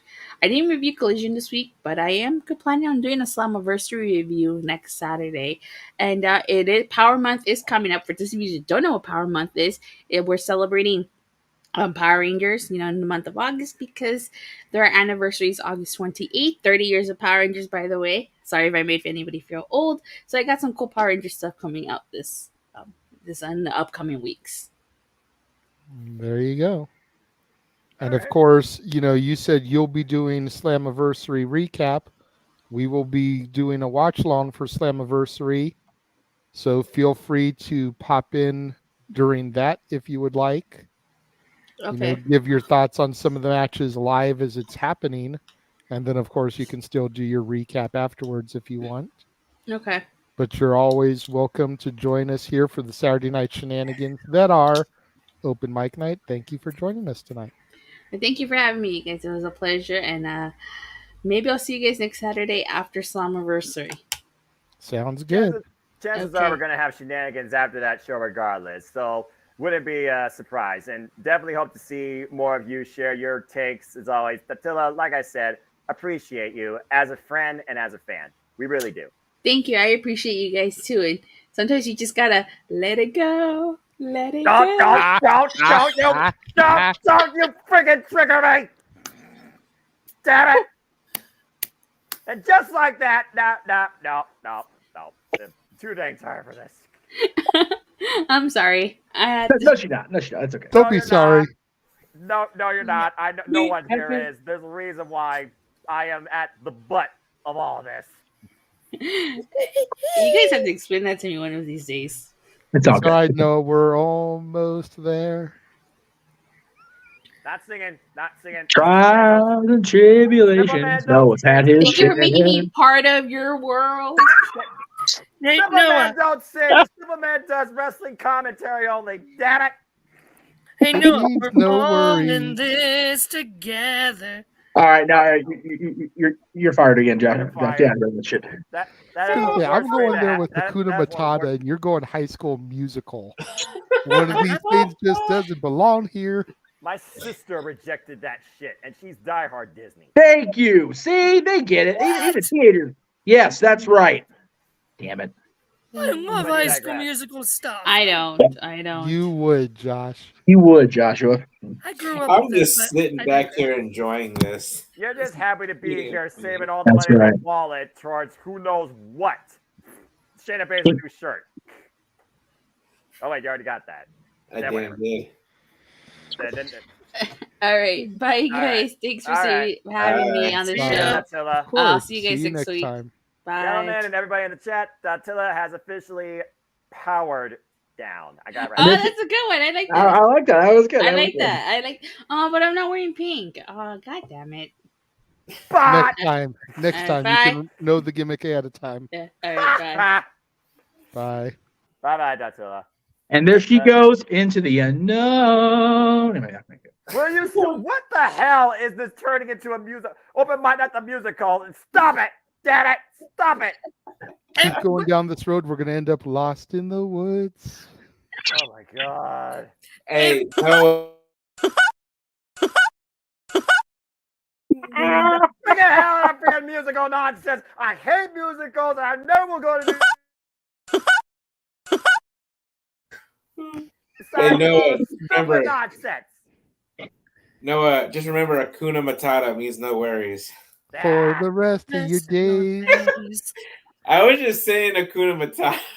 Oh, poor Jonas bastard. Seriously. God damn. That's enough. Show ourselves, Jay. I will say it once. I will say it again. I am a 90s Nickelodeon Cartoon Network guy. Well, then you'll love the 2013 Mickey cartoons. Just like Ren and Stimpy. Why are you remaking? Okay, we're going off into the freaking sub-tangent again. I'm steering us back on course. Johnny still didn't talk about the Cena thing here. Noah. Noah. No matter what, however close we get to any of the karaoke things, every time we're on an open mic night, we're gonna talk about you singing, and you can bet on it, bet on it, bet on it, bet on it. 250 times no. All right, let's get Jeff's thoughts on all this. Or whoever it is. Bring us home, Jeff. JJ, take the freaking head of the train. Jeff, bring us home on this topic, please. I don't know what you're doing with him. It's going to involve violence and bludgeoning or something. Anyway, freaking feed you the hyenas. Anyway, that's right. See it, WrestleMania, London. Okay, yeah. had to focus there. Long overdue for it to be there, definitely. And I like the fact that you guys went into it in depth on Simple Take and talked both business and fans. That was really cool. I appreciate that. Nike is better than Disney because they're better shoes. But anyway, bots. Yes, I am an asshole. I don't care. Shit. It's 12 o'clock. I don't care anymore. Oh Lord. But yeah, as Attila put it so simply, it's definitely a little sus that it's happening now, right? But again, Triple H said it at the press junket. They're fireworks, really? Fuck off. So I ate, for Christ's sakes.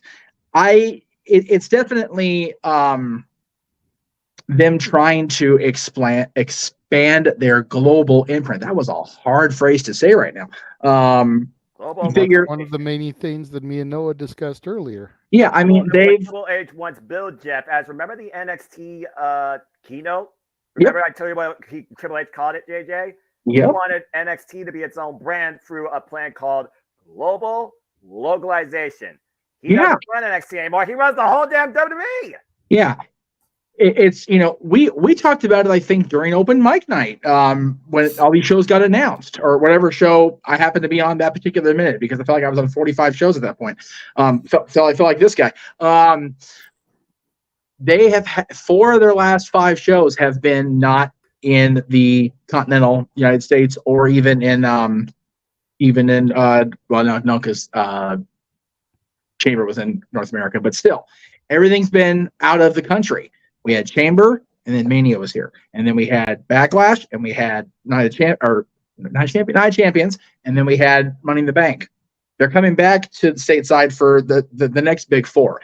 That's been the key thing here with the WWE fans across the pond. They haven't had one of the big shows there since SummerSlam 1992, and that definitely sticks in their shit without a doubt. And you know what? It should, because those fans over there are so loyal and so diehard. I have a friend I made on Twitter through completely different circumstances than being a wrestling fan. Found out she was a wrestling fan. Now her and I discuss that all the time, or the fact that she's a fan of the Ottawa Senators in the UK, which is very bizarre because the Ottawa Senators suck anyway, but they've a fan across the pond is even more bizarre. They're a horrible hockey team. But there is a true defined hardcore fan base for professional wrestling / sports entertainment in the United Kingdom, particularly in England. So I am all about them going over there and doing that show. If finances were allowed, I would go over to Wembley and see All Out. I would go see WrestleMania if it was there, or whatever show they bring there that's a major show. It's just the timing is definitely off. As far as John being, again, John was the person chosen. Yes, he was over there, but yeah, you're not going to bring out, local British guy who happened to be a WWE star back in the day out there to do that. You're going to bring out your heavy guns. John Cena is the heaviest gun they've got that's not a full timer, plain and simple. And they were so into him being there. If I heard it, it was very low, but there was not the John Cena sucks this time. JJ made a good point, as much as we shit all over him, and a lot of times even he knows it's deserved, quite frankly. We miss him as a fandom. And, the chat room lit us up like Christian for saying that, but sorry, chat room, we miss John.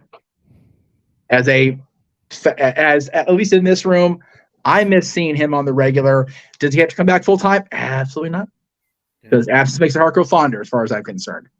As a friend, it sucks, right? But as a fan, I love seeing John. When we see him, it's JJ said it. The horns hit, off we go to the races, man. It's a fun segment, whatever we get out of him, and it's wonderful. But I think that it's been overdue. But I think the timing, even with it being suspect about it being around AEW's announcement about it, I think the timing has never been better for them to have WrestleMania over there. They've already got Philadelphia booked. It's very heavily rumored that they're going to be in Nashville, since SummerSlam did so well last year there. That maybe by, let me do my math again, 2025 or 26 rather. That's so fucked up. We can get the UK. And yes, I don't care if every British star in the history of ever dies between now and then. Regal better headline that goddamn Hall of Fame. Like, for real. Right? He should have been the world champion at least twice in that damn company. He better be a Hall of Fame headliner, at the very least. I'm not going to argue on the bald spot. I was getting shit for the other night. Like, dude, don't film from the back. Don't. Oh, they did the thing. No, but turn around. He let them. He told Stu, hey, Stu, don't forget to get the bald spot. Oh yeah. Him and Stu totally conspired on that. Totally, without a doubt. I miss Stu too. I miss trying interacting with Stu, quite frankly. Anyway, Cena needs Rogaine. Him wearing his hat all the time is why he has that bald spot. This is what happens when you wear hats. It wears down your hair. Well, I mean, this and kids and mothers of kids didn't help me either. Exactly. I was gonna say mother of kids more than the kid.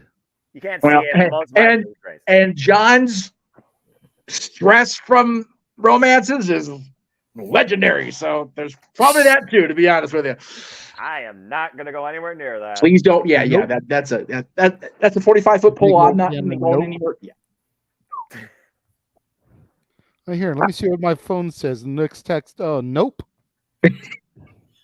Quote unquote, and I quote. Dean Ambrose style. Yeah. Hey, look, it's Mox's old face going nope. There you go. There you go. I still use that gift, damn it. Hell yeah, I do too all the time. Mm-hmm. So applicable. Totally. Yeah. Totally. Damn, I knew you'd get that one, Meech. Oh yeah. I know we kind of overlooked Josh because it was supposed to go to him after Datilla, then she bounced, and then we ended up throwing to you, Jeff. Go ahead, Josh. So they knew what they were doing.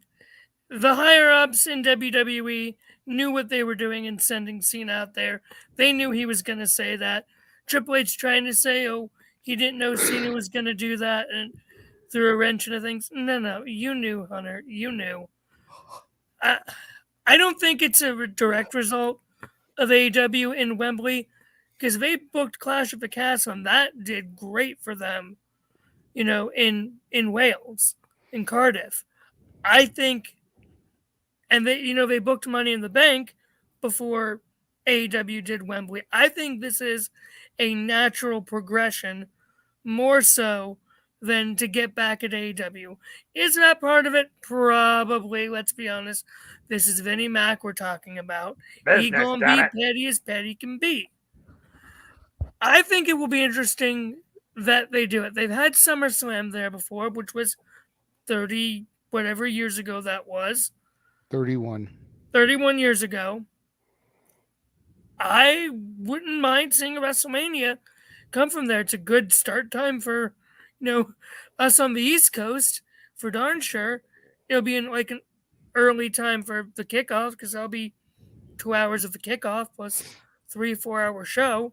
1 p.m. Eastern Standard Time all the way to freaking, let's see, how long is WrestleMania normally? Like 4 or 5 hours on the main card, something like that? 4 hours usually.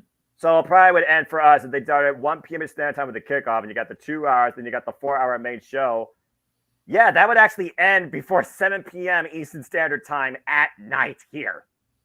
It would give a very good break in between that and open mic night.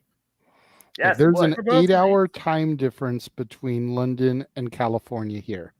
So it is 12:11 right now for us. It is 8:11 for them. Good morning. So Megan it still can be the same day. We don't have to worry about date changes. Mm-hmm. Yeah. But yeah, I mean, I still think they could do a 2-nighter and it not really affect anybody because of the fact that it's not that huge of a time difference. 8 p.m. would be noon our time. So even if they went from 7 p.m. till 11, 4 hours, then you're talking about 11 a.m. our time, me and Jeff's time to start. That's 2 o'clock your time. Yes. Which means we'd probably go live at 10:01 for the pre-show. Yes. We're done by like 2 o'clock in the afternoon, 3 o'clock in the afternoon. Yes. Like that's a beautiful thing. Yes. Mm-hmm. You're exactly right.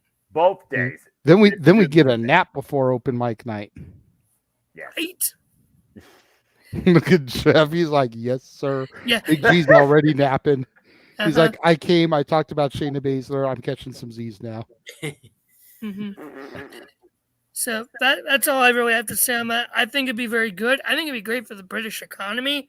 They need it pretty much if you follow any of that stuff. And honestly, I'd love just for shits and giggles to have a segment between Vince McMahon and His Majesty the King. I just want to see Charles knock Vince on his ass. Well, they wouldn't have Charles. They would have a Charles impersonator, just like they had a Barack Obama impersonator at Capital Punishment. I think if they do it in England, that they would bring Charles and at least show him Nope. either in the crowd or in the box. Nope. Not happening. You have a more realistic chance of a British Buckingham Palace guard that doesn't move at all. Standing on top of the entrance ramp. Exactly.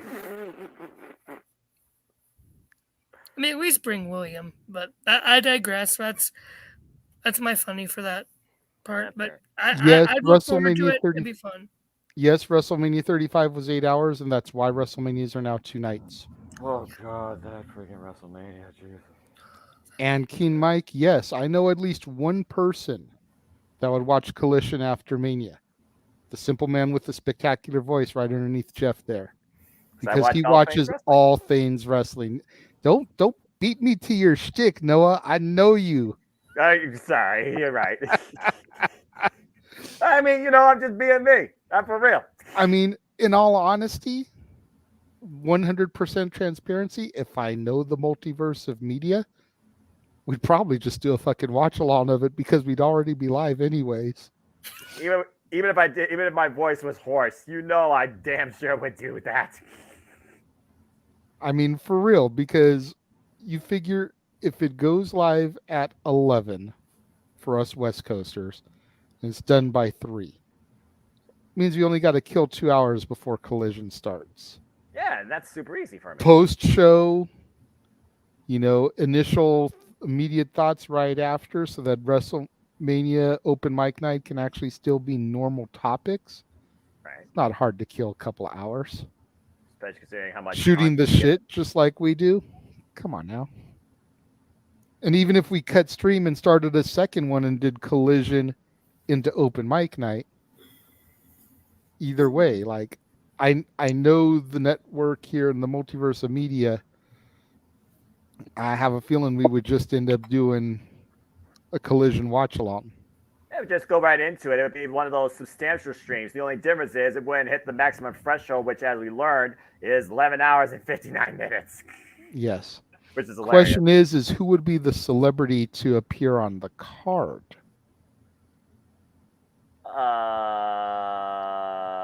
Would you get Bad Bunny? Would you get Logan Paul? Or would you maybe try to find somebody else? I'm just going to put it out there. The Osbournes, probably. Would be the first ones. Unfortunately, I'm just saying because they've already been involved in the WWE ecosystem. As far as it's fair. Ozzy was at Mania 2. Yeah.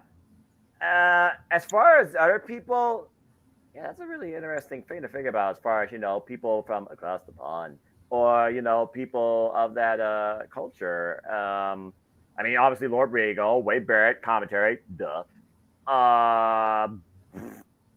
Yeah, that's a tricky question right there, actually. I'm not sure. I know who Josh would really like to see, aside from Keen Charles, the Spice Girls. No. Wait, is it scary? Is it Mel B Australian? That would be Mrs. Bossman, not Josh. Aw. I don't listen to the Spice Girls. Well, everything else that you listen to, but you don't listen to the Spice Girls. You're lucky Caitlin isn't here. You're picking the wrong music hill to die on, Josh. Just throwing that shit out there now. Oh, good Lord. High School Musical over the Spice Girls? Yeah, dude, take the bullet. No. You're wrong for that. Again, I don't care if I'm wrong for that. I don't. Well, good. I'm glad you don't care, because I don't care that you don't care, and I want to move on and get the goddamn plugs right. I'm fucking tired as hell. Yeah. Same. Yeah, I feel better. I feel better. I lashed out, damn it. Hey, he got out there. Let him talk to you. But again, bottom line, JJ, give London a WrestleMania. Yes. All right. So that wraps up all of our topics for the evening. Hey. I am going to one more time run our updated watch along trailer, and then we'll come back and we'll begin our shills. Like 6 hours itself. Again, if people want to hear Josh sing Michelle McCool's song or Noah to sing Peaches, $50 in super chats, $100 for Noah. We've only got $15 so far. Oh, Lord. We got a long ways to go. I doubt it's going to happen, though. I think you're safe. But if it's going to happen, it's the final countdown. And not copyright, not copyright, not copyright, damn it, not copyright. Not copyright.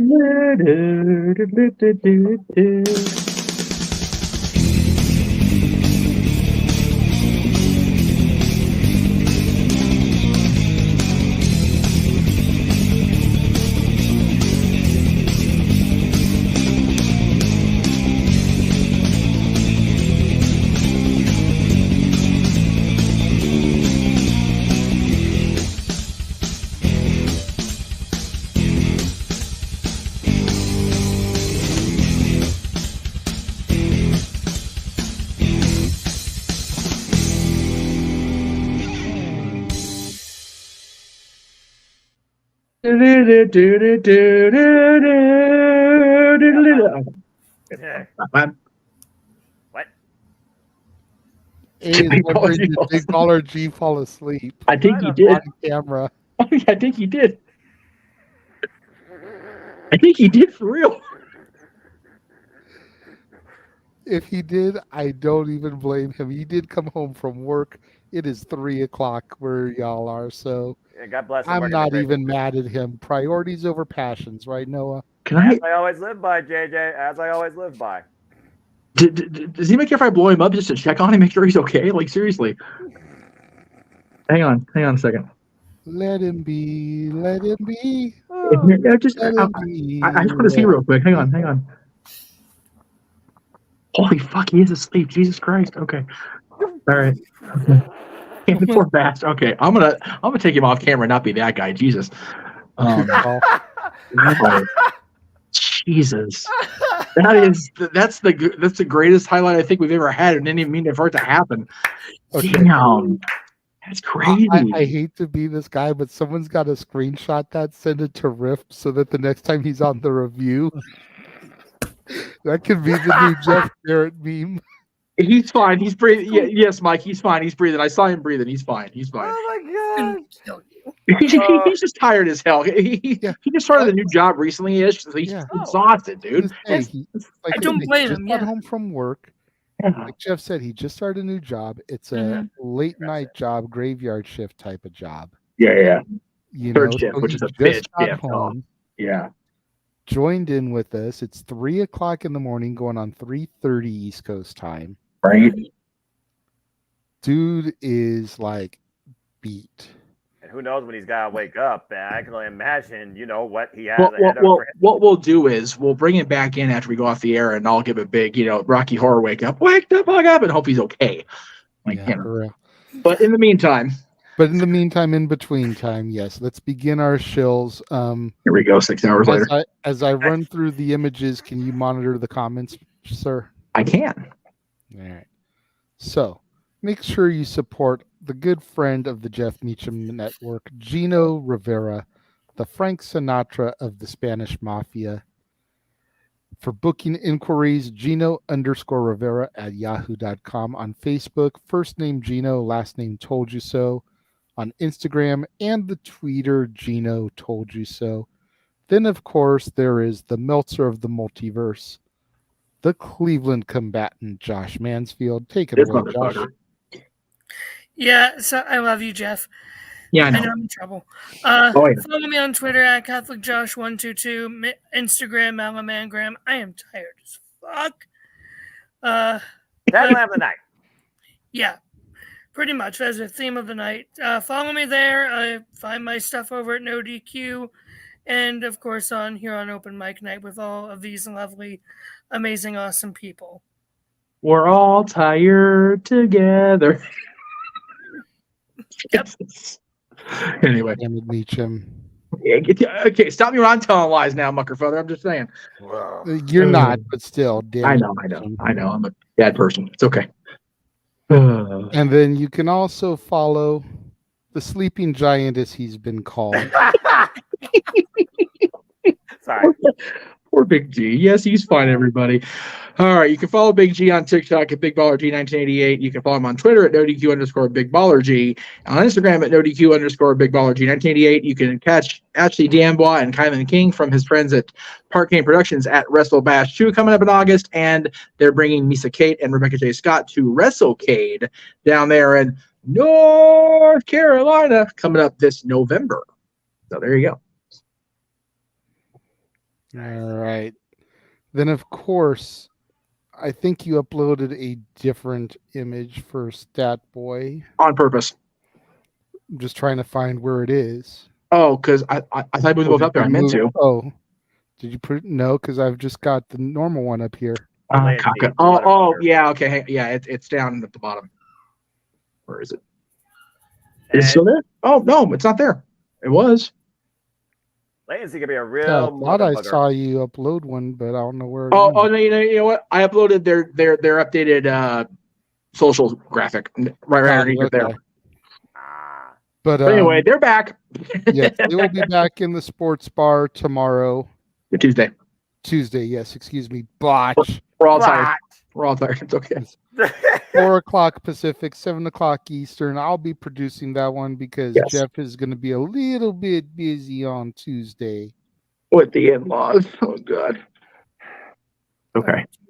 Of course, you can follow the Barkeeps on social media. That's really nice. Instagram, Dory Lou. Twitter at Hathaway Lou for Dory.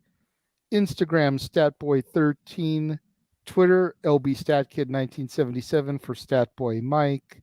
Yes. That's right. We got Statboy onto the Instagram. One of us. Well, you know what? What it took was Natalie. That's how we got him on. No, there. absolutely. My daughter. Yep, because she doesn't communicate on regular telephone anymore. So yeah, it's what it is. To be fair, that's most of this generation. So hey. I think my son's the only teenager I know in his or her circle that actually uses texting, like actual texting. I still text. You said you were 26. Shut up. Thank you. Anyway. Then you can also follow. We had her on for a good chunk of time here today. Yes. You can follow Datilla on YouTube, Rangers of Wrestling. She covers pretty much everything except Impact. Raw and SmackDown, she does not do NXT. She does Dynamite, she does Rampage, she does Collision.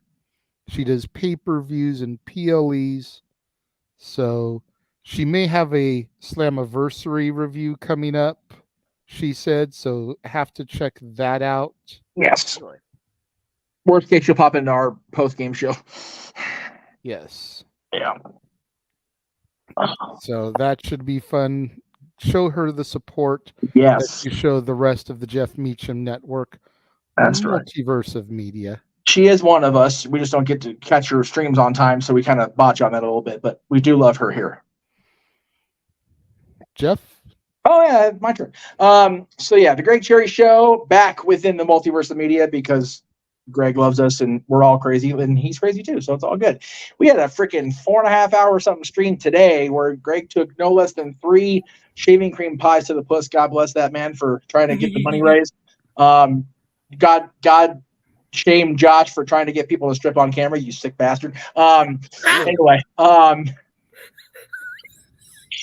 but Greg Cherry Show, usually Wednesday at 7 o'clock Eastern Pacific with Greg and I, more often than not, because especially the next 2 months of me being home from Disney, it'll be the Greg and Jeff Show for a while. We'll get there, Emmanuel. I promise we'll get there. But if y'all super chat, we can do it on air. There is that. True. And just make it more fun. We appreciate that, King Mike. We are here to good show. Entertain. It was a good night. So yeah, Greg Show on Wednesday. To answer King Mike's question here, he came to us about a half hour, 45 minutes before we went on the air. Yes. His dad has been having a real rough time sleeping lately. He finally was able to fall asleep at a somewhat decent hour. And at the end of the day, priorities over passions. He didn't want to go on the air and end up waking his dad up, being loud, being goofy with us. So he just asked if he could have the week off. And How are we going to argue with that, knowing what he's been going through, what his dad's been going through? It would be dickish of us to tell him, no, you have to be here. Yes. Absolutely. And yeah, Real Wyatt, we appreciate that. We usually try to go 4. We usually start at 11, and we try to shoot to be done about 3 Eastern. It just doesn't always work out like tonight. Yeah, I mean, so it's been fun. So why? Sometimes it just spirals out of control. Save that question for Manuel for the end, because I definitely want to address that. That's a good question. Okay, I mean, I can always go back to the images, and you can go back through the comments. I mean, that's fine. You want to do that? That's fine. Accurate. So then, yes, that's accurate. Yeah. You can always find me on the social medias. The Renegade JJ Williams on Instagram. ROWJJ Williams on the Twitter. YouTube, Casa D18 Studios. Thank you to all of you guys that are viewing us right now. The only channel we currently don't have any views on is James's channel, but all the rest of us have at least one person watching it right now, which is awesome. That is great. I love that. Diversifying the portfolio. That's it, brothers. We love it. Of course, I've been doing my 31 days of Disney. A little bit of homework for Noah if he's been tuning in. Get ready for Disney-oki towards the end of the year. Oh, man. Covering all of the Disney classics. This is everything that I've got coming up this week from today through next Sunday. Like whole lot of shit. Much stuff. Yes, all the stuff. All the content. Yes, all the content. Yes, I keep it going, man. That's great. I love it. You love to see it. And you will not believe this. No, you will not, because even I was like, what the huh? When I saw this, 323 people have watched my Tarzan and Jane review. What? 323 people. Okay. That's not a shit on him. Just to put this into context. The Emperor's New Groove, 19. Atlantis, 126. Lilo and Stitch, 149. Treasure Planet, 44. 300 and something for Tarzan and Jane. And something else that caught me off guard. 76 people watched the Throwback Thursday No DQ review ATW view from this week. Wow. Nice. 76 people. Appreciate all you for doing that. I guess there's a lot of Phil Collins. I guess there's a lot of Phil Collins fans, and I guess I like their stuff. When did Tarzan and Jane go up? What day?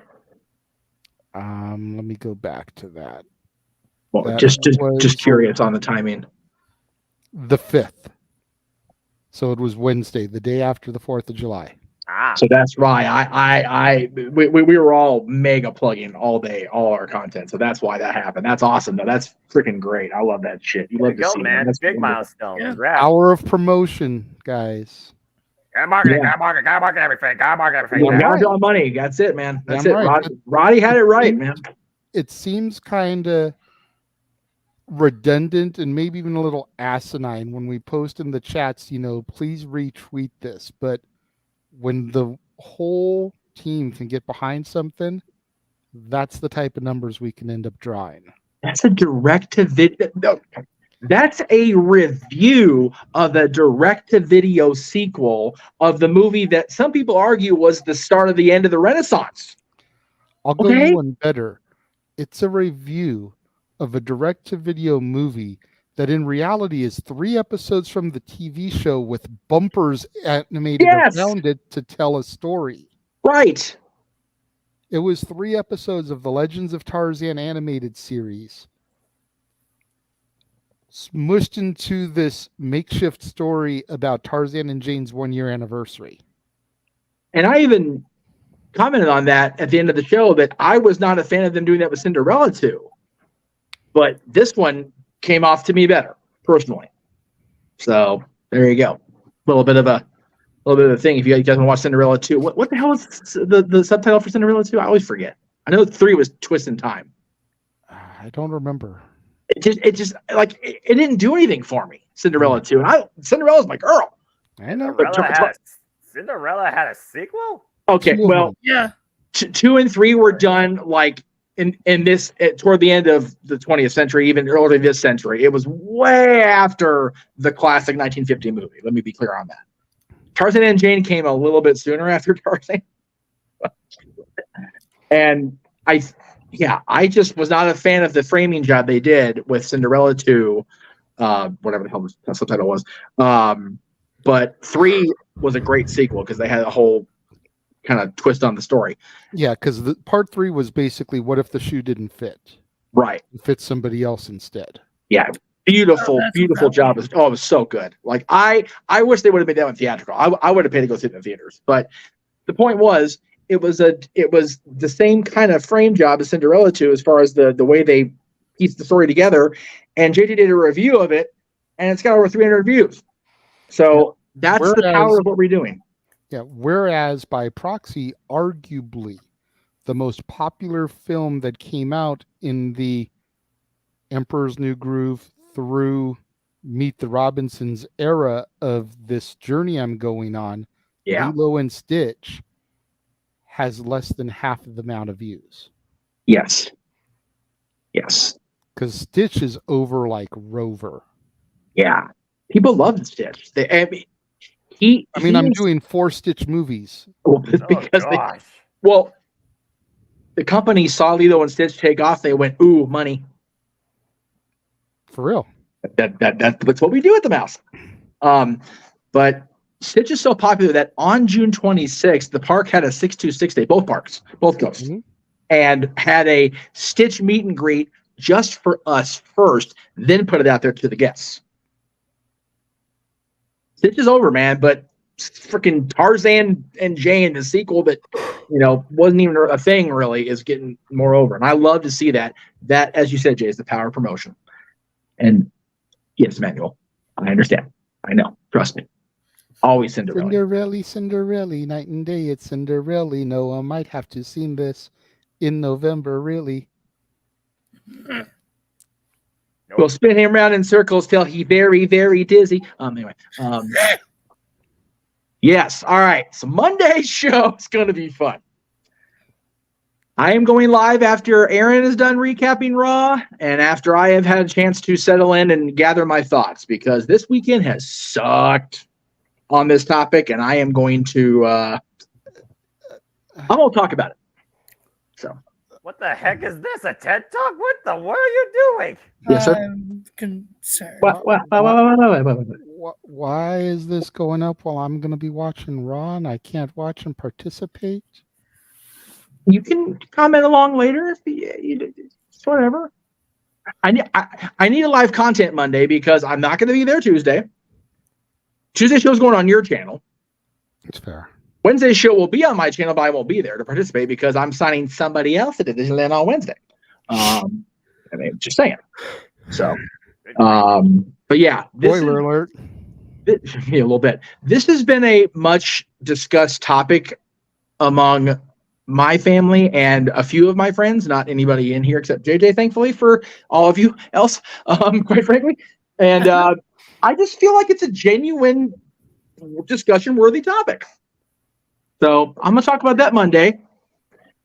Thursday on a special. Oh, wait. Well, then we'll do Tuesday first because that's the way the week goes. I don't know why it ended up getting there instead of the other spot. Yeah, why is that there? Okay, I know I did. Whatever. I know I moved it. It's okay. That's right. But yes, Step Boy's back. Woo! Step Boy's back. Woo! Yay! Where's the one for Thursday now? I'm not seeing that either. Shit got moved a lot, apparently. I guess. I tried to have things in order. Oh, they were when we started, anyway. Right. If we find it again, then we'll go into it. But you can just kind of talk about it right so now. Yeah, because I'm going to be at Disneyland for the next 2 days. After that, for Tuesday and Wednesday, I will not be in studio to do Talk Wrestling. So therefore, I will be going live on Thursday at 10 o'clock rather than 10:05 because just gonna Just going to do that instead. So that'll be Thursday night's presentation coming up across the entirety of the multiverse, including no DQ, because Aaron said across the multiverse. That's a British one, though. You have to be mad at that one. I mean, you can if you want to, but yeah. This Friday, live. Yes, please plug that one because that's a day changer. Yeah, that's going to be a fun one because I'm not going to have time to go back and watch the shows. I'm just going to have to try to ad-lib it. Yeah. We may have to make this a joint list. Which is fine. As long as the next one isn't, because as you can see, there's a little patch over it because we flip-flopped the dates on this because we're trying to work with our special guest. Yes. As the non-wrestling show for this month. The top 10 solo era Beatles songs, booked and confirmed, will have a special guest dad, my dad. Yes. Live on the air with us. The man who instilled my love of the Beatles, raised me on the Fab Four from a wee little lad to today to where I have now taken my daughter to see Paul McCartney live. Her mother has taken her to see Ringo Starr live. The band. I've taken her to the Cirque du Soleil Love Show in Vegas. And everybody should see, by the way. She's gotten to see the Fab Four tribute band, which is about as close as you can get to seeing the Beatles live these days. Right? They're so good. Wow. Grown up, raised on Yellow Submarine. You know, that's my in for any kid to get them hooked on the Beatles. I introduced the Yellow Submarine first because you think about it, little kids, 3, 4, 5 years old, they're usually engrossed in Disney. What's Disney cartoons? They're bright colors, they're musical, they're nonsensical. What's Yellow Submarine? It's bright colors. It's musical with arguably the greatest rock band in the history of music. Fight me, I don't give a fuck. And it's totally nonsensical. It's perfect for kids. I can't imagine why it's nonsensical for any particular reason. You hush. You stay out of that. You tell me I'm wrong. You're out of line, but you're not wrong.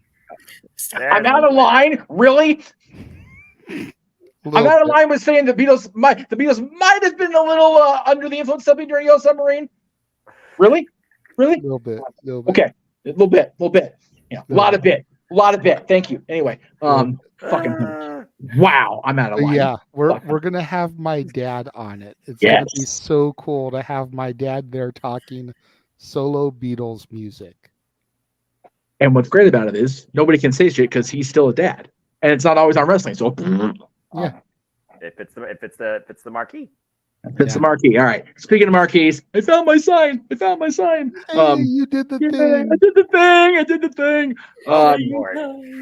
Yes. Talk wrestling special. That is a busy fucking. I just realized how busy that is. Jesus Christ. That's why I was like, good grief. There is all good. Like, to talk about freaking bright colors and on something because clearly there was something going on that day. Yeah. Jesus. But anyway. Just for an example, that's why I get on you sometimes for some of your graphics being like too busy. It's like, can we just simplify some of that? We could, but I wanted to put in the studio because I can't use the studio right now because the internet's such a piece of shit. So I mean, just look at how simple that is in comparison. I know. You know what? Just quiet. You're not wrong, but I don't care. Go ahead and throw your graphic back up and tell them what's going on again. Okay, so yeah, because I'm going to be at... What the fuck? Why did I move again? What the fuck? I am so sick of this computer acting like this. I fucking hate this machine, I swear. Anyway, damn it. Wow, Josh is wheezing it so bad. And poor Big G's still asleep in the green room. God bless that poor Big G hasn't moved. He has not moved it in since we found out he was asleep. The poor kid. Anyway, talk wrestling, since I will be otherwise occupied at the House of Mouse in a sling, God help me, Tuesday and Wednesday. It's colorful colors. The colors, Duke. The colors. You were talking about the Beatles being on something. Jesus, Meacham, what were you on when you created this? Alcohol. No, anyway. Talk wrestling across the multiverse, except for Details Channel. We're still working on that thing. But yes, Thursday night, 10 o'clock Eastern, after the East Coast feed of Impact, if you want to call it that.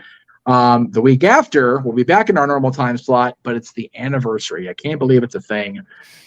16 years. And we're only doing it on the 18th because the 16th is the actual anniversary, and that's No DQ Review night. I'm not going to ask to usurp the No DQ Review for my own shit. Yeah. And the 17th, I'm a little busy that day too. So, again, so yeah, check it out on Talk Wrestling. I'll go back to the comments now, and you can go back to the shills, Jay, if there's anything else. Yeah. No, there's still plenty more to go through. Well, I'm sure there is. I'm trying. Big G's on camera, but the poor guy's asleep. That's why we have him off the screen.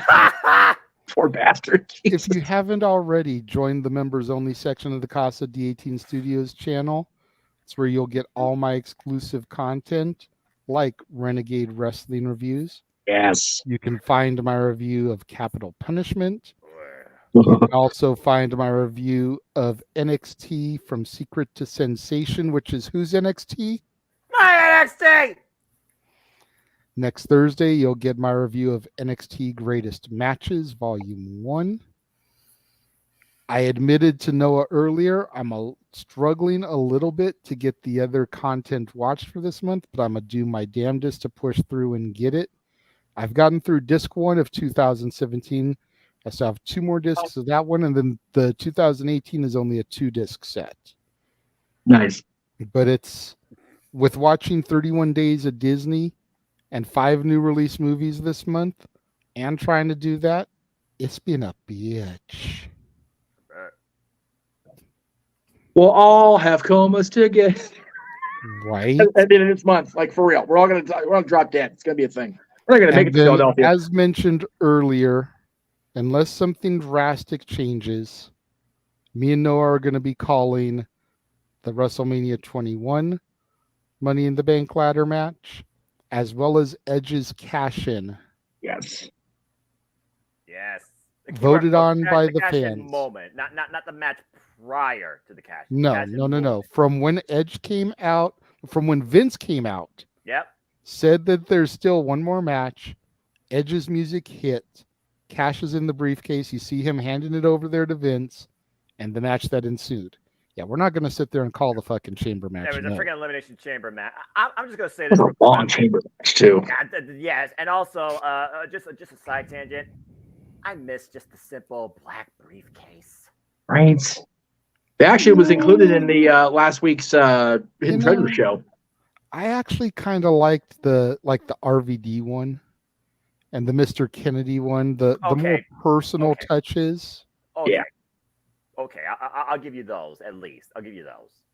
To talk about colors and brightness and what we were on, freaking RVD's briefcase was on something, let alone Rob himself. Right. Anyway, again, I need to make a better one because the website's out of date. But as far as, yes, our future's whatever you guys make it. So please follow and subscribe at Jeff Meacham Network, Jeff Meacham on YouTube, Jeff Meacham Network on Facebook, and _ Jeff Meacham on the Twitter and Threads, as well as Instagram. So, yes, all the things. No DQ Review will be this Sunday, 8 o'clock Eastern, 5 Pacific. That'll be my prelude to my stupid, ridiculous Meacham's Musings on Monday. Aaron will be recapping Raw, Dynamite, and SmackDown. Is Collision live next week? I'm not sure. I don't think it is. Probably because of the Owen, right? Yeah, I think it is live. Oh, that's true. That's right, because we were going to do that instead of Slammiversary if we didn't work out. That's right. Okay, well. Not only is it the finals of the Owen, Battle of the Belt 7 immediately follows. Well, then, JJ, take me off screen. Put me on screen for a second, or all of us. Make sure you watch Aaron's recap of Collision because we won't be doing anything like Slammiversary or anything. So please watch Aaron. Anyway, you know what? Hopefully he doesn't see this. He was so gracious to let us go. He really was, but last night to the point where we were getting people in the chat room asking, "Where's Aaron's recap?" It's like Aaron's at the garden, like he's doing his garden thing. For real though, I do want everybody to watch everything, but we prefer the live watches, of course. So, and we'll be on for Slammiversary and for Open Mic Night, which will probably be right after Slammiversary next week. So, I'm trying to get the love for it. So please, by all means, watch all the things. But everything. Speaking of watch all the things, okay. I have try to do this at JJ's suggestion, of course. Please watch Open Mic Night on game nights that we don't have just our regular normal shills or whatever, because the next one is going to be Pyramid, which is modeled after, of course, the classic Dick Clark / Donny Osmond / Michael Strahan game. Dick Clark. We are still seeking a second contestant to sit amongst the celebrities, which will be you and me, boss, or how are we doing that? The celebrities are going to be Noah and James because we discussed how it would be a conflict of interest for either me or Jeff to be the celebrities, as my daughter is one of the contestants. All right, so for either me, her father, or Jeff, her uncle, to be the celebrity feeding clues to her to try to get her to win just comes off as a little bit shady. So one of us will be in the production studio running things. The other one of us will be host man. If you are down to host, I am down to be producer guy. That's what I had figured. Okay, we'll do. So now, however, being host also, on camera, or maybe it's still, but it's okay. Yes. I trust us to host. So there you go. We do need a contestant. It is a $10 super chat to be contestant. Yes. At any point, I bring it up on my streams. He brings it up on his live streams. We do the tape one. It's going to be it's going to be hard to try to pull off. So anytime we are live, I always forget to do those on the taped ones. Yeah, that too. So anytime we are live, and we go into anytime we're live, period. $10 with a note. This is for Pyramid or something like that. You're in. Because as of now, Lingo in September will be the Battle of the Dominguez twins. Or siblings, rather. Siblings. I'm tired. Fucking hell. Whatever. Yeah. I can't. With the winner of that game facing the winner of Pyramid in October at Haunted Hangman. Yes. And then we take another game break because Noah gets to sing Disney. So, there is that. But before we get to Noah singing Disney. Yes. Yes. We have the British Invasion one. The weekend before All In. The Ringo Starr who never sang, but should be very interesting. He did sing though, Noah. He sang. He didn't sing all the time. He didn't sing all the time. He didn't have. No, he didn't sing all the time because, admittedly, he wasn't the greatest singer in the band.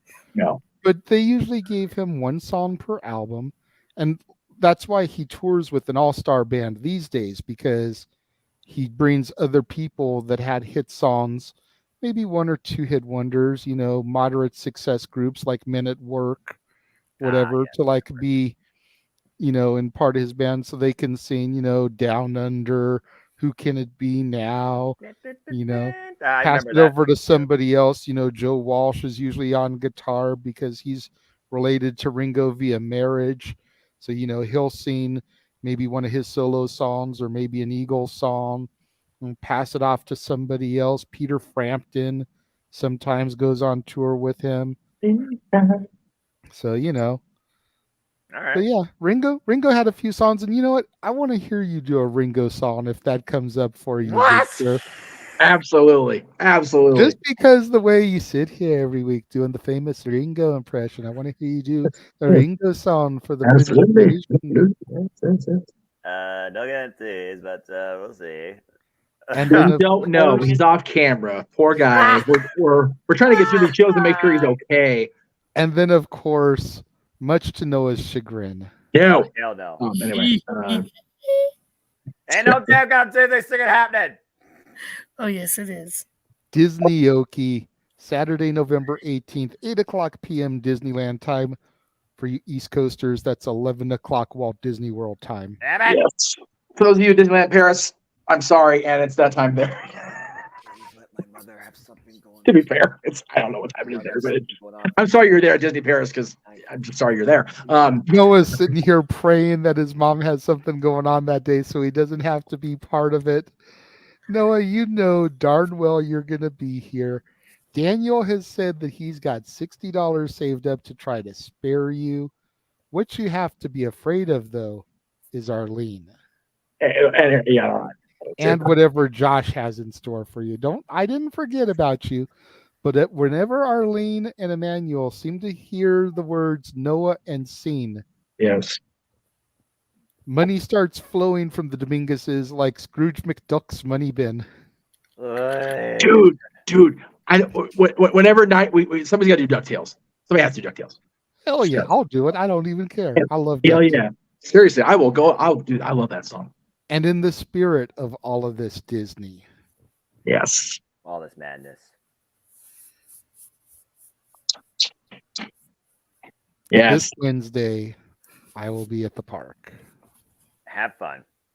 Absolutely. Thank you. It is a birthday present for the twins here, one of whom has been multiple times, the other one has never been. So it's going to be a first-time trip for him. It's always fun to watch a first-timer at that park kind of take everything in.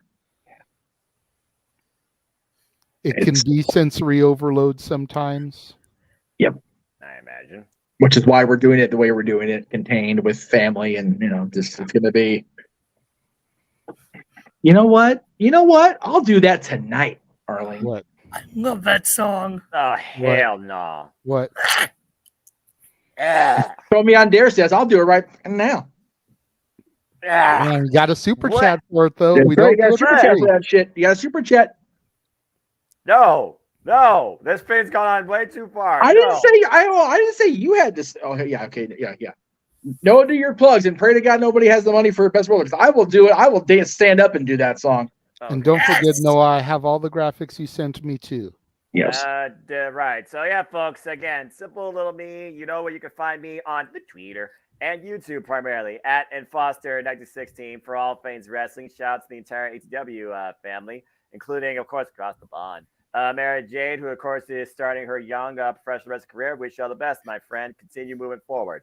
And again, my simple YouTube channel and Foster1916, everything on the same umbrella. There you'll find all the type of videos across the multiverse I collab with or, of course, support, as well as the simple stuff I do, including but not limited to predictions, reviews, and, of course, leaks as well. Speaking of predictions, the next to be predicting will be Impact Wrestling Slammiversary, and that will be tentatively this coming Friday live, July 14th, 5:15 p.m. Eastern Standard Time. And, of course, there is much more to come following the Summer Professional Wrestling, damn it. Boom. Because as of right now, that is what's coming up. It's the predicting through the course of the summer. Bring up on for Dishonor, NXT July. Oh, wait a minute. Not my NXT! Damn it! Anyway, NXT Great American Bash, WWE SummerSlam, Impact, Multiverse United 2, Emergence, AEW All In, and of course, because God help me, the following week, AEW All Out. Tony Khan, you're a fucking madman. Wow. All right then. And of course, in conjunction with Cindy Predicting, most of these will have live watchable events, but we also have some other fun live watchable events for you too that my voice will be used for. So if I'm not analyzing, I'll be commentating. Probably won't have a voice by the end of the summer, but we'll see. You got Slammiversary, Blood and Guts, and so much more. And of course, the major shows, you have a simple take with me, JJ, possibly James, and who knows what else might happen too. Those are the next simple takes that I can confirm will happen. Whether or not I do something with Impact or Ring of Honor, it depends if I find the type of co-host and time, particularly, for that too. And if you haven't already, go check out my simple YouTube channel where I did a simple bracketology over G1 Climax 33 with a very colorful, pun intended, group of individuals that we discussed the 4 blocks, our thoughts of this upcoming month of this professional wrestling tournament madness, as it's the summer of tournaments, professional wrestling, it seems, and it's downright ridiculous. And what's even more ridiculous is the fact that I have to believe in Joe Hendry. Yes, you do. JJ believes in Joe Hendry because Cody done fucked up stuff. But what I believe in even more is coming this Christmas, this holiday season. Noah, that's what I call music. Volume 1. Yes. Damn it. No. If you act now and donate quickly in the next 30 minutes, you also get now it's what I call Open Mic Night Volume 1. I did not sign up for this. Yes, you did. Yes, you did. Yeah, you for everybody in the chat room that's been worried and concerned, Big G woke up and took his screen off, so he is going memes now. Legitimately, yes. He is. God bless that man. Yeah, God bless. Oh. Big G, thank you so much for coming. You know what? I don't know if Arlene saw that earlier when we were talking about it. We're seriously thinking about making hard copies of that. Yep. All we got to do is go through the videos, clip the songs. Yes. Convert those clips to audio files. Yep. Burn them to CDs. Yep. It ain't that difficult a process to do in this day and age, folks. It's time consuming because we got to go through all the hours of footage. Yes. But James can do that part because he loves doing that shit. So, But I'd be lying if I didn't admit the fact that I already downloaded last year's Christmas show to get a jump start on it. Oh shit! Oh shit! Oh shit! I'm excited. Damn it. Arlene. Yeah, there you go. Yeah. Pretty much. Yeah. Inang pretty much. He literally woke up. I didn't see him do it, but apparently he did it. Yeah. Poor G. Big G, if you come back later and watch this, thank you for tuning in. And we love you, brother. The amount of time that we did, we completely understand why you nodded off, and that's why we took you off screen. Yeah. We just it was just so like, what the fuck? That's why we were all giggling. It's like, did he fall asleep? Oh shit! So we totally understand and trust and believe. If I was talking as little as that Jeff was, I probably would have been sitting here doing the same shit. So I just don't ever have with me because I talk too damn much. Yeah. Same. All right, we've gotten through the shills. We've gotten through the topics. It is now almost 1:00 a.m., which means it's 4:00 for y'all crazy East Coasters. Yes. Noah, take us out of here, good sir. You all are fucking insane. As always, though, I appreciate all of you. I hope everybody appreciates the engaging conversation and madness that ensued on this edition of Open Mic Night and Saturday Night Shenanigans 2. If you want to know more about what this is truly about, when it comes to me, know this, for I am just a simple man and a lifelong fan of professional wrestling, damn it! But I digress. Again, as I always like to conclude, that there are no winners, no losers, no betters. Just fans with opinions for this passion we all share. At the end of the day, folks, support one another, respect each other, protect your mentality too, treasure your families, and just enjoy life and enjoy professional wrestling. It's as simple as that. We thank all of you guys for tuning in this evening and joining us for the Saturday night shenanigans that are Open Mic Night. For Datilla at Rangers of Wrestling. For Big Baller G. For the Cleveland combatant, the Meltzer of the multiverse, Josh Mansfield. For the simple man with the spectacular voice, Noah Foster. For the Hebe man, James Hebert, who had to put priorities over passions this evening and look after his old man. We salute you, brother. We hope we see you next week. For the man whose name is on the marquee, the West Coast professor, Jeff motherfucking Meacham. Me. I am the renegade of wrestling, JJ Williams. Thank you all for tuning in and joining us this evening. And we will see you guys next week for another edition of Open Mic Night. Have a good night, folks. Post-anniversary edition at that. Fuck Bill Belichick.